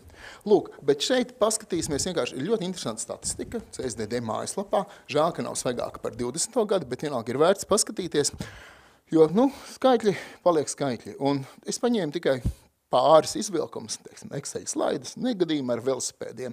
Kopskaits, bojāgājušo skaits, žēl 16, valsts autoceļi, galvenais iemesls, Rīga 2, citas pilsētas 3.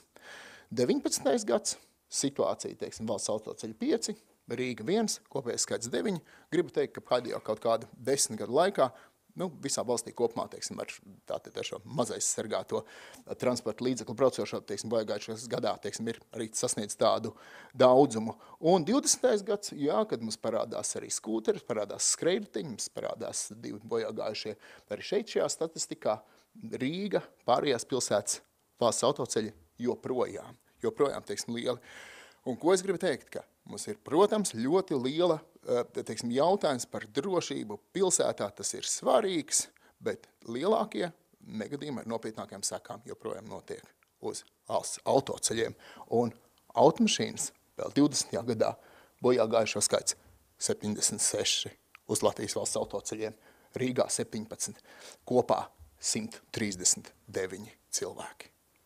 Auto drošība, auto kultūra, bet skūteru, elektroriteņu lietošanas kultūra ir tāds kā atbalsts tam, kā mēs lietojam automašīnas un visas pārējās lietas. Tas nav kaut kas izcils un atsevišķs. Tas mainīsies ar laiku, bet ka visa pamatā ir droša infrastruktūra. Gan autoceļiem, gan skūteriem. Bet par kaut ko nedaudz citu. Jūs zinat bildītas bērniem, liek salīdzināt. Atrodiet līdzīgas figūras. Ir līdzīgs? Daļēji balts varētu būt tā. Lūk, šis ir sākums ar Un šeit atkal atskatāmies uz 19. gadu. Ja 19. gadā, no 19. gada ātoma ir kļuvis par pasaules, daļu no pasaules uzņēmēja darbības koplietošanas transportā, tad kopš 19. gada Saeima ir pamanījusies pieņemt 4 gadu laikā ļoti ātri 2 lietas. Viens definēt, kas ir skrējriteņi 2 gadu laikā, sāka 19. gadā, 21. gadā apstiprināja, 23. gadā pieņēma iespēju Rīgas domai un citām pilsētām veidot šādas vietas, kurās novietot skrējriteņus. Ja mēs to būtu sākuši 19. gadā un 20. gadā jau iztaisījuši, nekāda hausa uz ielām nebūtu. Klausiet zinātniekus, cienījamie valdības pārstāvji, klausiet zinātniekus, klausiet speciālistus, skatāmies uz priekšu, kā to ierobežot. Bet tas jau nav viss. Darbs pie šī turpinās, un tas ir labi, un mašīnām jāmācās pazīt zīmes. Rīgā ir viena cita lieta. Ir šis, tas zaļais, tur ir tā kā pareizi nolicis, bet šie ir, kas tie tādi ir? Kaut kas pa vidu. Ne zils, ne gaļa. Kā teikt, ja? Bet šeit arī šī ir būtisks izaicinājums. Problēma pašlaik ielikt, teiksim, šo, jo uz Rīgas ielām pašlaik tieši šie braucamie rada vislielāko bīstamību. Un viņi izmanto kaut kādu, teiksim, vidusceļu, kurā, teiksim, nebūtu. Bet labi, to risinām tālāk. Tālāk ļoti īsts ieskats par to, kā vispār veidojās. Šis ir kādas personas X, kas padalījusies ar savu dzīvi un darba vietas, teiksim, iespējams ceļš nokļūt no darba uz mājām. Kājām 34 minūtes, sabiedriskais transports 24 minūtes, automašīna 10 minūtes. Skaidrs pusstundu līdz darbam, ātrāk vajadzētu aiziet, kājām var lākt mājas lēnāk, labi. Sabiedriskais transports 24 minūtes, ļoti labi nodrošināts, arī labi. Automašīna nodrošināta 10 minūtes, labi, bet kur tur mašīna likt, nezinu tā tālāk. Kas ir šajā visā bildē svarīgi? Jau gadiem šis Rīgas pilsētā nav iespējams. Mums nerāda, kā uz kādu vietu var aizbraukt ar velo. Tāpēc, ka nav pamata infrastruktūras. Tā infrastruktūra ir jābūvē. Bet pačukstēšu, pastāstīšu. Šis ir gandrīz ideāls maršruts no Ziedoņdārza līdz Vecrīgai, līdz Pulvertornim. Tātad, ja mēs braucam, teiksim, pa Marijas ielu, Čaka ielu, kurā vienā pusē virzienā ir velojosla, lieliski. Nākošais izcili sakārtotais posms Bruņinieka iela, perfekti. Un vēl nākošais pēc tam pa skolas ielu. Lūk, saistītā infrastruktūra, ja kāds grib dzīvot tajā rajonā vai tur, jāpērk mājvietas tur, kamēr uzbūvēs pārējo. Bet kāpēc es to stāstu arī iepriekš? Mums ir svarīgi saprast, kā cilvēki pārvietojas, kāda ir pārvietošanās paradumi. Rīgas satiksmē tas ir ļoti nozīmīgi. Viņi ļoti mēģina saprast, teiksim, kā kustās cilvēki. Un mums ir jauns latviešu uzņēmums, Vumlī. Esat dzirdējuši? Nesat. Lūk, iespējams tas ir Jāri, kur kāds ir dzirdējis, iespējams tas ir nākamais latviešu atommobile. Jo tāpēc, ka Vumlī ir izveidojis aplikāciju, kurā savāc visus datus par koplietošanas līdz transporta līdzekļiem. Ne tikai šiem mazajiem, bet arī kā ar guru un tā tālāk. Un paskatieties, šis, un pēc tam mums ir jācenšas, lai mēs saprastu, kas notiek, mums ir jāzina, kādi ir, teiksim, šie skaitļi. Šis ir, teiksim, tātad kopējais skaits 3,3 miljoni šajā gadā braucienu skaits, 50% pieaugums. Un skaidrs, ka mums ir arī vairāk, teiksim, negadījumi lietas. Mums ir sadalījums, mums ir ļoti labs. Ļoti vēlētos redzēt, kaut kādā mums ir dažādas, teiksim, tā saucamās karstuma kartes, jeb heatmaps par vietām, no kurienes braucieni ir sākušies. Mums ir braucienu sadalījums pa dienām, kas ir samērā izlīdzināts, piekdienu nedaudz vairāk. Šis ir svarīgi, mums ir braucienu sadalījums Rīgā, nevis vispār kā pasaulē, bet laikā. Un tātad laikā jūs redzat galvenais, aizņem 5 līdz 10 un zem 5 minūtes. Tās ir 2 galvenās braucienu kategorijas, ar kurām pārvietojas šo te mikromobilitātes rīku, arī koplietošanas velosipēdu, tur ir iekšā īpašnieki. Un arī, teiksim, mēs skatāmies, teiksim, vakarā dienas griezumā, tad skaidrs mums ir rīta pīķis, bet vēl lielāks, teiksim, ir vakara pīķis. Iespējams, kad uz mājām gribās tikt ātrāk nekā uz darbu, bet tas vēl varbūt jāpēta. Interesants stāsts ir par šo te, kur sākam braucienu, kur beidzam braucienu, un kur parādās dažādas saites starp Rīgas apkaimēm. Un iespējams, ka tās ir trūkstošās saites, kuras mums pašlaik nav. Šeit ir tikai, teiksim, populārākās, bet kuras, iezīmē šīs teritorijas. Kā tādas. Lūk, bet izcili būtu, ja mums būtu 10 000 Rīgas drosmīgo, kuri vienkārši dalītos ar saviem mobilā telefona datiem. Vai tas ir iespējams? Es nezinu. Bet tad mēs iegūtu tādu pilnainu, jo to, ko dara visi transporta pētnieki, viņi vienmēr aptaujā cilvēks. Kur jūs braucat vēl? Kamēr aptaujā, paiet 2 vai 3 gadi, 19. gada stāsti, viss jau vecs, viss jau novecojis. Nenormāli svarīgi. Ja ir kāds drosmīgais, kas grib pieteikties, uzrakstīt e-pastu būs prezentācijas beigās. Lūk, bet tagad par nākotni. Šī ir nedaudz atgriešanās pagātnē, 2017. gadā, skatoties, teiksim, uz to, kāda izskatīsies mikromobilitāte, kompānija Modobag bija izdomājusi braucošu koferi. Jūs domājat, teiksim, braucošu koferis, vai jūs zināt, kurā gadā koferiem parādījās ritenīši? Ir priekšstats apmēram.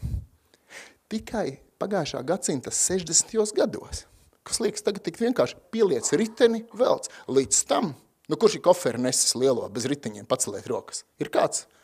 Ir, zinat, taču tieši tā.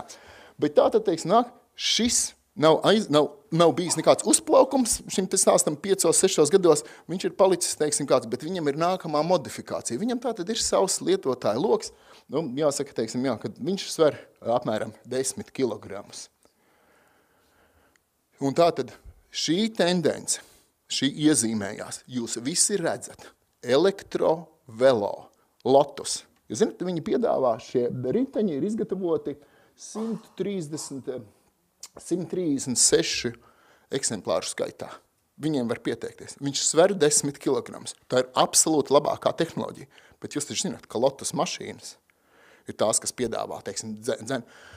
Kas nozīmē, katra sevi cienoša kompānija ir attīstījusi savu elektroriteņu līniju. Un šī noteikti ir nākotne, jo tāpēc ir cilvēki, kas pērk dārgas mašīnas, sāk braukt ar dārgiem elektrovelo. Izrādās, ka arī Rīgā, ja kāds ir redzējis tos pa 5000 elektroriteņus, kurus pārdod brīnās, kas pērk, es jums varu pačukstēt.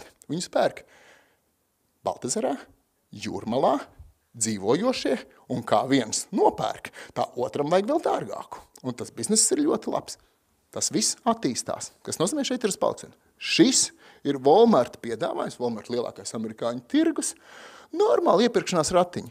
Iespējams, mums, tiem, kam pēc 20 vai 15 gadiem būs jau jāiet, ne kapā vēl, bet pensijā un jādzīvo ilgi, nezinu, kas jādara, šī iespējams būs viena lieta. Bet es jums iezīmēju kaut kādu nākotnes ainu, kad ne tikai šie jaunieši ar skūteriem, bet ar šādiem rīkiem. Tikko Laims ir viena liela mikromobilitātes kompānija. Viņi tikko 7. novembris prezentē tātad, bet viņš nav tā kā tas mūsu sarkanais, viņš ir 4 mazāks, ja? Ar sēžamo un kaut ko ieliekamo, jo izrādās, ka cilvēkus mudināt izmantot mikromobilitātes rīkus var tad, ja tu vari kaut ko vēl ielikt, jo savādāk tev jātur zobos, esat redzējuši tādiem maisiņiem džeki, kas planē, baigi reti, ļoti grūti. Šis Suzuki, zina taču Suzuki kompānija, tikko Japānas mobilitātes izstādē prezentējis. Šis ir mūsu nākotnes pensionāru elektriskais, ar kursoru vadāms, apakšā šopings, mierīgi iebrauc veikalā, tā izskatās, ka būs. Šis absolūtais favorīts, atzīšos Japāņu kompānijas autobūvēm patīk, un Honda ir brīnišķīga automašīna, bet šis nav koferis, tas ir saliekams skūteris. Viss ievalkās iekšā, un tu vari viņu normāli ienest jebkurā vietā, viņš pasmaks vēl ir ap 20 kilogramiem, bet var nobraukt kaut kādas 15 kilometrus, absolūts jaunums, viss, teiksim, Hondas piedāvājums, paņem un nes mierīgi pārvedā. Mēs esam tikai stāsta pašā sākumā. Kāds viņš būs tālāk? Mums jābūt iekšā, mums jāatbalsta jaunie uzņēmumi, jādarbojas pašiem, bet mūsu visu drošībai būtiskākās lietas. Veloceļi, nevis veloceliņi. Veloielas, zināt, kas ir veloiela? Tūlīt pateikšu. 30 km pilsētas centrā, drošāk. Mobilitātes punktu un šīs novietnes, un viens jau arī pareizi uzlicis. Tas bija es tukšā laikā to noliku, atzīšos.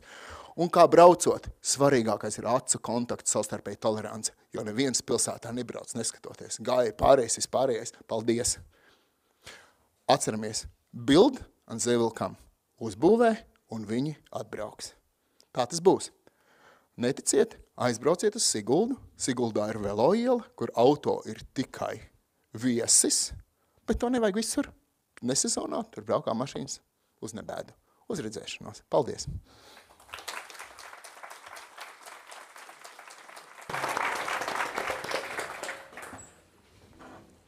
Super. Paldies. Nu, visur varam aizbraukt, vai ne? Gan Rīgā, gan ar dzelzceļu, gan ar auto, gan arī ar koferi. Tā kā, šī sesija, mums ir noklāta pilnībā. Runātājs gan es nelaidīšu nekur projām, jo šī tik labi sākt un stāstu nepabeigt nevar. Tagad šito visu vajag salikt kopā. Lūdzu, visi šīs sesijas runātāji droši uz smukajiem divāniņiem, krēsliem. Un mēģināsim tagad šito te visu salikt kopā, ja? Lai mums tiešām sanāk viena sistēma, lai mēs varam visur, kur aizbraukt. Cilvēks ar koferi, brauciet šurp. Un visu atcerēties no stāstu koferi. Nē, tas ir... Viņi tur ir? Tā, tas esmu es tikai vecais cilvēks, kurš tā atcerējās tikai koferi. Jaunie noteikti atcerējās citas lietas. Tā, es nezinu, principā man likās viss forši, visur mēs varam aizbraukt, bet noteikti to problēmu un to izaicinājumu ir vesela virkni. Daļu jau mēs no viņiem dzirdējām. Ir gan likumdošanas grozījumi vajadzīgi, lai mēs varētu šoferus dabūt.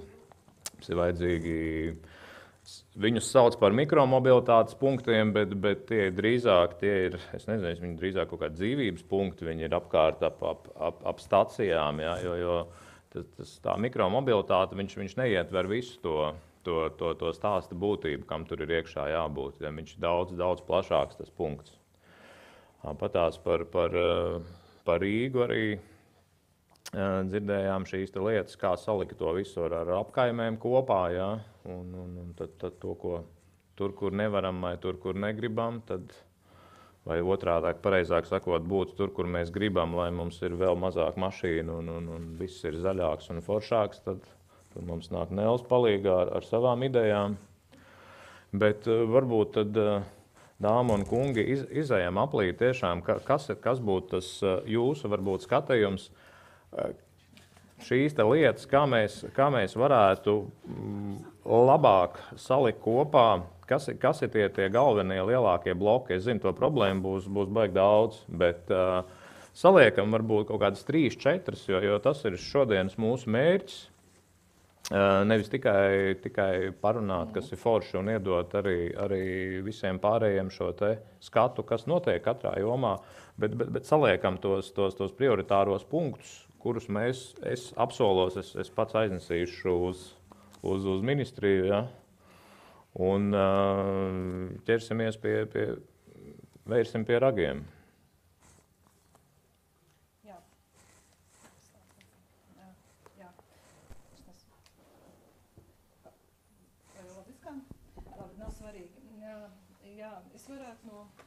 Ņemot vērā arī man iepriekšējo, protams, diezgan ilgstošo pieredzi valsts pārvaldē un arī tagad Rīgas pilsētā, Latvijā ir dažas nacionālās īpatnības, ja es tā varētu teikt, ar kurām, manuprāt, ir beidzot jātiek galā. Nevēlēšanās sadarboties politiskā līmenī starp valstu un pašvaldību, piedodiet politiķi. Sākot strādāt Rīgas satiksmē, man šķiet, es nezinu, cik reizes paviesojos dažādās vietējās Pierīgas pašvaldībās par jautājumu, kā tad uzlabot sabiedriskā transporta pakalpojumu Pierīgā. Ar skaļiem aplausiem brauciet vairāk, brauciet tālāk, viss būs labi, bet kā mēs runājam par to, kādam tas arī ir jānofinansē, iestājas pilnīga tāda pretreakcija, naudas nav, jūs taču saprotat, mums līdz šim budžetā tāda pozīcija nav bijusi, un tāpēc mēs tādu pozīciju neievedīsim. Un ir pagājuši tieši jau gandrīz 4 gadi, faktiski mēs nekur arī neesam tālāk tikuši. Tāles māja ar galvu, jo mēs bijām kopā vairākās pašvaldībās, un tieši tā tas ir. Otra nacionālā īpatnība, ja tā var teikt, ir tāda mūsu kultūrā kaut kur, no kuras, manuprāt, ir jātiek projām, kā mainās valdība, tā ir jauna krimināla procesa. Es atvainojos.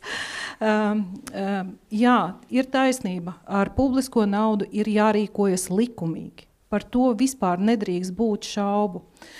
Bet publisko naudu var apsaimniekot arī saimnieciski un daudz efektīvāk, ja mēs atrodam vienkāršākus un mazāk birokrātiskus veidus. Tā skaitā, kaut vai mēs ar Rodžeru blakus sēžam, mums ir 2 pasūtītāji, valsts un pašvaldība.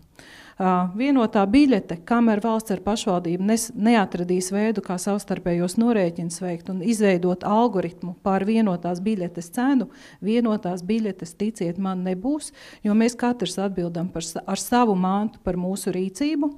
Un, protams, kā krietnam un gādīgam saimniekam, kas pārvalda konkrētu uzņēmumu, nevis kaut ko mistisku, man ir jārīkojas uzņēmumu interesēs, nevis mistiskās interesēs. Tāpēc ir beidzot jāsaņemās arī sabiedrībai un publikai un politiķiem kopā, un ir jāatrod šie vienkāršākie risinājumi. Manuprāt, tādi te bija jau visās prezentācijās. Mēs esam šķiet vienādās domās par visu, tikai problēmas ar risinājumiem. Un tie risinājumi nav nekur tālu jāmeklē, daudzas valstis tos ir izdarījušas, ir jābūt vienkāršākiem, mazāk detalizētiem, mazāk skrupuloziem normatīviem aktiem.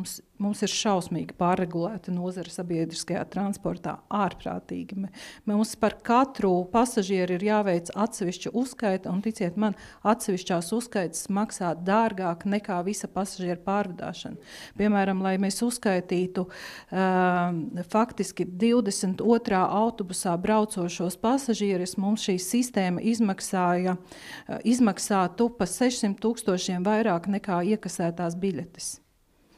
Ja? Mēs to darām, bet no mana viedokļa ir vienkārši kopīgi, šeit ir tik daudz gudru un atbildīgu cilvēku, ir jāsāk mēģināt tikt no šīs birokratizācijas un nevēlēšanās sadarboties projām. Paldies. Jā, Džinete jau, man liekas, daudz ko pateica. Es klausījos pirms tam, kad uzdevu jautājumu, ko jūs tur visu darat. Pirms 60 gadiem tie plāni bija jautājums. 60 gadu pagājuši plāni bija, kāpēc viņi nav realizēti? Kur tad, ja mēs runājam, tagad nav plāni, bet pirms 60 gadiem bija, ko tad mēs esam 60 gadus darījuši? Un tur jau ir tā atbilde, man liekas, kad ja plāni saliek varbūt tos plānus, varbūt viņi katriem atsevišķi arī ir jau kaut kādu, pirmām kārtām nolikt kaut kādu konkrētu normālu masterplānu, bet to arī realizēt. Un, ja grib realizēt, nevis katru reizi, kad atnāk politiskais nomainās, tad lozungi nomainās, un mēs darīsim to, bet pēc 3 gadiem, 4 gadiem darīsim tagad šito, un tagad ir atkal tas, un tad katru reizi tā kā špagatā mēģina izpildīt katru reizi tos jaunos solījumus. Ja ir plāns, kur realizē, tad tas ir jārealizē. Un otra svarīga lieta, varbūt bieži vien droši vien, kad sastopamies ar finansēm, bet tad paskatīties, ir tie angliski saucās low hanging fruits, vai tos ātri, ko var realizēt, kur nav nepieciešams tās lielās investīcijas, kur var dabūt ātrus rezultātus, kur var dabūt kaut kādu ekonomiju, un tos atrisināt, tos jautājumus. Un ja tos jautājumus atrisina, tad sāk rasties tā kopējā ticība, ka vispār kaut kāds pārmaiņas ir iespējams. Cedā, kā Džinete saka, viņai jāliek milzīgas investīcijas, milzīgas naudas kaut kādās lietās, un tie rezultāti nekādi nav. Bet sadarbība ir galvenā. Man liekas, tā ir tā galvenā, lai tiešām visi sadodās rokā un mēģinātu tos plānus realizēt. Būtībā es varu paturpināt par to pašu plānu. Transporta nozarē, tā ir liela kapitāla ieguldījuma nozare, un būtībā šī plānošana ir svarīga, jo šeit nav stāsts par gadu vai 2 gadiem, kā Rodžers teica, valdības mainās uzreiz plānošana. Mums ir jādomā vismaz 10, 20, 30 gadu griezumā, un šie plāni nedrīkst mainīties. Ir nosprausts mērķis ejam, plus vēl jau pieminētais finansējums. Jāsaprot tas, kad katra šī plāna neizpilde un novilcinātais laiks mums nākotnē maksās dārgāk. Jo, ja mēs šodien varam ieguldīt šajās investīcijās naudu, tā mums nesīs atpakaļ nākotnē, bet mums būs mazāk izdevumu nākotnē. Ja mēs šodien neieguldam šo te naudu, jā, visiem šobrīd ir spiedīga situācija, mums ir prioritātes, kā mums nāk jauna valdība, mums mainās atkal prioritātes, bet ir jāsaprot tas, ka transporta nozara ir viena no tām, kas satur pārējās nozares arī kopā. Un bez transporta nozares nevar arī pārējās nozares, kam šodien mēs dzirdam šīs te prioritārās nozares, viņas arī nevar eksistēt bez šīs te transporta nozares. Un tad šeit būtiski, es saku, es jau neko nepateikšu, manā skatījumā svarīgais ir šī te plānošana un šo te plānu īstenošana, kā pareizi teica, nevis mēs atkal taisam būvējam jaunus plānus un otrs finansējums. Jo es atgriežos pie savas prezentācijas, ir 2 finansēšanas avoti, pasažieru biļets un valsts vai pašvaldības dotācija. Ja mēs varam palielināt šo pasažieru skaitu, līdz ar to mums palielinās ieņēmumu. Bet ja mēs nevaram palielināt pasažieru skaitu, mums ir jāpalielina tarifs. Tas ir būtībā biļešu cena, ar kuru mēs atkal samazinām šo pasažieru skaitu, kas arī nav loģiski. Un līdz ar to mūsu kopējais mērķis ir tomēr iet uz to, kad, lai samazinātu šo vieglo transportu, un kāpēc es runāju par šo plānošanu, ir būtībā šis zaļais aspekts, kad ir jāsaprot valstī tas, cik valsts nāksies ilgtermiņā nākotnē maksāt, un it sevišķi tiem jauniem studentiem, kas šobrīd mācās, viņi būs tie, kas seks šīs valsts vajadzības, un cik jums nāksies maksāt par šo zaļo kursu, ja viņš nebūs izpildīts.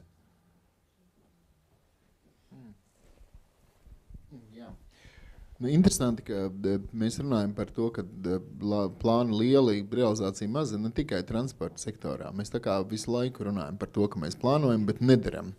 Un es negribētu nekādā gadījumā, es gribētu atteikties no šī stāstu uzstādījuma narratīva, ka latvieši vispār vai mēs kā valsts esam, teiksim, stulbāki, kaut kādā veidā kā pārējie, tā nav taisnība. Nav neviena tāda valsts, teiksim, kur varētu teikt, ka tie ir kaut kādi. Bet mums jāuzdod, varbūt nezinām atbildes uzdodam pareizos jautājumus. Kāpēc šī sadara, kāpēc mēs rakstām lielus plānus, joprojām plašus un nespējam noteikt, teiksim, 3 punktus. Jā, visi pirksti sāp, aizmirstām to, un tur vai tas, teiksim, sadalījums viens. Otrs, kāpēc tas ir Saeimas sadalījums, politisko partiju sadalījums, pārāk sīkais uzstādījums, nav drosmes trūkums, vēl kādi jautājumi. Un par sadarbošanos. Kāpēc tad nevar sadarboties? Bailes no valsts kontrolas? Bailes no Twitter? Es atvainojos? Bailes no Twitter šajā valsts pie mums visur ir kļūst lielākas nekā bailes no valsts kontrolas. Varbūt vienkārši nespēja neformālā atmosfērā satikties un runāt par lietām tādām, kādas viņas ir. Varbūt mēs varbūt es uzdodu jautājums. Bet man ir viens ļoti konkrēts doma, un man liekas, tā saprata mums visiem, par to, ka mēs varam runāt par dzelzceļu, mugurkauls, sabiedriskais transports kā mugurkauls, kamēr pasažieru vilciens ar Rīgas satiksmi nebūs sajūgts vienotā interešu lokā, nekā nebūs. Es ļoti atvainojos, nekā nebūs. Būs satuvināšanās šādā tuvumā, apmēram mums tas būtu interesanti. Varbūt jūs vienkārši vajag apvienot. Kā jūs zālē sēdošie domājat? Vajag viņus apvienot vai ne? Mēs jau runājam, mēs mierīgi brīvi runājam, šīs nav. Es tagad sākam ar Rīgu un pie Rīgu, bet es varu kolēģiem pajautāt vienkārši. Kā tev liekas? Tu taču vispār loģistikā esi dūzis. Man pašam savējais. Okay. Jā, bet es varbūt pajautātu, kā jums liekas? Vai kaut kā jūs savienot, vai jums noteikti ir domas jau kā tad arī? Mierīgi. Tikai jāgrib politiskie risinājumi, jo tie ir lēmumi, tie ir īpašnieku lēmumi un arī atsevišķi normatīvu aktu pielāgošana. Bet, protams, mierīgi tas nav nekas akmenī iecirs, ka tā ir jābūt vēl nākošos 100 gadus. Bet, lai nepabeigtu uz tik depresīvas nots, ka pie mums viss ir slikti, patiešām nav. Rīgas pilsēta, es ceru, ka tomēr nepārskaries kāds melns kaķis pāri un spēj šo pētījumu vai šo analītiku, kas šobrīd ir uzsākt par maršrutu tīklu pārskatīšanu, realizēt līdz galam. Es domāju, ka tur būs jābūt ārkārtīgi lielai sabiedrības iesaistei, jo esošie risinājumi patiesībā mēģinājumi ir bijuši, bet tikko kā mēs pamēģinām izmainīt vienu maršrutu loģiskāk, tur, kur ir cilvēks, tur ir jābūt sabiedriskajam transportam, pēkšņi iestājas 3 viedokļu līderi no tieši vienas dzīvojamās mājas, un šis sabiedriskā transporta maršruts tiek vienkārši sabojāts kapitāli. Vēl sliktāks nekā bija. Tāpēc visās reformās ir arī nepatīkamā puse.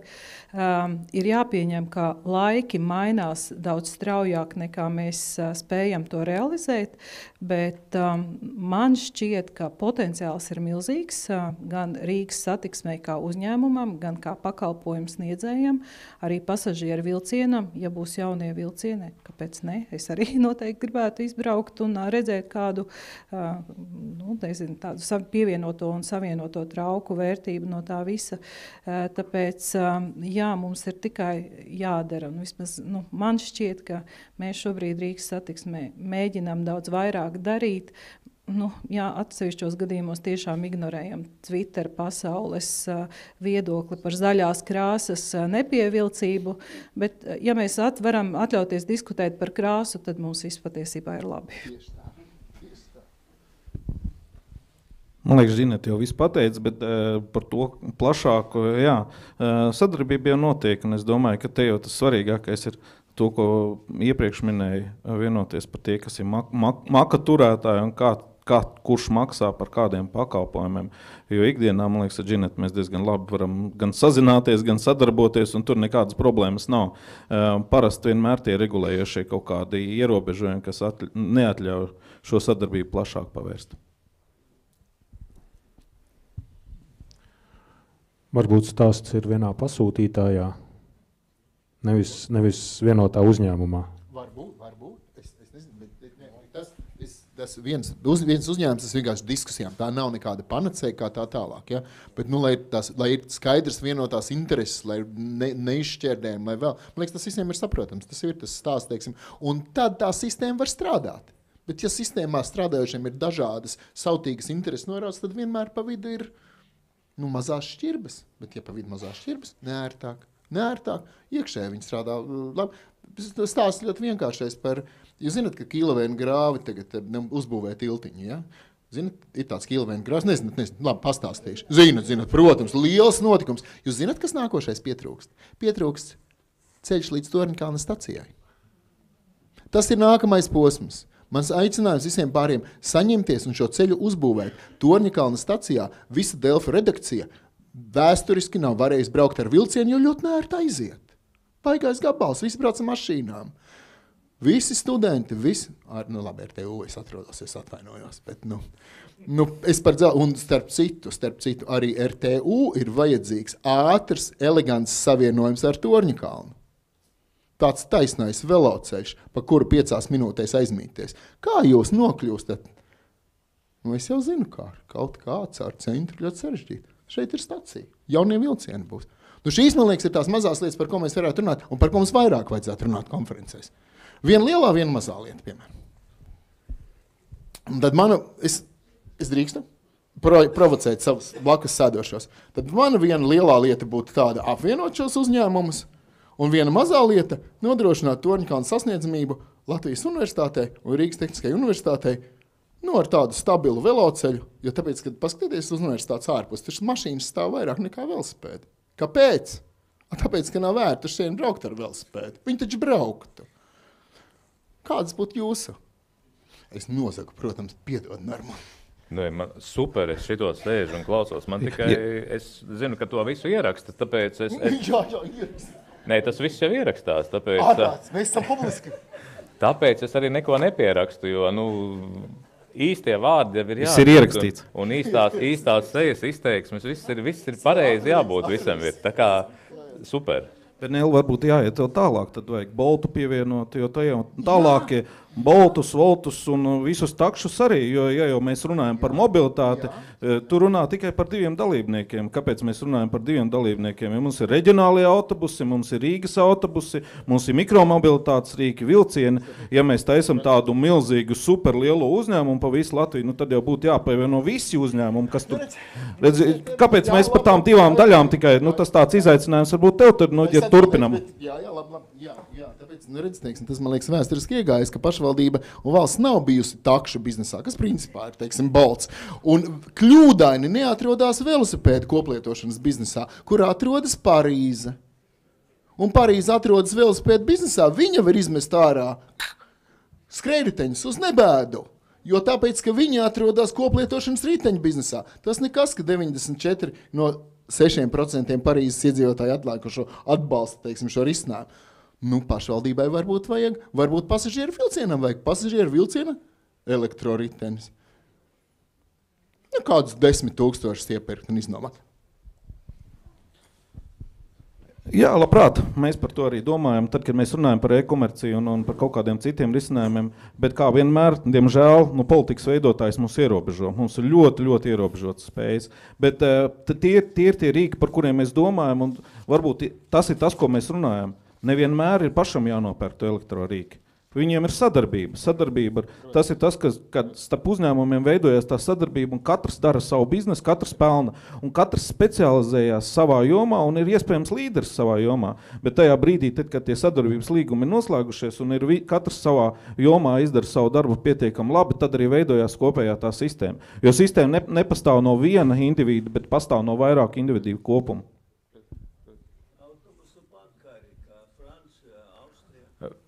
Varbūt varētu kungam mikrofonu. Jā. Zāle sākas runāt. Nē, es patiešām, Vladimirs Novikos varat bija Zelsinieku. Es patiešām klausēju šodien te uzrunātojs, tā ideja papienot divu uzņēmumu man patiešām nepatīk, jo esmu Zelsinieks pats. Jā, godīgi, bet es jau ar Rošnieku arī par to runāju, par to, ka šodien mums patiešām no robeža ir 500-300 km visa Latvija garumā. Ja? Bet tajā pašā laikā mēs arī prezentācijā redzējām, cik daudz spēlētāji atrodas šajā lauciņā. Autopārvadātāji, dzelzceļi, privātie un tā tālāk. Varbūt vērts patiešām padomāt par kaut kādu vienotu pasažieru pārvadājumu sistēmu Latvijā, kur pilnīgi būtu apvienot un saraksti, kustības grafiki, un cilvēks, ja patiešām zināt, tad no Daugavpils, no slimnīcas viņš atbrauc ar vilcienu, tālāk viņš brauc ar tramvaju, tālāk viņš kaut kur pārsēžas, un tie visi momenti, bet tas ir milzīgais darbs, tur saraksti jāapvieno kustību, tad tas varētu būt. Ja? Tas nebūtu divi uzņēmumi apvienot, bet tas vienoti pasažieru pārvadājuma sistēma Latvijā, tas varētu būt tā, es redzu. Paldies. Varbūt es nedaudz, protams, apvienošana pat par sevi neko neatrisina. Ja nav visa sistēma kopumā netiek salāgotas, sakārtota, lai tas būtu loģiski, nav vērts ieguldīt resursu kaut ko mākslīgi apvienojot, jo naudas no tā vairāk neradīsies un labāk arī nevienam nepaliks. Protams, visu pamats ir patiesībā maršrutu plānošana un pasūtījums. Lai Bolts un citi skūtera pārvadātāji strādā, viņiem ir vieta tirgū, biznesā, viņi dod pievienoto vērtību arī sabiedriskajam transportam, sabiedriskā transporta pakalpojumam, un viss ir savstarpējā miedarbībā. Nav jau īsti svarīga šī juridiskā forma, drīzāk svarīga ir risinājumi, kādi ir iespējami kaut vai pie tā paša nepietiekamā līdzekļa apjoma. Un, manuprāt, mums ir vēl par kas jāmaina, ir beidzot jāsaprot, ka mēs investējam nākotnē. Šī nauda, ko mēs ieguldam infrastruktūrā, ir ļoti ilgam laikam. Tās ir investīcijas bērniem, mazbērniem, un ir jāatrod spēja un varēšana ilgtermiņā lēmt par investīcijām uz daudziem gadiem. Ķekavas apveceļš, brīnišķīgs risinājums. Beidzot, pēc cik 30 gadiem, 17 gadus jau šķiet sāk strādāt satiksmes ministrijā, kad sāka pirmās projektus zīmēt. Tā kā pie tādiem ir jāsaņemās un jāsaprot. Ne jau Rīgas satiksmē vajag to autobusu, piedodiet, ja? Jā, tas ir uzņēmums, kas operē, bet šo autobusu, šos transportus, šos tīklus vajag pilsētai, iedzīvotājiem un valstī. Tā ir tās sāls, kas beidzot ir jāatver un jāmaina mūsu domāšanā un retorikā, ka mēs strādājam uz ilgtermiņu. Un ilgtermiņam ir būtiskākais priekšnosacījums visā šajā transporta loģistikā. Tie nav vienas dienas risinājumi. bet ar vienas dienas lēmumiem var pieņemt nocirst risinājumu uz ļoti daudziem gadiem. Vai arī viņus izveidot uz daudziem gadiem. Jā. Ja drīkst tur papildināt par to ilgtermiņu. 98. gadā pirmo reizi bija Ņujorkā. Tad, kad braucu uz centru no lidostas, tad teicu tikai ar metro. Tas ir ātrākais veids, kā aizbraukt līdz Ņujorkas centram.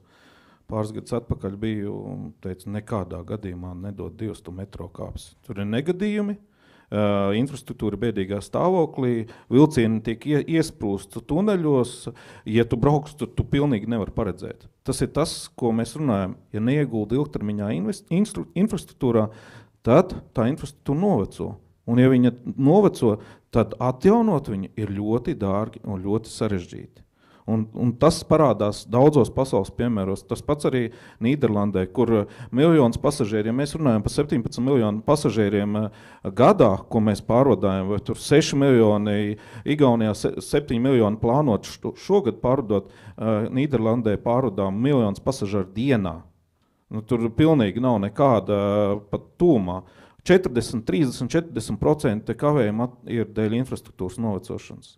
Un tā kā tās ir tās būtiskas investīcijas, kas ir jāveic, kuras jāveic ir ilgtermiņā, lai nākotnē, lai tie studenti tajā brīdī, tad, kad viņi sēdēs šajos krēslos, kad viņi runās un mūsu vecumā būs jau šajos amatos un domās par to, lai viņi varētu teikt, jā, par tām investīcijām, kas tika veikts mūsu laikā, kad mēs bijām studijās, tagad mēs redzam viņu augļus.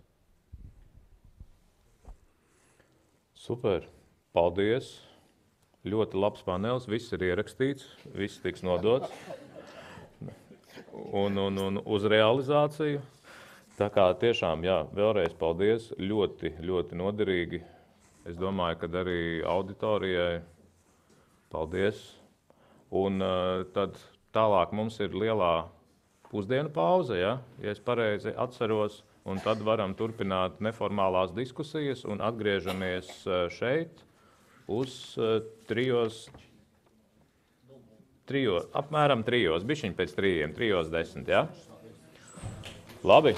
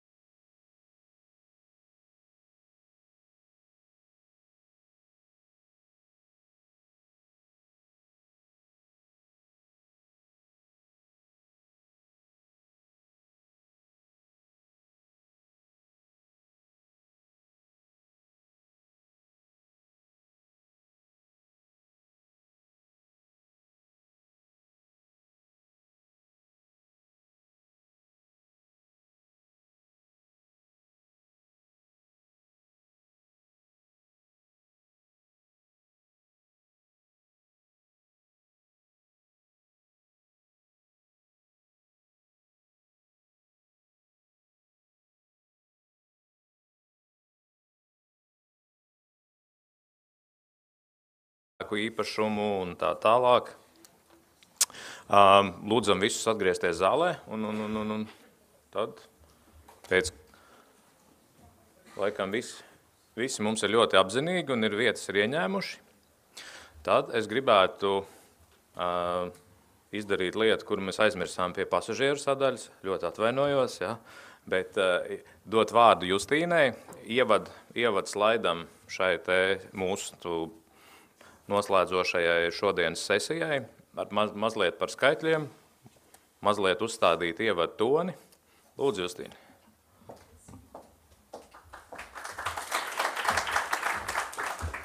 Jā, paldies. Neviens negrib kaut kādus skaitļus un statistiku, jā, visi grib, lai runā skaisti un bildes un tā tālāk. Tā, ieskatīsimies, kas mums notiek civil-militārajā mobilitātē, kāpēc vispār tā ir interesanti. Ja? Mums šī tēma nekad konferences netika celta saistībā ar loģistiku. Tad mēs runājam par to aizsardzības ministriju. Tagad mēs šo jautājumu bijām pacēluši pirmo reizi jau tādā loģistikas transporta jomā. Šī interese ir saistīta, protams, kā ar notikumiem, kāda mums šobrīd ir, un visus interesē, kā tad, ja gadījumā kaut kas notiksies, kā tas viss notiksies un kas man būtu jādara. Bet skatoties uz cipariem, ir jāskatās arī uz to, kā ļoti lielas investīcijas tagad. Ja? Mēs paskatīsimies uz pirmo grafiku, kas ir šeit. Man iemācīja, kā var šādi te rīkoties. Jā. Kur man jārada? Viņš ir, jā, šeit.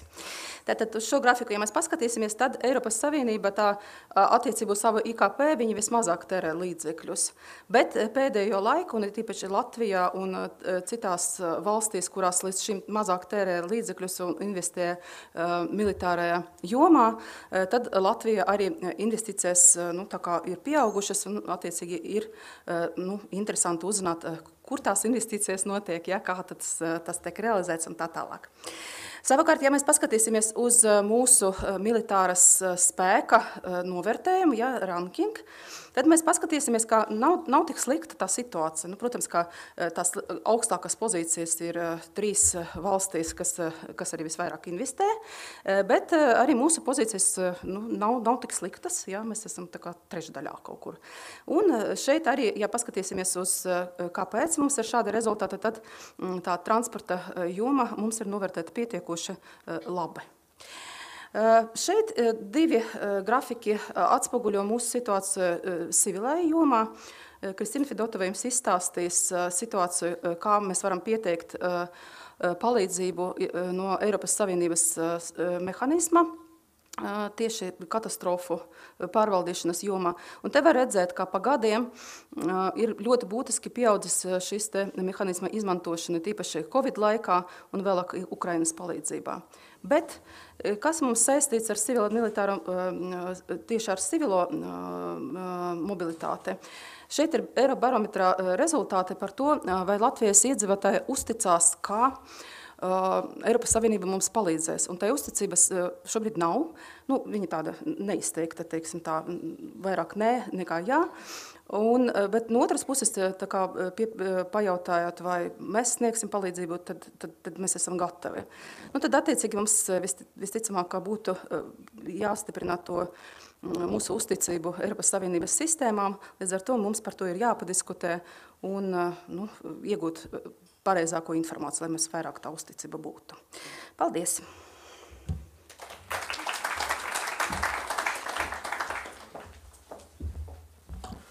Paldies par viedajiem ceļavārdiem.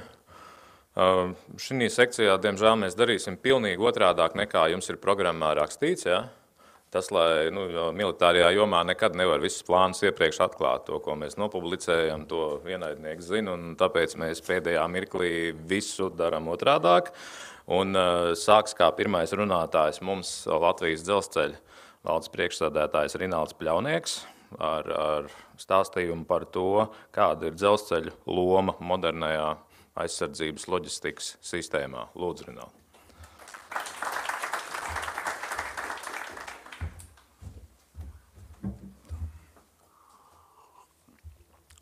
Jā, labdien visiem. Cik es saprotu, mēs esam apzināti pārgājuši uz latviešu valodu, ja? Mums nav citautiešu klausītāji. Paldies organizatoriem un arī Normandam un Justīnai par konferenci un iespēju runāt. Rīgas Tehniskajā universitātē, man liekas, es ap 10 gadiem strādāju kā pasniedzējs, mācījies šeit neesmu. Tāpēc jāatcerās, ka man ir 15 minūtes, nevis pusotru stundu, kā es esmu pieredzis.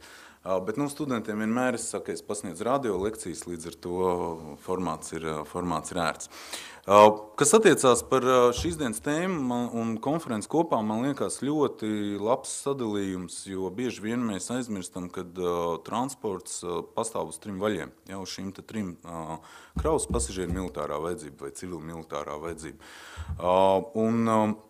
Dzelzceļš bieži vien kaut kādā naratīvā tiek piesaukts vispirms kā militāra infrastruktūra un tikai tad civila. Daudz vēsturiskie militārie panākumi ir īstenoti ar dzelzceļa palīdzību gan pēdējos lielajos kontinentālajos konfliktos.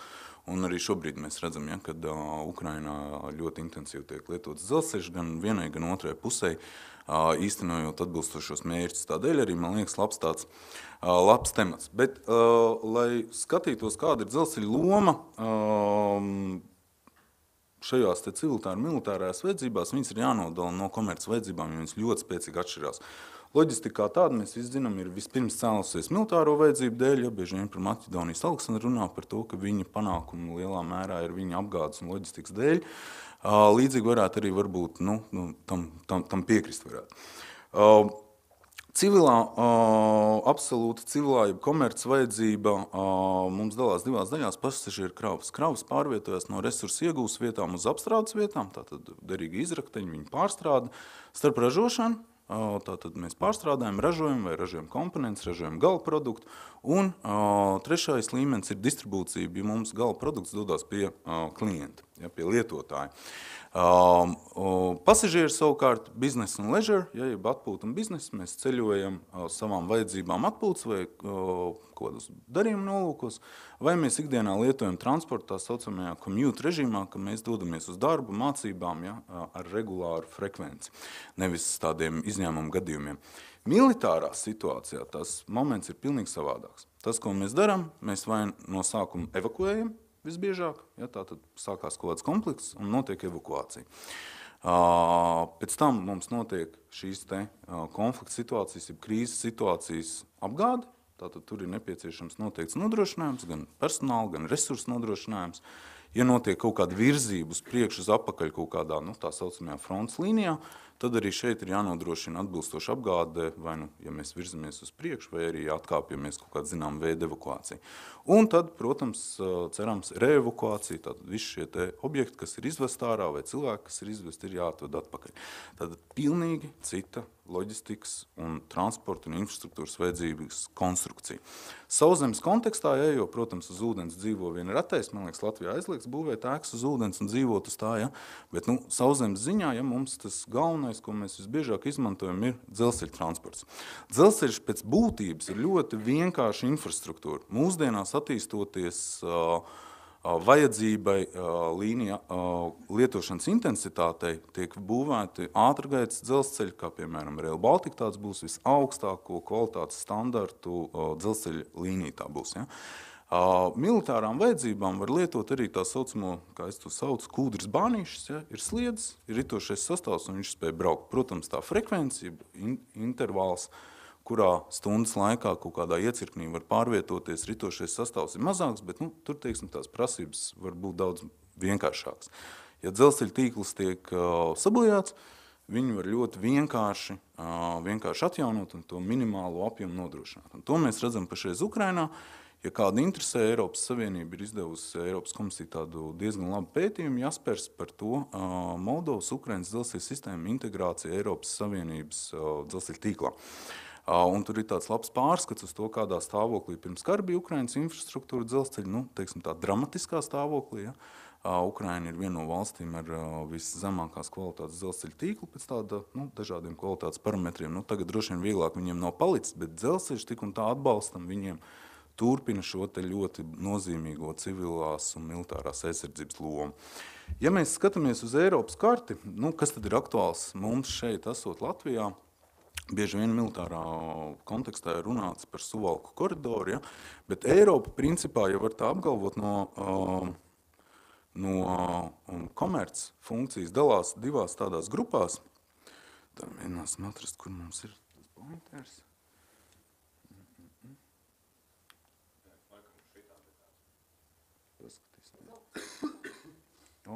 Kur viņš parādījās, tā mēģināsim tad nobraukt šeit. Jā, viņš ierodās. Eiropa manā pasaulē un arī, teiksim, ekonomiskā segmentā dalās divās grupās. Tā saucamais zilais banāns, kas atrodas šeit no Polijas līdz Rumānijai, Ungārija, Slovākija, Čehija, kur notiek ražošana. Un sarkanais banāns, kur ir Manchester uz leju līdz Turīnai, caur Parīzi, caur Reinas-Rūras aglomerāciju, Frankfurte, Minhen, kur ir Eiropas galvenais patēriņa centrs. Kravas pārsvarā kustās starp šiem diviem apgabaliem. Pasažieri tāpatās, ja, un tā iemesla dēļ Eiropas tā saucamie pamata tīkli, TNT tīkls arī ir galvenokārt izvietots šeit. Mēs esam nosacītā perifērijā. Mūsu gadījumā, ja mēs runājam par... Jā, brīžiem ir, brīžiem nav. Mēģināsim šeit vēlreiz.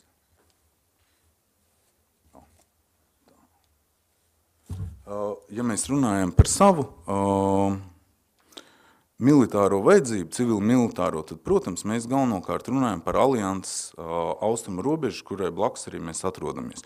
Un tā Eiropas kontekstā mūs ieliek diezgan unikālā situācijā, jo Portugālei, Francijai šīs teiksim tā, civil-militārās vajadzības ļoti būtiski atšķirās no mūsējām. Mūsu reģions, ja mēs runājam par dzelzceļa infrastruktūru, ir absolūti, kā jau iepriekš bija minēts, padomju laikā, ka viņš tika izbūvēts austrumu, rietumu plūsmas nodrošināšanai. Ir tāds teiciens, ka šīs ostas, kas mums ir Latvijā, tika būvēts laikā, ka viņas varēja būvēt jebkur, visā plašajā tā laika impērijā, bet izvēlējās izvietot tieši Baltijā, jo tā ir visracionālākā vieta resursu, tātad no Urāliem, ja, un citiem apgabaliem, piegādēm globālajos tirgos. Attiecīgi šis te ziemeļdienvidu koridors ir attīstīts visai nosacīti no dzelzceļa viedokļa. Lai nokļūt Rīgā no Lietuvas, mums ir jābrauc uz Šauļiem vai atkal uz Daugavpilu, un tikai tad mēs varam nokļūt savienot abas galvaspilsētas. Tieši tas pats ir ar Tallinu. Mums ir jādodās uz Tartu, un tikai tad mēs varam nokļūt tālāk. Nokļūt Tallinā. Attiecīgi Tallinas, Viļņas, caur Rīgas savienojums aizņem nesamērīgu laiku. Tādēļ Rail Baltica ir izšķirošs šis te starpsavienojums gan civilām, gan militārām vajadzībām. Bet ja mēs vērojam savus militāros objektus, Latvija, manuprāt, vienmēr ir bijusi, varbūt tas ir mans kā Latvijas tāda patriots skatījums, jeb entuziasta, bet vienmēr ir bijis Baltijas centrs, Rīga kā galvaspilsēta vienmēr ir bijusi lielākā pilsēta, skaitā arī jau mūs pagodināja Zviedrijas vēstniece, ja, arī, kad mēs bijām Zviedru impērijā, tad pret Stokholmu mēs bijām krietni lielāka apdzīvot vieta Rīga. Un arī Rīgā ir izvietot lielākie Baltijas militārie objekti. Tātad Ādežu poligons, ja mēs skatāmies Igaunijā, tad galvenās bāzes ir ziemeļos Paldiski un Lietuvā virs Viļņas, Baltkrievijas robežas virzienā. Šeit šī dzelzceļa savienojamība ir izšķiroša. Tādēļ, ka dzelzceļš, ja mēs runājam par pārvadājumiem, jeb apgādi lokālām militārām vajadzībām, mēs runājam par sekojošām lietām. Osta militārie objekti, tātad šīs te militārās bāzes, starp militārajām bāzēm, teiksim, Ādežu poligons, Lielvārdes lidlauks, starp militārajiem objektiem un pēc tam tālāk uz mācībām un no šīm te mācībām, kas notiek dažādās vietās atpakaļ. Kas būtiski atšķirās no šīs te kravu loģistikas vai pasažieru loģistikas pārvadājumiem.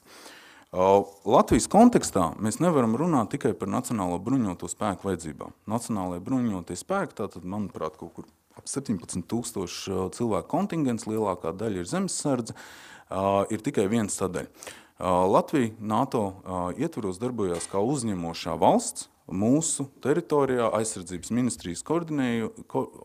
ministrijai koordinējot tiek uzņemti ļoti nopietni alianses partneru militārie resursi, kas bieži vien tehnikas ziņā, kas ir jāpārvieto, ir daudz nozīmīgāki vai lielāki un sarežģītāki nekā mūsu pašu resursi. Tā iemesla dēļ šis te osta bāzes ar bāzēm pārvadājumi ir īpaši būtiski, un tie ir tie, kur infrastruktūras attīstībai, tā skaitā militārās infrastruktūras attīstībai, kā piemēram Sēlijas poligons, kas atrodas plānots tieši Krustpils Jelgavas šīs te saucamās kravu līnijas dienvidu daļā, dzelzceļš spēlē īpaši nozīmīgu lomu, lai nodrošinātu aktīvu, lielapjomu, ātru reaģēt spēju un tātad šo te mobilitāti. Tātad dzelzceļš ne tikai pasažieru, kravu, bet arī militārais mugurkauls. Latvijas kontekstā tā labā ziņa ir tā, ka mēs šo funkcionalitāti spējam nodrošināt. Dzelzceļš no lielajām valsts pilsētām nenosadz vien dažas, piemēram, Bausku, bet to risina Rail Baltica, Kuldīgu, bet praktiski vispārējās apdzīvotās vietas, tātad šeit evakuācijai, reevakuācijai, apgādēji, atbalstam, ir sasniedzams izmantojot šo te augstas funkcionalitātes veiktspējas infrastruktūru. Kur tad tajā visā ierakstās Latvijas dzelzceļš? Latvijas dzelzceļam šeit ir 4 liels būtisks komponents. Mēs uzturam infrastruktūru, kā mācas uzņēmums, valsts Latvijas dzelzceļš, un mūsu meitu kapitāla sabiedrības nodrošina pārējo. LDZ loģistika ir valsts līmenī centrālais spēlētājs šeit te koordinācijai tā saucamajos īpašajos stāvokļos. Viņi ir tā, kas organizē un potenciāli var organizēt cilvēku resursu pārvietošanu. Mūsu arī attiecīgi meitas sabiedrība LDZ Cargo ir tā, kas nodrošina iekraušanas, izkraušanas infrastruktūru. LDZ ritošā sastāvu servis, tātad mūsu vagonu lokomotīvu būvs uzņēmums, ir tas, kurš gan pielāgo ritošo sastāvu, gan var tātad militārām vajadzībām, jo militārā tehnika ir ar lielāku tonāžu nekā civilās iekārtas, tātad šie īpaši smagie, piemēram, Ābram tanki un citi. Un viņi attiecīgi tad arī var veikt remontus tajā brīdī, kad ir kaut kādi, ārēji izraisīti bojājumi. Un mūsu uzņēmums LDZ apsardze, dzelzceļš Latvijā ir lielākais kritiskās infrastruktūras objekts. Tad mēs esam strateģiskā infrastruktūra, kas pilda valstisku strateģisku aizsardzības un nodrošinājumu lomu. Mūsu apsardzes uzņēmums ir vairāk kā 400 darbiniekiem, no kuriem kādi 200 ir arī ar sevišķo bruņojumu un ar atbilstošiem certifikātiem, lai varētu sargāt kritiskās infrastruktūras objektus, kā skaitā sargājam Latvijas banku, hidroelektrostacijas, kas ir Latvijā, un citus objektus. Tātad arī šajā īpašajā gadījumā, īpašajā laikā, izņēmuma laikā, valsts apdraudējuma gadījumā pilda šīs apsardzes funkcijas, protams, caur civilās aizsardzības vadības koordinācijas centru. Man liekas, ka interesantākais ir tas, kā mēs esam nokļuvuši līdz šai funkcionalitātei. Vēsturiski īpašās tehnikas iekraušana ir pildāma tā saucamajos greenfield apstākļos, kā redzams attēlā ar rīčstakeru, kur ir lauks, dzelzceļa sliedes un diezgan brutālā veidā tiek krauta tehnika. Tas, protams, samazina šo te frekvences ātrumu, un cauri gadiem mēs esam izveidojuši, kas ir publiska informācija, šīs tā saucamās mobilās iekraušanas rampas, kas ātri ir pārvietojams un spēj nodrošināt diezgan augstu mobilitāti. Tātad neelastīga infrastruktūra, kas ir dzelzceļš, vēsturiski, kļūst par elastīgu infrastruktūru. Un tas, man liekas, ir tas, kas sasaistās arī ar to šīs dienas dzelzceļa uzdevumu būt elastīgākam. Bet pēc būtības mēs tādi īsti nevaram būt, bet ir risinājumi tam. Piemēram, pasažieru pārvadājumiem tā saucamie bateriju vilcieni. Elektrificētais tīkls tikai 11% Latvijā. Ar šīm te bateriju vilcieniem mēs spējam sasniegt jau daudz tālāks apgabals, parādās elastība. Tieši tas pats ar mobīlajiem iekraušanas punktiem, kravu pārvadājumiem Latvijas teritorijā. Nav iespējams nepieciešams A-klases noliktavs dzelzceļa apkārtnē, bet konsolidācijas punkti ar reducētu, varbūt tādu sarežģītību, bet pildot funkcionalitāti. Un tieši tas pats arī militārām vajadzībām. Un tas šodienas uzdevums par pārmaiņām, par mainīgumu, un man liekas, tas RTU ir īstā vieta, kur par to runāt, jo tas ir tas jūsu kā studentu un mūsu kā nozares ekspertu uzdevums veidoties par tiem, kas ir spējīgi pielāgoties apstākļiem, nevis iemācīties vienu un stingri pie tā turēties. Jo tā dinamika, jo īpaši šī te civil-militārā dinamika, ja viņi kādreiz pienāk, ir ļoti augsts. Tāpēc ļoti labi, ka mēs varējām pēdējā brīdī veikt šīs izmaiņas un pierādīt, ka šai konferencē arī ir šis dinamikas potenciāls. Tas no manas puses par dzelzceļa lomu civil-militārajās vajadzībās arī ir viss. Ja nu gadījumā kādi jautājumi, tad mans kolēģis Gundars Ābols noteikti vēlāk varēs arī uz tiem atbildēt. Paldies jums!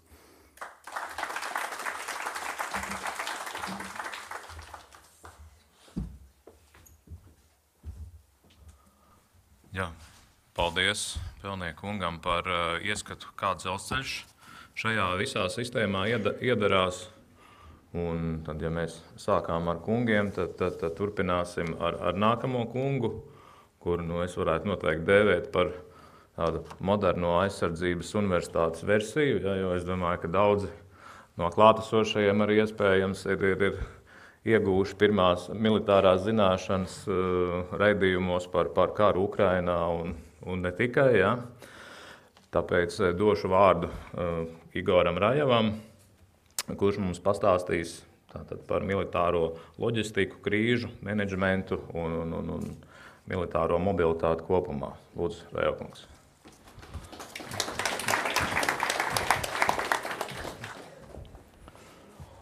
Jā, paldies. Labdien. Diemžēl, pirmais lūdzu neaizmiedziet manas uzrunas laikā, jo viņa bija domāta stipri teorētiska, un es zinu, cik ir grūti klausīties jebkuru lekciju pēcpusdienā. Jā, es arī kādreiz biju students, tāpēc es arī ar tiem izaicinājumiem esmu saskāries. Jā, paldies. Noteikti jūs zināt, ka neviens plāns neiztur saskarsmē ar realitāti, un to plānu vajadzētu mainīt. Un tāpēc runājot, es gribētu pieskaršos divām lietām. Pirmais, ļoti daudz slaidu, kā jau militāra personai. Es tos mēģināšu izskriet cauri un īpaši daudz par to nerunāt, jo tur ļoti daudzas teorētiskās lietas ir saliktas, kuras tik īsā laikā laikam paskaidrot nevarēs, un arī laikam nevajag. Es fokusēšos uz diviem jautājumiem. Pirmais, ar ko tad atšķirās militāra loģistika no civilās loģistikas? Un es domāju, ka jūs būsiet pārsteigti, ka īpaši tik daudz jau atšķirības nav. Ja jūs iepērkat, kefīra vietā 155 mm lādiņus, bet tas process, organizācija, piegādātāji, transportēšana, tā sistēma un tie principi paliek, un tur nav īpaši daudz izmaiņu. Bet, protams, ka ir arī savas īpašības arī militārajā loģistikā, tā kā tām es arī ātri pieskaršos, un tas, par ko es gribētu pastāstīt vairāk, ir tieši mobilitāte, un es gribētu runāt, viņa dalās militārie termini stratēģiskā, operacionālā un taktiskā. Stratēģiskā, tad, kad kaut kas liels no kaut kurienes no tālienes atbrauc, operacionālais, tas ir operacionālais rajons, kurš notiek karš, un tad kādā veidā jūs to stratēģisko kravu pārbīdat uz priekšu, un tad arī taktiskā darbība, kā tad jūs to piegādājat līdz tai frontes līnijai, kur tas, kas ir nepieciešams, tiks tad nodrošināts. Un tad sākam, pirmais, militāra personas vienmēr ir tāda skeptiska nostāja, ka, ko viņi tur zina, tādi dam vien ir, nē, tā gluži nav, jo vidējā militāra persona savā karjeras laikā mācās ļoti daudz, ir vairāki oficiālās izglītības kursi, teiksim tādi, karjeras kursi, kur ir ilgāka apmācība, kur jums noteikti jāiziet savā karjerā, un tas skar ne tikai virsniekus, tas skar arī seržantus, jo seržanti, virsnieki, protams, viņiem ir jāsaprot vispārējais lietas, bet visas tehniskās lietas saprot seržanti. Un tāpēc viņu izglītība un viņu attīstība arī ir ļoti svarīga, un principā viņu attīstības kursi ir tikpat gari un tikpat sarežģīti kā arī virsnieku attīstība. Un tad, kas tad ir militārā loģistika? Piedodiet, nāksies uzvilkt brilles un šo te nolasīt. Tātad pirmais, ir daudz definīcijas, bet ir oficiālā mēs NATO valsts, tātad, kā NATO to definē, loģistika tā ir zinātne par spēku kustības un uzturēšanas plānošanu un veikšanu. vispusīgākajā nozīmē militāro operāciju aspekti, kas attiecas uz materiālu projektēšanu un izstrādi, iegādi, uzglabāšanu, transportēšanu, izplatīšanu, apkopi, evakuāciju un izvietošanu, personāla transportēšana, iekārtu iegādi un celtniecību, uzturēšana, eksploatāciju, izvietošanu, pakalpojumu iegādi un nodrošināšana un medicīnas un veselības pakalpojumu atbalstu.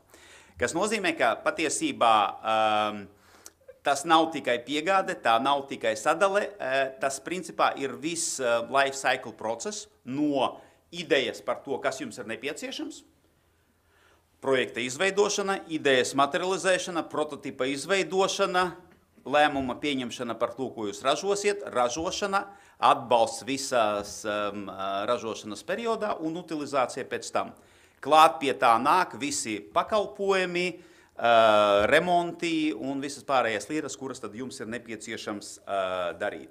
Un kas ir interesanti, tad militāri, tad sadalās viņa divās daļās, ražošanas loģistika un patēriņa loģistika, neapstāsimies pie tā, it kā skaidrs, saprotams, ko tas nozīmē. Kas ir galvenais militārajā loģistikā? Galvenais ir to nepieciešamo kā tas latviski būs pareizi, to nepieciešamo lietu, mantu piegādāt tur, kur viņa ir vajadzīga, tajā laikā un tik ātri, cik tas ir vajadzīgs. Kāpēc tas ir ārkārtīgi svarīgi un kāpēc tam militārā jomā ir izšķirošā nozīme? Viens piemērs no manas pieredzes. Es biju Afganistānā, un tur bija starp visām citām lietām, es tur lasi tos ļoti daudzos ziņojumus, kad sēdi štābā, un vienā vietā mums pastāsta, ir noslaktēta franču kolonna. Franči labi karavīri, bet labi, varbūt tur iedzera vīnu vai kaut kas, sāku skatīties, kas tā par vienību, nē, tie ir desantnieki. Desantnieki ir ārkārtīgi labi karavīri, jebkurā armijā, frančiem viņi arī ir ļoti labi, bet viņi cieta ļoti lielu zaudējumus sadursmē ar lielu pretinieka spēku, bet vienalga notika tas, kas notika. Domā, kā tas varēja būt? Nevar būt, ka neapmācīti modžahedi no laukiem nodarīja viņiem tādus zaudējumus. Izrādījās, kas pie vainas ir apgāde. Tāpēc, ka viņi izbrauca no bāzes ar minimālo munīcijas krājumu. Kas bija nepieciešams, ja tu vienkārši aizbrauc patruļā no punkta A uz punkta B, tev pilnīgi ar to pietiek. Ja tavu kustību nobloķē un tev ir jāiesaistās nopietnā kaujā, viņam vienkārši fiziski beidzās munīcija. Un munīciju viņiem uz to vietu tajā brīdī piegādāt neviens nevarēja. Un tāpēc loģistikas shortfalls, loģistikas trūkums vai neizdarība noveda pie tā, ka jūs zaudējāt karavīru dzīvības un nesat izpildījuši to uzdevumu, kuru jums ir jāizpilda. Tāpēc tā ir tā būtiskā atšķirība, ka militārajā loģistikā viss ir pakļauts nevis peļņai, nevis kaut kādām lietām izdarībai, viss ir pakārtots kaujas uzdevuma izpildē. Un tad, principā, šeit darbojās ļoti vienkārši, tomēr militāra personas mīl visu vienkāršot, ir tāds princips 35 Mike, 3,5 mm un 3,5 tās ir trešā apgādes klase, tā ir degviela, 5 ir munīcija, 1 M stāv par medicīnu un 2 stāv par maintenance, kas ir remonta darbi. Kas nozīmē, šīs 4 lietas ir tas, kas ir svarīgi kara laikā. Ko tas nozīmē? Munīcija un degviela nāk uz turieni, uz frontes līniju, ievainotie un bojātā tehnika nāk atpakaļ. Jo ātrāk jūs šitās lietas varēsiet kustināt uz priekšu un atpakaļ, jo sekmīgāki jūs būsat savā kara darbībā. Izklausās it kā ļoti vienkārši un viegli, bet tur ir ļoti daudz dikti sarežģījumi un ļoti labi, ka mēs redzējām dzelzceļa prezentāciju, jo no vienas puses mums ir attīstīts dzelzceļš, viss ir ļoti labi, bet ja mums, piemēram, saspridzina Krustpils atzarojumu, to centru, mums ir būtiskas problēmas, jo mēs neko uz priekšu, tur, kur mums viss tas būs vajadzīgs, dabūt pa dzelzceļu nevarēsim. Tāpēc militārajā jomā, laikam es jau tad metīšu prom savu prezentāciju, jo tālāk neko es no turienes nepastāstīšu. Ir ļoti daudzas lietas, kuras tad notiek savādāk.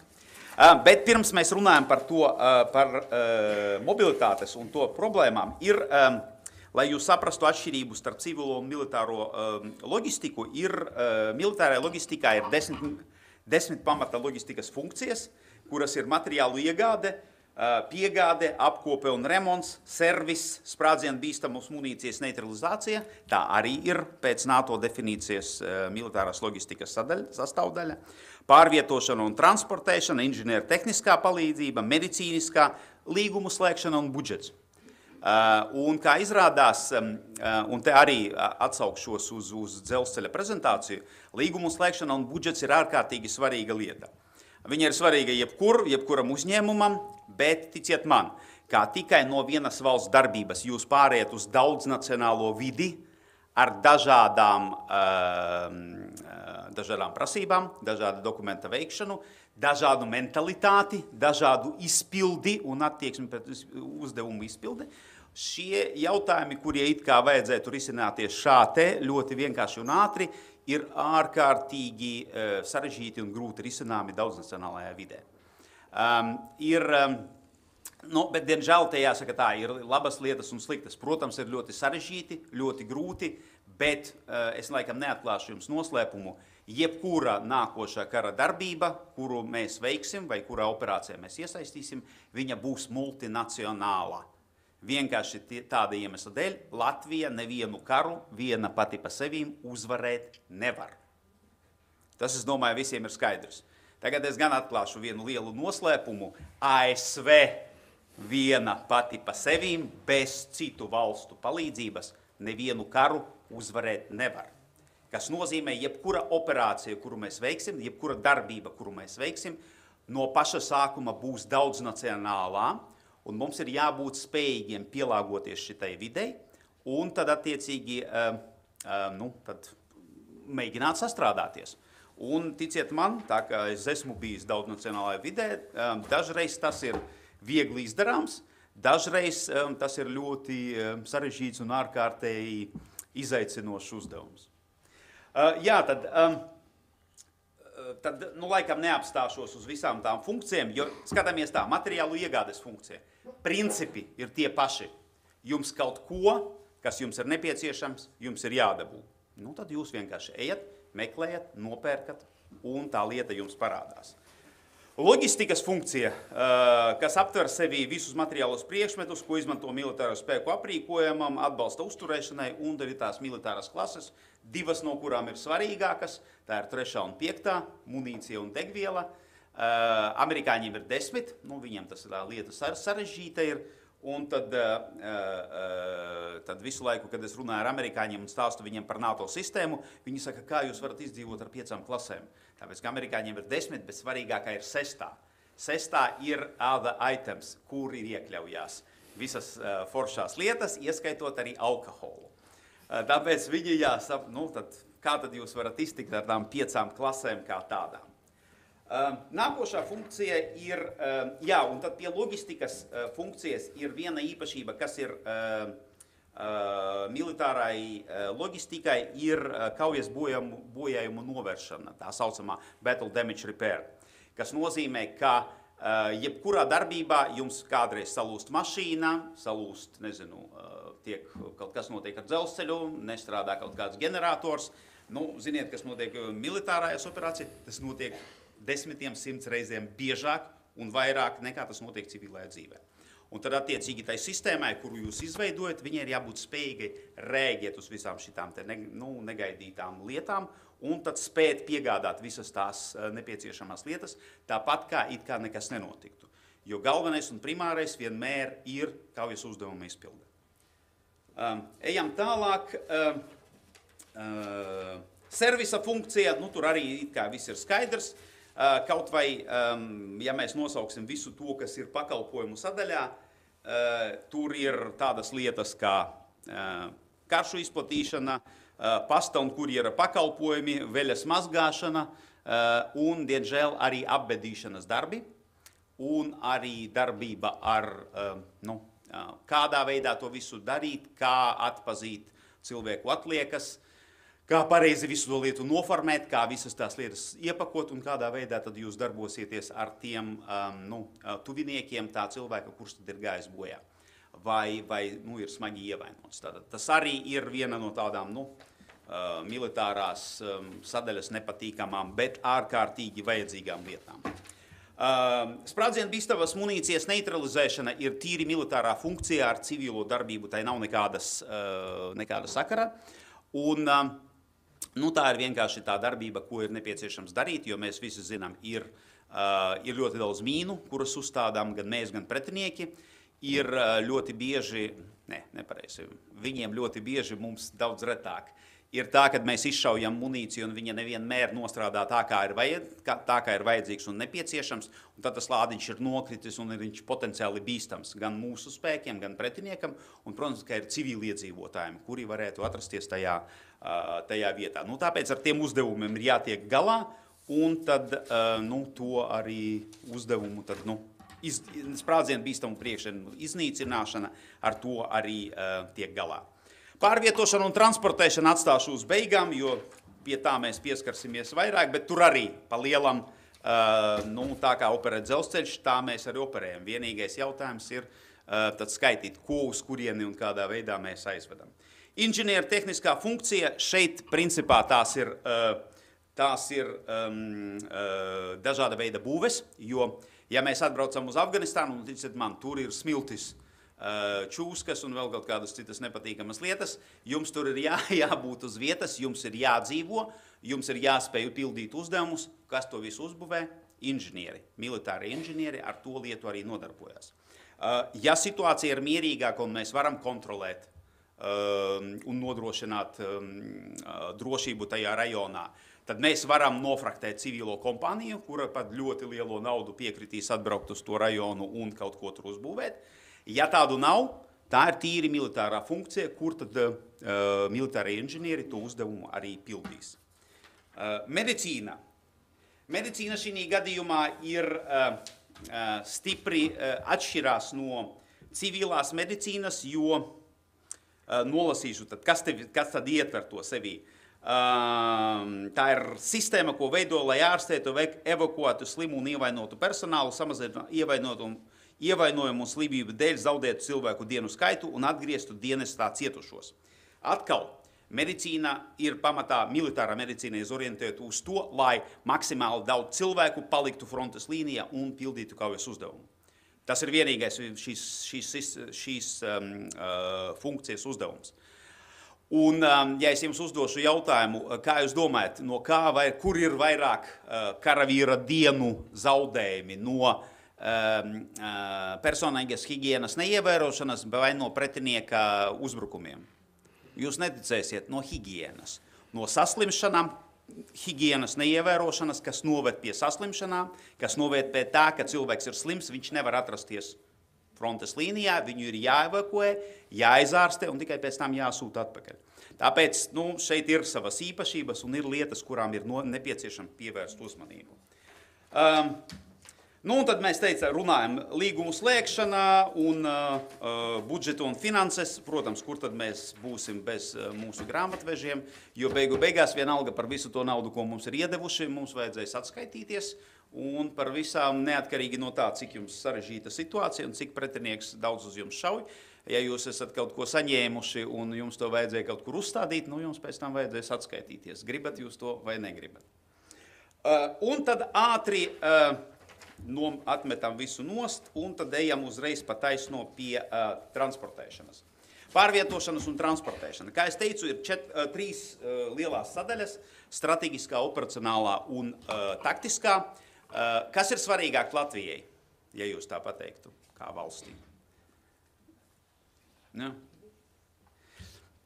Atkarīgs no tā, kurā brīdī jūs par to runājat. Jo, ja mēs skatāmies uz reālo operāciju, protams, ka taktiskā, mums nav nekādas stratēģijas, mums nav nekādu citu lietu. Viņas atvedīs pie mums šā vai tā. Bet šeit ir svarīgi pievērst uzmanību tam, kā jūs uz to jautājumu skatāties. Jo jūs vienmēr varat iztikt bez konflikta. Kas nozīmē, ja jums ir kaut kādi draudi jūsu teritorijā, kā piemēram, ņemam piemēru Ukraina, Krievija sāk formēt savus spēkus pie mūsu teritorijas. Hipotētiski, nevajag uztraukties. Ko mēs izdarām? Mums ir vajadzīgas ostas un lidostas, kur ar mūsu strateģiskie partneri uzreiz momentāli lielā daudzumā iepumpē šeit spēkus. Viss konflikta nebūs. Viņi jau tur pāri robežai nav idioti. Viņi saprot, ja spēki uz šejieni pārvietojas ātri un efektīvi, šeit ir daudz lielāks kontingents, kas stāsies viņiem priekšā, un viņiem ne tikai vieglas uzvaras nebūs, viņiem vispār nekādas uzvaras nebūs.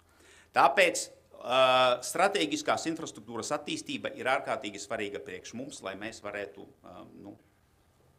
atturēt pretinieku no uzbrukšanas mums. Operacionālā, un te arī labs piemērs ir Air Baltica. Tad spēki, pamatā būsim jau godīgi runāt, tie ir amerikāņi, kad viņi ir pārvietoti. Un ja konflikts jau briest, skaidrs, ka neviens liels kuģis uz Ventspils ostu neies, neviena lielā lidmašīna uz Rīgas lidostu un citām iespējamām vietām nelidos. Viņas lidos uz Eiropas centru, tāpēc mums ir steidzīgi un ātri jāpiegādā kravas lielā daudzumā uz mūsu teritoriju.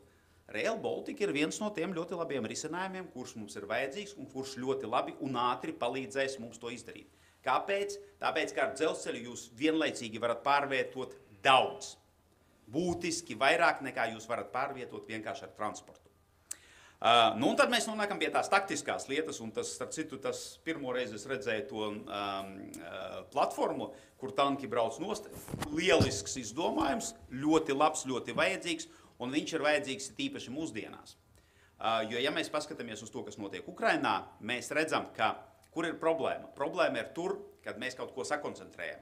Ja mēs kaut ko daudz paņēmām un atvedām uz šejieni, un tad mēs vilcinamies un lēni to visu izkraujam un nosūtam uz tām vietām, kur vajadzīgs, kas notiek?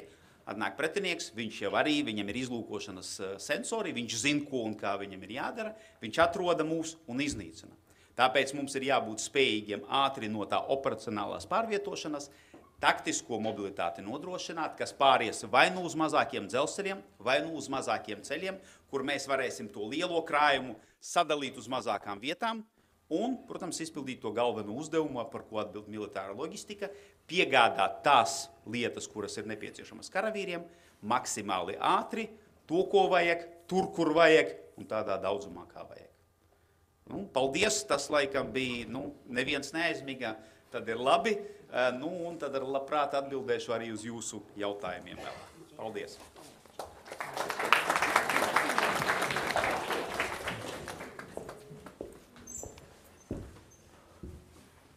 Jā, paldies Rajev kungam par ceļojumu militārajā loģistikā.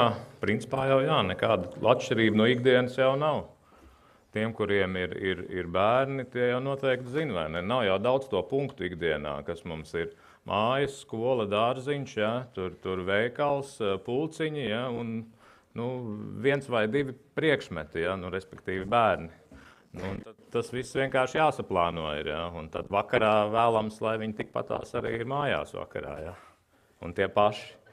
Tā kā, principā tas pats, jā, tikai drusciņi varbūt savādākā mērogā un izpildījumā un ar vingrinājumiem, ka pa jums šauj, bet tā viss pārējais noteikti līdzīgi. Tad, ja mēs mainām programmu, tad mainām tā pavisam, jā, un pēc publikas lūguma, jā, nākamajai došu vārdu Elīnai Eglei Ločmelei, kur mums pastāstīs, kādā veidā tad industrija var strukturēti mums un organizēti iesaistīties šajā militārās vai aizsardzības sistēmas stiprināšanā, sadarbībā, loģistikas pakalpojumu nodrošināšanā un tad cilvēks, kurš zina, kā tas viss izskatās no industrijas puses, ka tas nav nemaz tik varbūt briesmīgi un slēgti, jo karavīri dažreiz arī ēd kaut ko, ja, tā kā viņiem arī tas pats kefīrs arī dažreiz ir jāpiegādā. Lūdzu.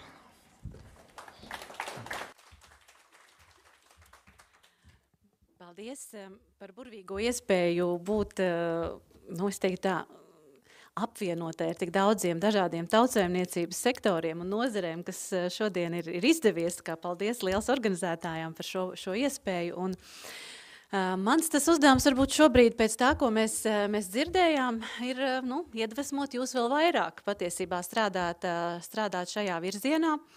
Un, ja man tā varas kociņš man arī ir, tad es varbūt īsumā par to, ko tad Latvijas Drošības un aizsardzības industrija federācijā šajā virzienā mēs principā darām. Un tad, kad es saņēmu šo izaicinājumu piedalīties pie jums šodien konferencē, tad man patiesībā nebija viegli, jo tie skatu punkti, no kuriem par militāro loģistiku, par civil-militāro sadarbību mēs federācijā ikdienā strādājam, ir patiesībā ļoti, ļoti dažādi. No vienas puses mēs apvienojam veselu virkni uzņēmumus, kas ražo dažāda veida platformas. Vienu no šīm platformām jūs arī šeit redzat. Es ceru, ka pavisam drīz, ka viņi arī būs 18. novembra parādē redzama, tātad Patrijas mašīnas. Ir arī daudz bezpilotu sistēmas, šobrīd ir ļoti liels, ja tā drīkst teikt, hypes ar zemūdens droniem, ja, tā kā šīs platformas ļoti, ļoti attīstās un ir pieprasītas. Otrs sektors, protams, no kura viedokļa mēs raugamies, ir vesela virkne kritisko pakalpojumu sniedzēju. Un patiesībā zālē, es domāju, ka ir vesela virkne šādu uzņēmumu pārstāvju. Arī pašvaldības šobrīd iekrīt D kategorijas kritiskās infrastruktūras sadaļā, un līdz ar to visas darbības nepārtrauktības plāni, visas šīs tēmas ir, kā saka, mūsu darba kārtībā. Un federācijas kontekstā mūsu biedri ir gan Latvijas valsts meži, gan Rīgas brīvosta, gan Rīgas lidosta, ja, tā kā tie ir tie kritisko pakalpojumu sniedzēji, Latvijas mobilais telefons, viss telekomunikācijas, visa šī joma.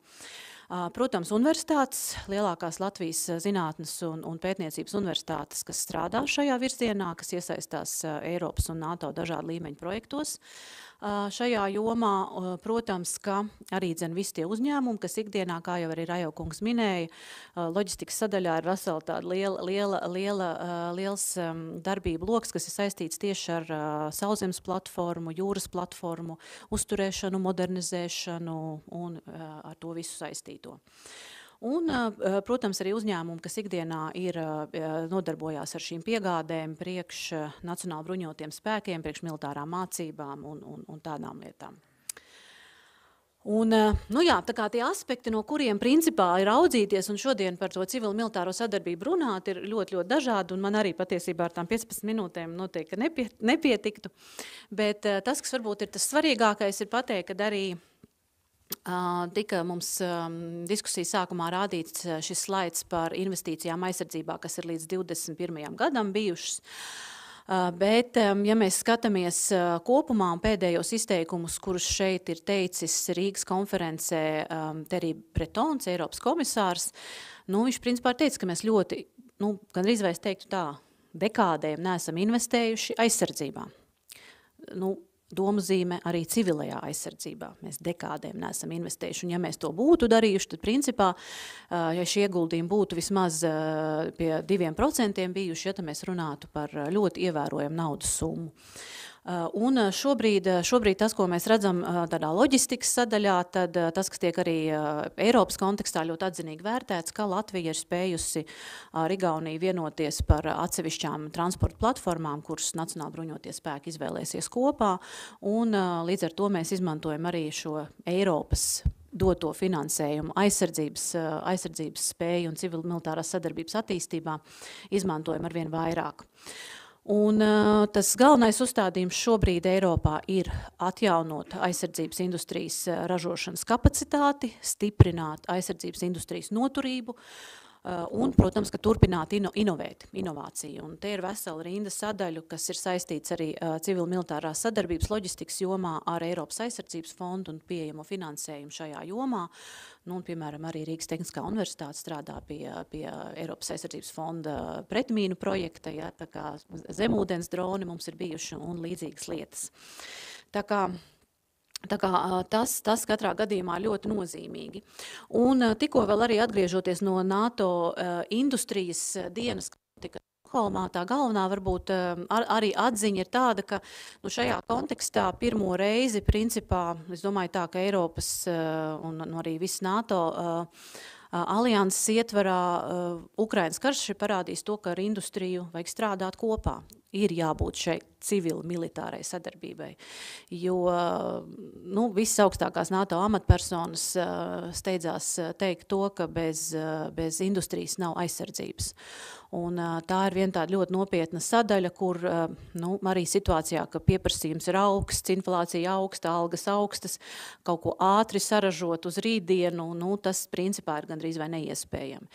Bet tas izaicinājums paliek un tie draudi nemazinās, draudi kopumā, ja mēs skatāmies to ģeopolitisko situāciju, tikai pieaug. Un acīm redzot arī turpinās pieaugt, tāpēc mums visiem ir saulaicīgi tam visam jāsagatavojas.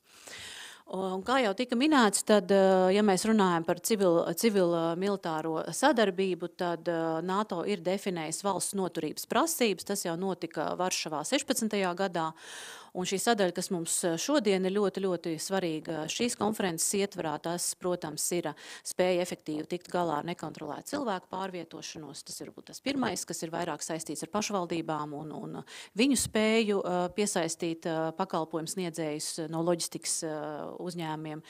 Un otrs ir, protams, noturīgas civilās transporta sistēmas. Tās ir tās divas tēmas, par kurām būtu ļoti nopietni jādomā.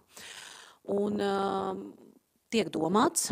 Katrā gadījumā es domāju, ka jūs arī sekojat līdzi valsts plānošanas dokumentiem un normatīviem aktiem, tad katrā gadījumā ir vesela rinda pasākumu, kas ir paredzēti nacionālā drošības koncepcijā, bet ņemot vērā, ka man ikdienā darbs ir vairāk ar militāro industriju, tad mēs vairāk skatāmies to, kas ir pateikts valsts aizsardzības koncepcijā.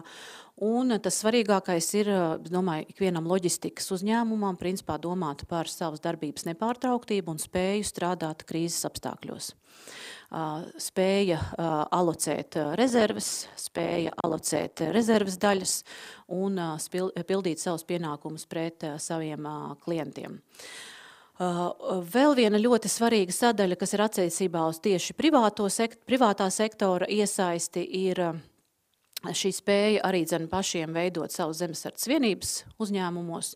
Un šādā situācijā, kad uzņēmumi sniedz kritiskos pakalpojumus, arī būt noderīgiem kā šai mobilizācijas bāzei. Attiecībā uz industriju arī valsts aizsardzības koncepcijā ir vesela sadaļa, kas principā mums liek domāt par pilnīgi jauniem arī biznesa attīstības virzieniem. Un no vienas puses tie ir NBS nepieciešamā materiāla tehniskā bāze, bet no otras puses ir izveidots arī ietvars, lai aizsardzības industrijas attīstība tiktu reglamentēta un inovācijas tiktu stiprināts. Tā kā šīs ir visas tās lietas, kas aizsardzības industrijas gadījumā mums, ko mēs ikdienā ņemam vērā, un prezentācija jums būs pieejama, aizsardzības koncepciju jums nepārlasīšu. Bet tas, kas ir šobrīd tāds varbūt viens no karstākajiem topikiem, kad arī izrietot no valsts aizsardzības koncepcijas, šobrīd Saeimā pirmā lasījumā mums ir pabeigts aizsardzības industrijas likumprojekts, kas arī dod ietvaru, man liekas, 3 tādām ļoti nozīmīgām lietām. Pirmā lieta ir drošām piegādes ķēdēm, tas ir liels uzdevums nacionālai ražošanai, nacionāliem loģistikas pakalpojumu sniedzējiem dot savu pienesumu. Un, protams, šī strateģiskās partnerības principi, tātad pēc kādiem kritērijiem Nacionāli bruņotie spēki nākotnē ar saviem piegādātājiem strādās. Un, protams, ka vesela rinda iespēja, kuras šobrīd sniedz jau manis pieminētais Eiropas aizsardzības fonds, NATO akcelerācijas fonds Diāna, kas ir priekš startupiem, un NATO inovāciju fonds, kas ir paredzēts, lai mēs arī aizsardzības industrijas pusē radītu arvien vairāk produktus un pakalpojumus, kas būtu noderīgi ne tikai Latvijas, bet arī NATO un Eiropas Savienības aizsardzības spēju attīstībai. Nu, lūk, un arī pavisam nesen mums tāda kas saka, ilgtspējas nedēļa šī ir sanākusi, jo arī pirmdien mums bija saruna par to, ko tad ilgtspējai industrija var jau piedāvāt šodien. Un NATO 2021. gadā apstiprināja savu klimata rīcības plānu, un mēs industrijas pusē ar federācijas biedriem arī, protams, ka domājam, kas tad ir tās ilgtspējīgās lietas, lai mēs varētu ne tikai ražot labus produktus, bet lai šie produkti būtu arī videi draudzīgi, un ir vesela rinda iespēja, kuras industrijas pusē ir šobrīd, lai it īpaši tās platformas, kas nav kritiskas priekš sauszemes spēkiem, kas ir miera laikā tiek darbinātas, kas tiek militārajā mācību laikā darbinātas, lai viņas pēc iespējas būtu no atjaunojumiem energoresursiem, tā ir viena lieta, dažādi enerģētikas risinājumi, un Latvijā mums ir uzņēmumi, kas ļoti veiksmīgi strādā ar pasaules labākajiem arī dzinēju ražotājiem, ja, tā kā šeit ir vesela rinda ar risinājumiem šajā jomā. Protams, ka vesela rinda jautājumu, kas ir saistīti ar tehnikas vienību dzīves ciklu paildzināšanu, jo mēs ne tikai esam šobrīd iegādājušies atsevišķas jaunas sistēmas, bet mums vēl arī senākas sistēmas. Nu, un, protams, ka viss, kas ir saistīts ar digitālo rīku izmantošanu, informāciju, tas ir vēl viena sadaļa, sensori, utilizācija, visas šīs lietas ir ļoti liela iespēja uzņēmumiem. Un vēl viena varbūt tāda lieta, kur arī nevarēšu varbūt tā padziļināt visu izstāstīt, bet tā galvenā doma ir, ka ikdienā strādājot ar Nacionāli bruņotiem spēkiem, protams, ka ir vesela rinda tādu sadarbības lietu, kas ir abām pusēm savstarpēji jāuzlabo, un pavisam nesen arī mēs sagatavojām no industrijas puses savas infrastruktūras, transporta un loģistikas vadlīnijas, kuras tad arī šobrīd ir iekļautas aizsardzības ministrijas izveidotā dzīves cikla pieejā priekš transporta sistēmas uzturēšanas, kur katrā gadījumā tos apsvērumus, kurus industrija lūdza ņemt vērā sadarbības ietvaros, ir arī ietverti. Ja? Tātad šeit ir jautājumi, kas ir saistīti ar līgumiem, ar šo lokalizācijas sadaļu, ar šo remontu uzturēšanas bāzi, ar rezerves daļu pieejamību, un trešais tāds jautājumu loks ir, protams, saistīts ar šo ilgtermiņa līgumu pieejamību, jo, ja mums rītā paprasa kaut ko saremontēt, tad šīs lietas būs diezgan grūti izdarīt, ja tam apakšā nav kārtīgs līgums. Kā jau mēs dzirdējām, līgumi ir svarīgi. Nu, lūk, un tas svarīgākais, laikam, ir tas, kad tradīcijas dzimst jaunas tradīcijas. Es esmu ļoti priecīga, ka mums gaisa spēkiem ir pašiem savas Latvijā radītas vieglās mācību lidmašīnas, mums ir savi ģeneratori, kas ir arī ar speciālu ballistiku, tātad viņi ir ložu izturīgi. Tāpat tās bezpilotas sistēmas kā Natriks, kas ir karavīru transportēšanai no sarežģītākām vidēm uz štābu. Tāpat tās arī jaunas vieglās taktiskās automašīnas. Tā kā mūsu senči bija vareni, viņi ražoja lielas labas lietas, un mēs arī to darām. Un šādā sadarbībā, tā visa sadarbībā arī tie visi jaunie produkti dzimst un veidojās. No manas puses liels jums sveiciens Lačplēšu dienā, kas tuvojās, un arī, protams, 18. novembrī, jo mēs bijām vareni, esam vareni, un mēs būsim vareni. Ceplis, vai ne? Pateicos.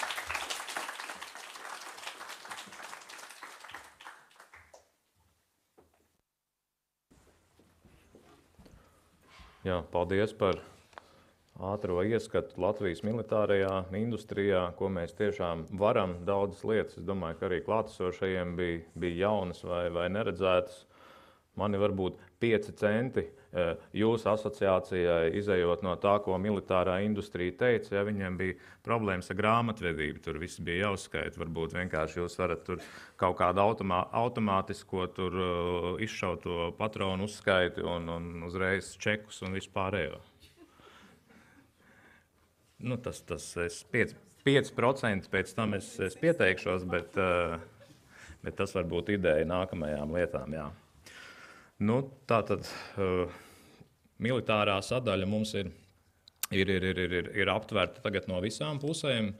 Tagad mums ir palicis darbs civilajā pusē, ja nu kaut kas notiek, kā mēs to visu organizējam, kā mēs to visu daram, kā mēs organizējam transportu un visu pārējo. To vislabāk mums zinās pastāstīt Kristīne Fedoto, kura ikdienā mums ir galvenais sakaru punkts, ja notiek kaut kādas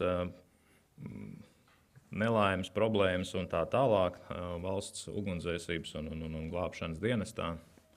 Lūdzu.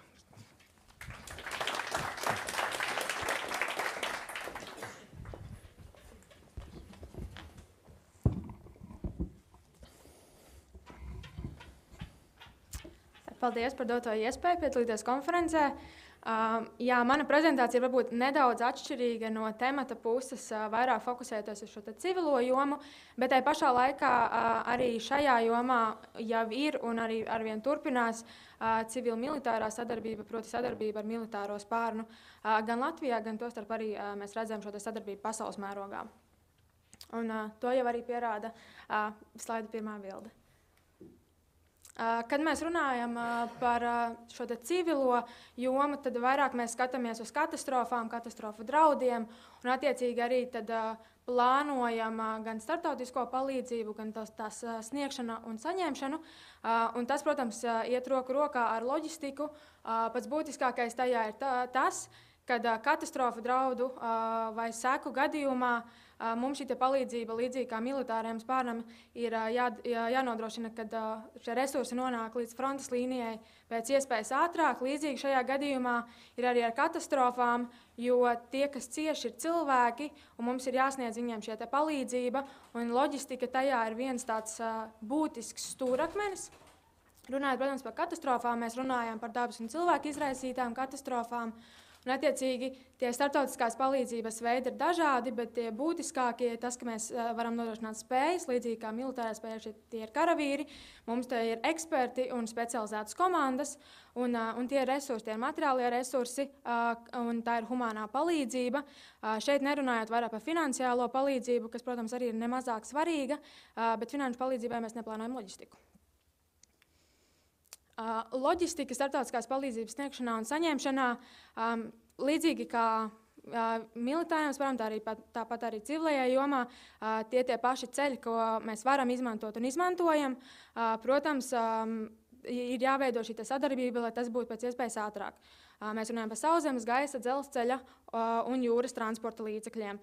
Bet tad, kad mēs runājam par loģistiku, mēs nerunājam par loģistiku tikai no transportēšanas viedokļa. Līdzīgi kā arī Raja kungs jau minēja, tas sākas jau no brīža, ka mums ir jāsaprot, ko mums vajag vai ko nepieciešams ir sniegt kādam kā palīdzību. Attiecīgi no saraksta, kur ir resursi, līdz brīdim, kad mums viņi ir jānogādā notikuma vietā vai viņi ir jāsaņem. Attiecīgi tas paredz gan muitas procedūras, gan administratīvo darbu pie tā, kad mums ir jāpanāk valstiska vienošanās, ka mēs lūdzam vai sniedzam palīdzību, kādā apmērā mums šī palīdzība ir jāsaņem, vai viņu sniedzot ir jāiepako, ir jāsagatavo atbilstoša dokumentācija, ja pavadu dokumenti. Tas var būt kaut kādas specializētas procedūras, kā piemēram, ja mēs ziedojam medikamentus, ja mēs ziedojam degvielu, kā arī šie starptautiskās palīdzības veidi un specifika paredz arī to, ka, ja šīs ir komandas, kas dodas kaut kur, viņas dodas kopā ar aprīkojumu, viņas var doties kopā ar dzīvniekiem, kā piemēram meklēšanas komandas ar suņiem. Tas ir milzīgs resurss, kas ir jāpārvieto, viņš ir jāpārvieto teju vai nekavējoties, ņemot vērā, ka ik viena stunda, ik viena minūte var prasīt cilvēku upurs, līdzīgi kā tas būtu militāra konflikta gadījumā. Tāpēc arī šeit es teiktu, ka tālu no militārās jomas mēs arī neesam. Izaicinājumi un vajadzības ir līdzīgas. Varbūt tā atšķirība tajā, ka tas, ko mēs darām ikdienā, nav gluži viens un tas pats, ko dara militārais spārns, tikai tādēļ, ka viņi tam gatavojas ikdienu, ik mirkli. Mēs ikdienā veicam citus pienākumus, attiecīgi mēs reaģējam, kad tas ir nepieciešams. Pastāstīšu varbūt nedaudz arī par to Latvijas pieredzi, lai tā teikt pietuvinātu jūs tai notikuma vietai, lai saprastu, kā tas strādā dzīvē. Esam gan lūguši, gan snieguši starptautisko palīdzību. Prieks, ka vairāk esam snieguši kā lūguši. Īpaši pēdējos gados esam ļoti aktīvi snieguši starptautisko palīdzību katastrofu draudu gadījumos. Un tāds viens no būtiskākajiem un tiešām ļoti spēcīgiem instrumentiem, kas ir izveidots, ir Eiropas Savienības civilās aizsardzības mehānisms, kurš ir izveidots jau no 2001. gada. Pasaulē sevi pierādījis kā spējīgs, efektīvs, ātrs instruments, kas var nodrošināt ekspertu spējas, materiālu tehnisko palīdzību, bet pēdējos gados arvien vairāk mēs runājam tieši par loģistiku, par spēju mobilitāti un par to, ka mums ir jādara tas ļoti, ļoti ātri. Tīri no dzīves piemēra, pavisam nesen šogad, gada sākumā Turcijā bija ļoti spēcīgas 2 zemestrīces, kuras radīja milzīgus postījumus. Un pirmais un pats būtiskākais, kas bija nepieciešams, bija komandas, kas veic cilvēku meklēšanu un glābšanu. Šīm komandām katra stunda ir izšķiroša, pie nosacījumiem varēs atrast cilvēks vēl joprojām ar dzīvības pazīmēm. Tajā brīdis, kad mums ir pieejama lidmašīna un mēs sakraujam un dodamies, ir nekavējoties. Tas nevar prasīt nedēļu un 2. Jo tad jau mēs mainām šo te fāzi, vai nu mēs izvelkam cilvēkus ar dzīvības pazīmēm vai meklējam viņu mirstīgās atliekas. Tas izklausās varbūt netik pozitīvi, bet tā ir dzīves realitāte. Tā ir arī operatīvo dienestu ikdiena, un tas ir ne tikai mūsu ikdienā, bet tas arī starptautiski. Un, ja mēs skatāmies uz dabu un vidi, mēs principā redzam, ka arvien biežāk mēs saskaramies ar katastrofām, arvien biežāk mēs saskaramies ar to, ka tās ir lielas, tās ir smagas, ar ļoti spēcīgām sekām, un tāda vienota un solidāra sadarbība ir tas vienīgais veids, kā mēs varam citus atbalstīt, un ceram, ka, ja pie mums kaut kas notiks, līdzīgi kā 2018. gada meža ugunsgrēki, tad arī pie mums brauks palīdzēt. Un otrs šis veids, jeb instruments, ir divpusējā palīdzība. Ļoti tāds operatīvs piemērs vienmēr ir bijuši Baltijas valstis, kuras pat ikdienā brauc viena pie otra gadījumā, ja nepieciešams kaut vai tikai viena autocisterna. Un attiecībā uz loģistiku šie izmantotie risinājumi, mehānismiem ir atstrādāta ļoti veiksmīga un ātra transporta brokeru pakalpojumu servisi, ko arī Latvija ļoti daudz ir izmantojusi. Mūsu gadījumā loģistikai, kā jau es minēju, ir jābūt ātrai. Ja mēs esam kā valsts, kas sniedz šo palīdzību, mums ir jāiziet mūsu procedūras, lai mēs varētu izmantot vienu kravas automašīnu. Ja mēs vēlētos rīt iekraut privātā uzņēmuma automašīnā visu starptautisko palīdzību un aizsūtīt, piemēram, uz blakus esošu valsti, mēs tā tik vienkārši to nevaram izdarīt. Jo mums ir viņa jāfinansē, mums ir jābūt administratīvai procedūrai sakārtotai, un varbūt tā viena kompānija, kas piedāvā, nav vienīgā, kas var piedāvāt. Nozīmē, ka ir jāveic tirgus izpēte. Tas ir lēni, tas prasa laiku, tas ir administratīvs un birokrātisks darbs, kur varbūt ir citi risinājumi, kas ir ātrāki. Viens no tādiem ir veidot civil-militāro sadarbības, būtiski strādāt ar militāro jomu, kā arī ir tādi risinājumi, kas ir nevalstiskajām organizācijām, jo viņiem šādu te ierobežojumi nav. Kā Rāja kungs jau minēja, par katru tā teikt resursu un finansējumu ir jāatskaitās, līdzīgi ir arī šeit. Mēs nevaram pārkāpt šīs procedūras, mums viņām ir jāsako, un ja mēs skatāmies uz to, ka šādai palīdzībai ir jābūt nekavējoties, tas ir kaut kas tāds, kas mūs var limitēt. Savukārt, šie transporta brokeru pakalpojumi, apzinot šo trūkumu, viņi tika izveidoti, viņiem ir atstrādāta sistēma, un ar tā arī šī papildus iespēja, ka Eiropas Savienība arī sniedz līdzfinansējumu. Tās tikai uz vienu valsti, kura vēlas vienkārši sniegt palīdzību, īpaši, ja tā ir specifiska un liela apjoma palīdzība. Protams, arī sniedzot un palīdzību mēs esam sadarbojušies ar citām valsts iestādēm jautājumu risināšanu, jo īpaši tādu it kā šķietami elementāru lietu kā kravu sagatavošana, sapakošana, ja šī iestāde, kas sniedz palīdzību ikdienā ar loģistiku nenodarbojās, tas ir kaut kas tāds, ko izdarīt ātri, var būt ļoti sarežģīti. Tādēļ ir arī daži ļoti labi piemēri, tostarp arī civil-militārā jomā, kas ir valsts aizsardzības loģistikas un iepirkuma centrs, ir atbalstījis gan glābšanas dienas, gan citas valsts iestādes, lai sagatavotu šīs kravas, un to jau arī var redzēt attēlos, un nosūtīt dažādām valstīm, kā pēdējās ir bijušas uz Sīriju, Turciju, Ukrainu, un tā ir laba sadarbība, un pats būtiskākais viņiem jau ir pieredze, kas citām iestādēm ikdienā var arī nebūt. Savukārt, starptautiskā palīdzības saņemšanā līdzīgi šie veidi, ko mēs esam izmantojuši, un instrumenti ir tie paši, bet loģistikas risinājumi un vajadzības saņemšanai ir nedaudz atšķirīgas, un par to ir jādomā pat pirms mēs kaut ko paprasām.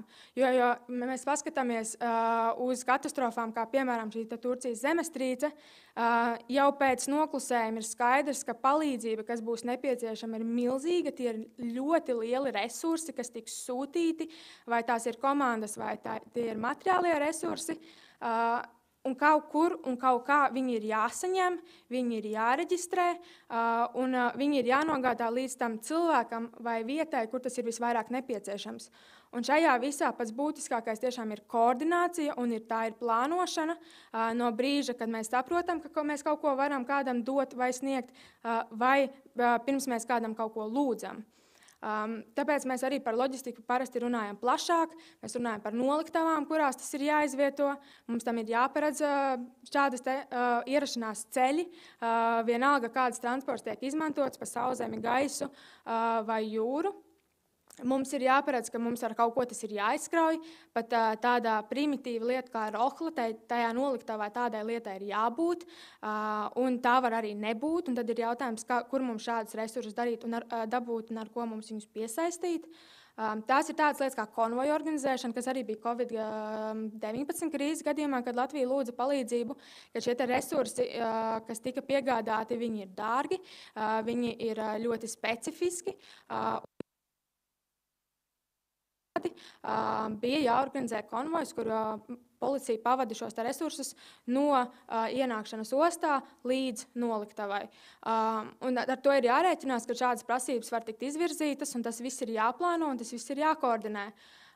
Attiecīgi, tad, kad mēs jau esam saņēmuši šo palīdzību vai esam snieguši, tā valsts, kas ir saņēmusi, plāno, kā tad šo palīdzību iekšēji nogādāt tur, kur tas ir vajadzīgs. Tā atkal ir loģistika, tas atkal ir transports. Ja tā ir dabas vai cilvēku izraisīta katastrofa, līdzīgi kā tas būtu arī militārā gadījumā, vai ir kādi šķēršļi, vai ir ietekmēti ceļi, vai ir ietekmēta loģistikas procedūra kā tāda, kādi ir šie izaicinājumi, un ja šādi izaicinājumi ir, kā tos apiet, lai tam cilvēkam, kam šī sega, šī pārtikas pakete ir nepieciešama, lai mēs viņu tiešām varam nogādāt. Sadarbība ar citām valsts iestādēm, tā skaitā civil-militārā sadarbība, ir īpaši būtiska bijuši. To jau pierādīja arī iepriekš pieminētā Covid-19 krīze. Nevien mums bija nepieciešams atbalsts no militārās jomas ar noliktavas spējām, ņemot vērā, ka šie resursi nāca iekšā ļoti lielā apmērā, bet arī jau pat iekšzemē, jeb Latvijas teritorijā izvedāt to pa slimnīcām. Tie ir specifiski resursi, tā ir tehnika, kas ikdienā, piemēram, NMPD, jeb neatliekamās medicīnas palīdzības dienestam, savā šajā busiņā viņi šādu aprīkojumu iekraut nevar. Tas nozīmē, ka ir jāplāno papildus resursi. Viņiem šādu resursu nav, tad mums ir jāsaprot, kam šādi resursi ir. Un tad, kad mēs to saprotam, kā mēs varam viņus iesaistīt un sadarboties. Vai tam ir izaicinājumi šķēršļi, vai tam nav šķēršļi. Un tas viss atgriežas pie tā, ka mums tas viss ir jāsaprot jau pat pirms mēs kaut ko lūdzam. Tie galvenie varbūt loģistikas un mobilitātes izaicinājumi, kas jau ir iezīmējušies, ir tas, ka ir ierobežota ātra nacionālo transportēšanas risinājumu iesaiste. Šeit vairāk domājot, tad, ja mēs sūtam palīdzību uz āru, vai mēs varam izmantot, piemēram, ir Baltika lidmašīnas, ja viņas tam ikdienā nav pielāgotas. Kāds ir šie finanšu risinājumi, tās nav, piemēram, šīs tā saucamās kravas, jeb kargo lidmašīnas. Pierādījās, ka Covid-19 laikā viņi varēja sakraut noteiktu apjomu resursu pasažieru vietās, bet atkal ir jāsaprot, vai tas neietekmē lidmašīnu un tās balansu, ko nozīmētu ņemt krēslus ārā, viņiem tas ir peļņas avots, mums ir vajadzīgi resursi. Līdzīgi arī ar privātā sektora iesaistīšanu, ātru, pats būtiskākais šajā gadījumā ir ātru. Ja ir kravas automašīnas, kā mēs viņus varam iesaistīt, vai mums ir jāveic tirgus izpēt, vai mums ir jāslēdz līgumi, kurš par to visu maksās, kurš to visu pieprasa un kurš to visu sniedz. Startautiskās palīdzības saņemošā un sniedzošā institūcija ikdienā var būt bez pieredzes vai arī neveic loģistiku kā savu ikdienas pienākumu. Paskatāmies uz valsts ugunsdzēsības un glābšanas dienas. Mums ikdienā funkcijas ir varbūt nedaudz savādākas. Tie ir ugunsgrēku dzēšanas un glābšanas darbi, tā ir civilā aizsardzība, bet mēs neuzturam, piemēram, kravas automašīnas, jo mūsu funkciju izpildē tādas nav nepieciešams.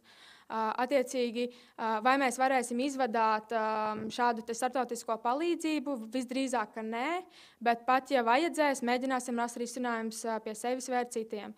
Attiecīgi, ir jāsaprot, ka institūcijām, kuras vēl lūg šo palīdzību, var vienkārši nebūt šādu risinājumu, tādi ir jāmeklē. Arī līdzīgi ar iepriekš, kā jau minēju, specifisku preču ziedošanu vai saņemšanu, ja tie ir medikamenti, īpaši problēma šajā gadījumā ir ar trešām valstīm. Mēs to saskārāmies arī veicot ziedojumu Ukrainai, sadarbībā ar nevalstiskajām organizācijām un veselības ministriju, kad ievedot trešajā valstī šīs prasības pilnīgi atšķirās, un līdzīgi ir, piemēram, ar akcijas precēm. Un attiecīgi arī, kā iepriekš es minēju, šie administratīvie, birokrātiskie procesi var palēlināt šo palīdzības sniegšanu vai saņemšanu, un, protams, arī normatīvais regulējums. Neskatoties to, ka ir izaicinājumi, ir ļoti daudz arī risinājumi, un arī ir jau arī nacionāli tas, kas tiek attīstīts. Tas tiek attīstīts gan jau skatoties uz to, vai mēs varam veidot vienotu loģistikas centru, kas var atbalstīt mūsu valstī, sniedzot un saņemot palīdzību, veidojot vienotu pieeju starptautiskās palīdzības sniegšanai un saņemšanai kā kopumā, lai visiem ir vienāda procedūra, ka tā ir ātra un skaidra, katru reizi vienāda, lai nekavētos pie, tā teikt, viena punkta vai viena komata, kā arī starptautiski jau ir ļoti daudz risinājumi, kurus arī Latvija ļoti efektīvi ir izmantojusi. Un šajā visā, protams, pa vidu ir arī civil-militārā sadarbība, bet humanās palīdzības jomā arī tā ir daži savi izaicinājumi. Paldies par uzmanību.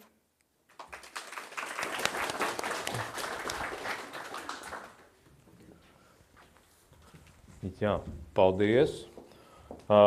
Esam šo sekciju arī veiksmīgi noslēguši, un tāpēc es gribētu aicināt runātājus, kas mums ir divi palikuši ir oriģinālie runātāji, ja, un dzelzceļa vadītājs teica, ka viņš nominē kādu citu pārstāvi. Ja, tad es aicinātu trīs cilvēkus vismaz šeit priekšā divāniņos ātri. Un kur mums ir dzelzceļš? Dzelzceļš jau ir aizbraucis. Tad Justīnai ir jāpārstāv dzelzceļš. Tur nav citu variantu. Kā vienmēr, viss mums Latvijā turās uz sievietēm. Tā mums ir visos līmeņos. Es varbūt pirms mocīt auditoriju, es gribēju vienu lietu varbūt pajautāt jums visiem kopīgu. Jautājums ir no divām daļām. Vai būtu iespējams veidot faktiski šo te plānošanas sistēmu kopīgu, teiksim, Vugdam, aizsardzības ministrijai, jo tie izaicinājumi tieši to plānošanas sistēmu, un otrais solis ir varbūt arī šo te loģistikas iepirkuma sistēmu, jo jūs man pielabojiet, ja es kļūdos, bet ja es pareizi atceros, tad, kad bija šis te ziemeļu koridors, respektīvi ziemeļu piegādes ceļš uz Hairatonu caur Latviju, tad tur tā sistēma bija tāda, ka sākumā tika atlasītas loģistikas kompānijas, ar kurām tika noslēgta tipveida līgumi. Un tad, kad bija nepieciešami šie pārvadājumi, tad vienkārši bija ļoti ātra procedūra, kā to visu iedarbināt. Tad viss bija atrunāts, te runa vairāk par to, ko jūs minējāt, par to birokrātisko pusi. Jā. Tad pirmais, vai mēs varam varbūt Latvijas vismaz mērogā apvienot to plānošanas resursus, jo noteikti ir kaut kādas lietas foršas, ko jūs kā Vugdā esat izdomājuši, kā saka, atkoduši, ir ļoti daudz, ko var kolēģi no aizsardzības sektora varētu palīdzēt, vismaz, ja tā plānošana būtu vienāda un to risinājumu izmantošana. Es domāju, ka tas varētu būt viens no virzieniem. Jūs droši labojiet un arī attiecīgi iesaistot gan dzelzceļu, gan pastu, gan Baltiku, jau uzreiz visā šajā sākotnējā plānošanas sistēmā, lai mums ir skaidrs, kā mēs tos lidmašīnas krēslus atgāžam, neatgāžam. Mums ir, nezinu, varbūt mēs taisām konteinerus šādus te, ja, kur var ielikt un uz krēsliem uzlikt. Tas tagad varēja un spēlēja bez noteikumiem, bet tāpēc droši. Jā, kā tā vienkāršāk atbildēt? Tas ir no vienas puses loģiski, jā, tas ir, un pareizi tās lietas ir darīt, bet divi piemēri. 3 Baltijas valstis, mums ir militārā jomā vienāds drauds, vienādi riski. Mums ir labi bišķiņa atšķirība geogrāfija, bet ļoti tuva, nav tik atšķirīga kā, piemēram, Norvēģija vai Turcija. Jautājums ir, kāpēc mēs līdz šim neko kopā neesam nopirkuši? Kāpēc pamata kaujas mašīnas mums ir atšķirīgas? Kāpēc triecienu šautenes mums ir atšķirīgas? Tāpēc, ka starp valstīm to izdarīt ir ārkārtīgi grūti. Un parasti tas notiek tikai tad, kad viena valsts ir stipri pa priekšu pārējām, un tās prasības ir ļoti tuvas, un tad varētu pievienoties tai lietai. Tikpat sarežģīti to darīt arī starp ministrijām. Šeit pat pie mums, jo mums tomēr mūsu ministrijas ir, te ir bišķiņ kritiku jāizsaka mūsu sistēmai, ka viņas tomēr ir feodālās valstis. Un kā piemērs varu pateikt, pat notika iepirkums bruņotajos spēkos, loģistikas mašīnas, ko mēs izdarījām kopā ar Igauniem. Tajā pašā laikā mēs vugdam, pērkam kravas mašīnas, kuras mēs liksim speciālās kastes, un kuras tad būs mūsu gan degvielas, ūdens cisternas, gan kāpnes, bet pēc pamata tā ir tā pati kravas mašīna platforma, kuru tad varētu, un tad to iepirkumu varētu iztaisīt kopā, un tad attiecīgi, ko tas mums dotu? Vairāk mašīnu, lētāka cena, plus, ja mums vairākām sistēmām ir viena un tā pati mašīnas tips, mums izmaksās lētāk apkope, uzturēšana, remontēšana, jo mums būs viens pakalpojumu centrs, kurš visas tās lietas izdarīs. Bet tas tā nenotiek. Kāpēc? Tāpēc, ka tie ir pagaidām sarežģīti jautājumi, pie kuriem tad vajadzētu mums piestrādāt. Bet tas piemērs par dzelzceļa pakalpojumiem, jā, viņš ir ļoti labs un pareizs. Tas ir tas veids, kā dabūt tos tipveida līgumus noslēgt ar vairākiem uzņēmējiem, kuri tad tanī brīdī, kad tas to pakalpojumu ir jāsniedz, jūs vienkārši pasakat, kuram ir labāki noteikumi, kuriem ir labākā cena. 1, 2, līgums ir parakstīts, un tas, kas piedāvā labākus noteikumus, tas arī uzvar, un tas arī izpilda to jautājumu, to uzdevumu. Tad, principā, teorētiski jā, bet kā parasti ir, visas sarežģītās lietas ir ļoti vienkāršas, un visas vienkāršās ir arī ļoti sarežģītas.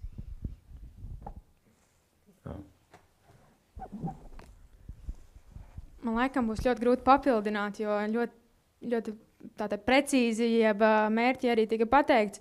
Protams, ir viegli pateikt, ka galvenais ir sadarboties, un tad jau viss arī, tad arī viss izdosies, problēmu nebūs. Un arī ir teiciens, ka papīrs panes visu, jo sarakstīt, protams, mēs varam, bet tad ir jautājums, kā mēs to īstenojam dzīvē.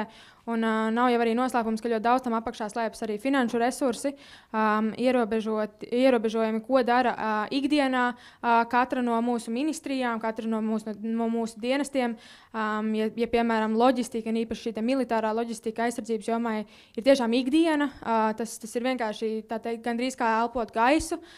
Mums varbūt tas nav tik tādā pašā veidā. Mums ikdienā tomēr ir citi pienākumi. Attiecīgi mums ir jāspēj arī saprast, kādi ir šie labākie risinājumi. Un ir būtiski arī tas, ka pat ja mēs redzam, ka pagaidām vēl nacionāli mēs neesam varējuši atrast šo labāko risinājumu, ka šādi risinājumi vismaz tiek piedāvāti starptautiski, ka viņi nāk kopā arī ar atbalstu, kas arī, protams, ir Latvijai kā valstī ļoti izdevīgi, kad mēs izmantojam resursu, kurš var arī nākt tostarp arī ar līdzfinansējumu, pat ja tad mēs esam palīdzības sniedzēji. Attiecīgi, protams, ir ar vienu jāturpina rast šo risinājumu, bet tas, kas arī parādījās pēdējo gadu laikā, ka šie sadarbības formāti viņi ir iespējami arī izmantot.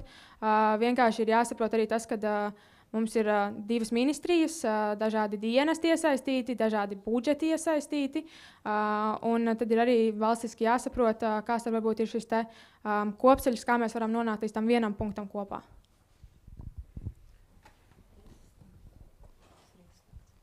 Nu, jā, es tagad pievienošu vēl transporta nozares.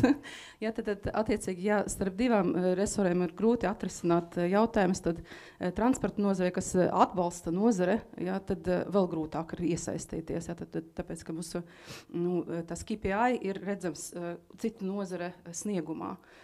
Līdz ar to, protams, ka es absolūti piebiedrojos, ka tā starpresoru sadarbībai ir jābūt un ir jāatrisina jautājumi par starpresoru finansējumu. Ja, jo ja viena nozare risina jautājumus, kas ir nepieciešamas aizsardzības ministrijai, kas ir nepieciešamas tad mums iekšlietu ministrijai, kas ir nepieciešama klimata šobrīd ministrijai un tā tālāk, tad attiecīgi viņu KPI vajadzētu kaut kādā veidā reducēties līdz satiksmes ministrijai, kas to risina, un kaut kādam finansējumam, kas ir atvēlēts tieši šiem projektiem, bet tiek risināts caur transporta nozare, arī tam finansējumam būtu jānonāk arī transporta nozare. Tas ir viens, ko es gribētu pieminēt. Un otrs, es gribētu, es vienkārši skatos no malas uz šo problēmu, un tad es redzu, ka tas ir ļoti līdzīgi kā mums transportā. Attiecīgi mums ir jāzina, tad šeit ir nepieciešams atrisināt jautājums, kā ātri piegādāt un ļoti tādos neprognozējumos apstākļos nepieciešamas lietas.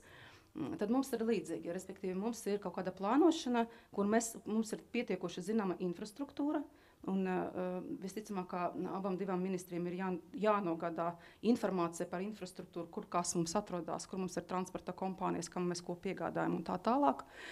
Otrais, jūsu rīcība atkal ir risku plānošana. Tad jūs apmēram zinat, kas tas varētu būt. Protams, ka visus saplānot laikam nē, bet kaut kādas tādas lielākus tos riskus saplānot var, un attiecīgi var plānot, kā to var nogādāt, un no kā tas piegādāt, tas arī ir jautājums par to certifikāciju iepriekšēju. Ja, tad vairāki uzņēmumi tad varētu pieteikties un varētu certificēties līdz šim.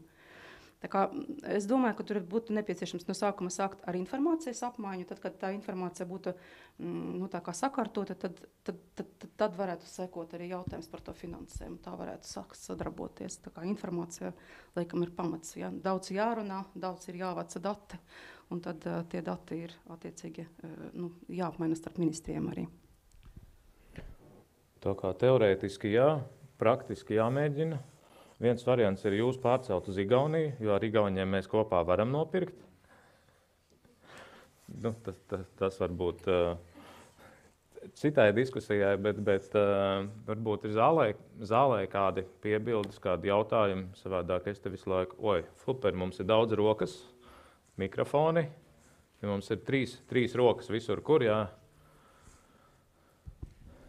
Jā, labvakar. Es nespēju atturēties neuzdodot jautājumu militāriem analītiķim, NBS rezervas pulkvedim, iekšlietu ministrs parlamentāriem sekretāram, Igaram Rajokogam nezvanot uz TV24. Un mans jautājums ir, varbūt jūs varētu dažos teikumos pastāstīt, ar ko atšķirās kara laika militārā loģistika, respektīvi konvencionālā kara laika militārā loģistika no, teiksim tā, miera laika militārās loģistikas, gan ņemot vērā to, ka pašlaik Latvijā hibrīda kara elementi ir gan kibertelpā, gan informatīvā telpā. Paldies! Īsumā uzdevums ir cits. Miera laikā jūs gatavojaties valsts aizsardzībai, kas nozīmē, tas ir ilgs process. KPI ir, var diskutēt, kā un kā viņus kāds sasniegs. Un jums visu laiku ir iekšējais drošības birojas un vēl kaut kāds dienas, kurš uz jums uz nagiem skatās. Kas nozīmē, rezultātu jūs sasniedzat, bet jums ir jāievēro visi noteikumi. Jūs nevarat neko pārkāpt. Ja jūs kaut kur varat kaut ko pātrināt labi, nevarat viss notiks tā, kā tas notiks. Īsāk sakot, tas process ilgs un birokrātisks. Ja iet, sācies konflikts un notiek darbība, visas lietas ļoti būtiski vienkāršosies. Atskaites un visas pārējās lietas būs ies daudz ātrāk. Un vienā brīdī ieslēgsies tā valoda, un tad pateiks, jā, to vajag darīt tūlīt, un tad tas arī tiks darīts. Un tad problēmas, kuras notiks ar grāmatvedību un ar visām pārējām lietām, tiks risināts pēc tam. Jo galvenais uzdevums nav nevis gatavoties kaut kam, ir izpildīt to konkrēto kaujas uzdevumu tādā konkrētajā brīdī. Jo, ja jūs to neizdarat, ne tikai jūsu cilvēki ies bojā, bet ies bojā blakus vienība, kurai jūs nepalīdzēsiet, jūs zaudēsiet pozīcijas, un lai tās pozīcijas atgūtu, jums vajadzēs tērēt gan resursus, gan cilvēku dzīvības. Un beigās, komandieris par to atbildēs. Tāpēc dažreiz viņš uzņemsies atbildību un iespējams kaut ko izdarīs ne tā, kā viņš darītu miera laikā.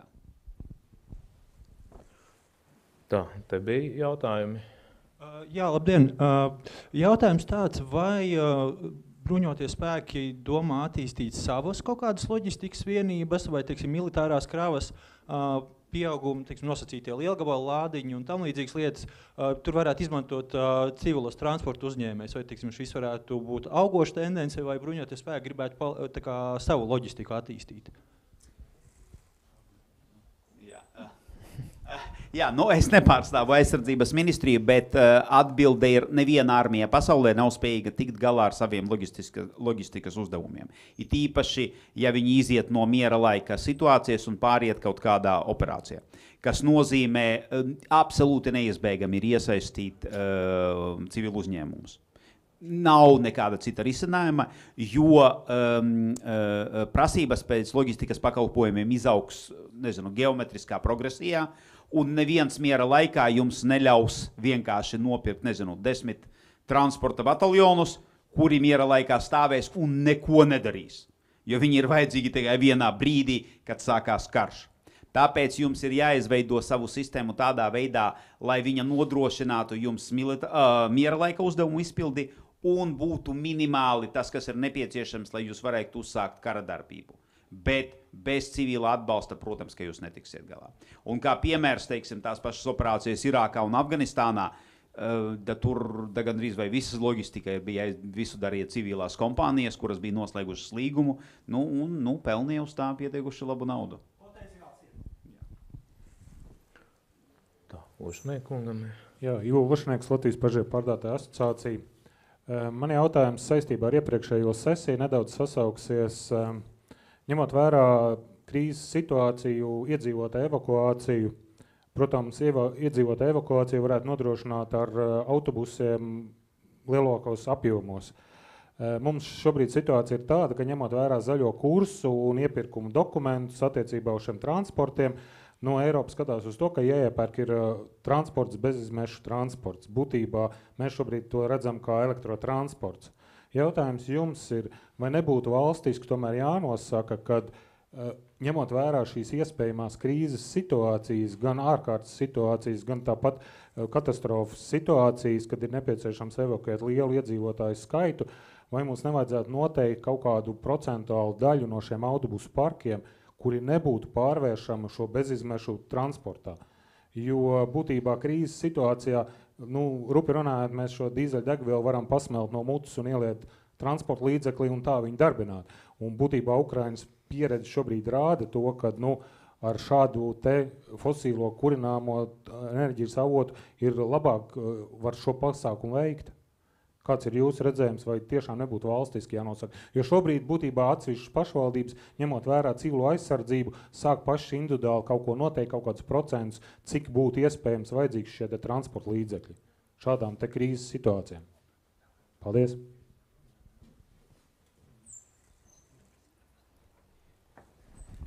Īsa atbilde ir jā, bet ja mēs paskatāmies, ir jāsaprot, pirmais, tās prasības neatiecas uz militāro transportu. Un ir absolūti loģiski un saprotami, kāpēc tas tā notiek. Man ir draugs Andris Kulbergs, kurš visu zina par transportu un par elektriskām mašīnām un par visām pārējām lietām. Un principā šeit es laikam nebūšu. Un žēl, ka to translē nevajadzēja ielīst. Bet labi, pateikšu to lietu, kā ir. Tas elektriskais transports un tas bateriju risinājums, kurš ir tagad, viņš nav uzturāms. Mēs nevaram pāriet visi uz elektrisko transportu un pārcelt it īpaši visas kravas mašīnas, autobusus un visu smago tehniku uz elektriskām mašīnām. Vienkārši to izrakteņu mūsu zemē nav tik daudz, lai mēs tās baterijas varētu iztaisīt tādas. Kas nozīmē, ka mums ir vajadzīgs jauns tehnoloģisks risinājums, cita baterija vai, ūdensraža dzinēja vai kaut kādas citas lietas, bet tā ir nākotne. Nav tagadējā risinājuma. Tāpēc šeit ir vajadzīgs miks, kompromiss, Un tie risinājumi, miera laikā, krīzes laikā jums būtu vajadzīgi tādi, ka jūs izmantojat to, kas jums ir par rokai, un brauc tas, kas brauc. Un arī atkal atgriežoties pie elektriskās mašīnas, viņi ir forši, kad jūs braucat par Rīgu. Bet es nesen biju aizbraucis uz robežu, līdz robežai es tiktu ar elektrisko mašīnu. Atpakaļ no Latgales, robežas es netiktu. Tāpēc šī gadījumā ir vajadzīgi miksētie risinājumi. Un it īpaši tādēļ, ka Latvija ir tā viena problēma. Mēs esam lieli, bet mūs ir maz šajā valstī. Un tad attiecīgi tā infrastruktūra, kura atbalsta mūsu darbību, viņa atšķirās. Tas, kas ir Rīgā, tas nav Ludzā un tas nav, Zilupē. Un tāpēc nevar pieiet ar vienu risinājumu visiem reģioniem. Tiem risinājumiem ir jābūt pakārtotiem tām spējām un tām vajadzībām, kuras ir katrā konkrētajā reģionā. Centīšos tā politiski apaļoti atbildēt uz jautājumu. Bet es domāju, ka šis jautājums, viņš nav noteikti ne pētīts, ne skatīts pilnīgi noteikti. Jā, tā kā tas ir noteikti, tā kā viss ierakstās, tā kā arī šis paliks mums vēsturē kā izpildāmais uzdevums. Vēl kādi jautājumi, vai būsim sekmīgi finišējuši šodien? Ja, visi māja ar galvu. Tad paldies runātājiem, paldies visiem par uzmanību, paldies organizatoriem, paldies atbalstītājiem. Man liekas, ka viss bija super. Tagad tie, kas vēl ir izturējuši, tad es sapratu, ka ir vēl iespējas spēcināties arī fiziski. Ja? Turpat, kur laikam bija pusdiena, ja, pauze. Tātad tur vēl arī ir vīnglāze. Ja? Ja? Tātad esat sagaidījuši šo jauko mirkli, kad varam pārcelties pie ražīgām vakariņu sarunām. Paldies un tiekamies nākamgad. Ja?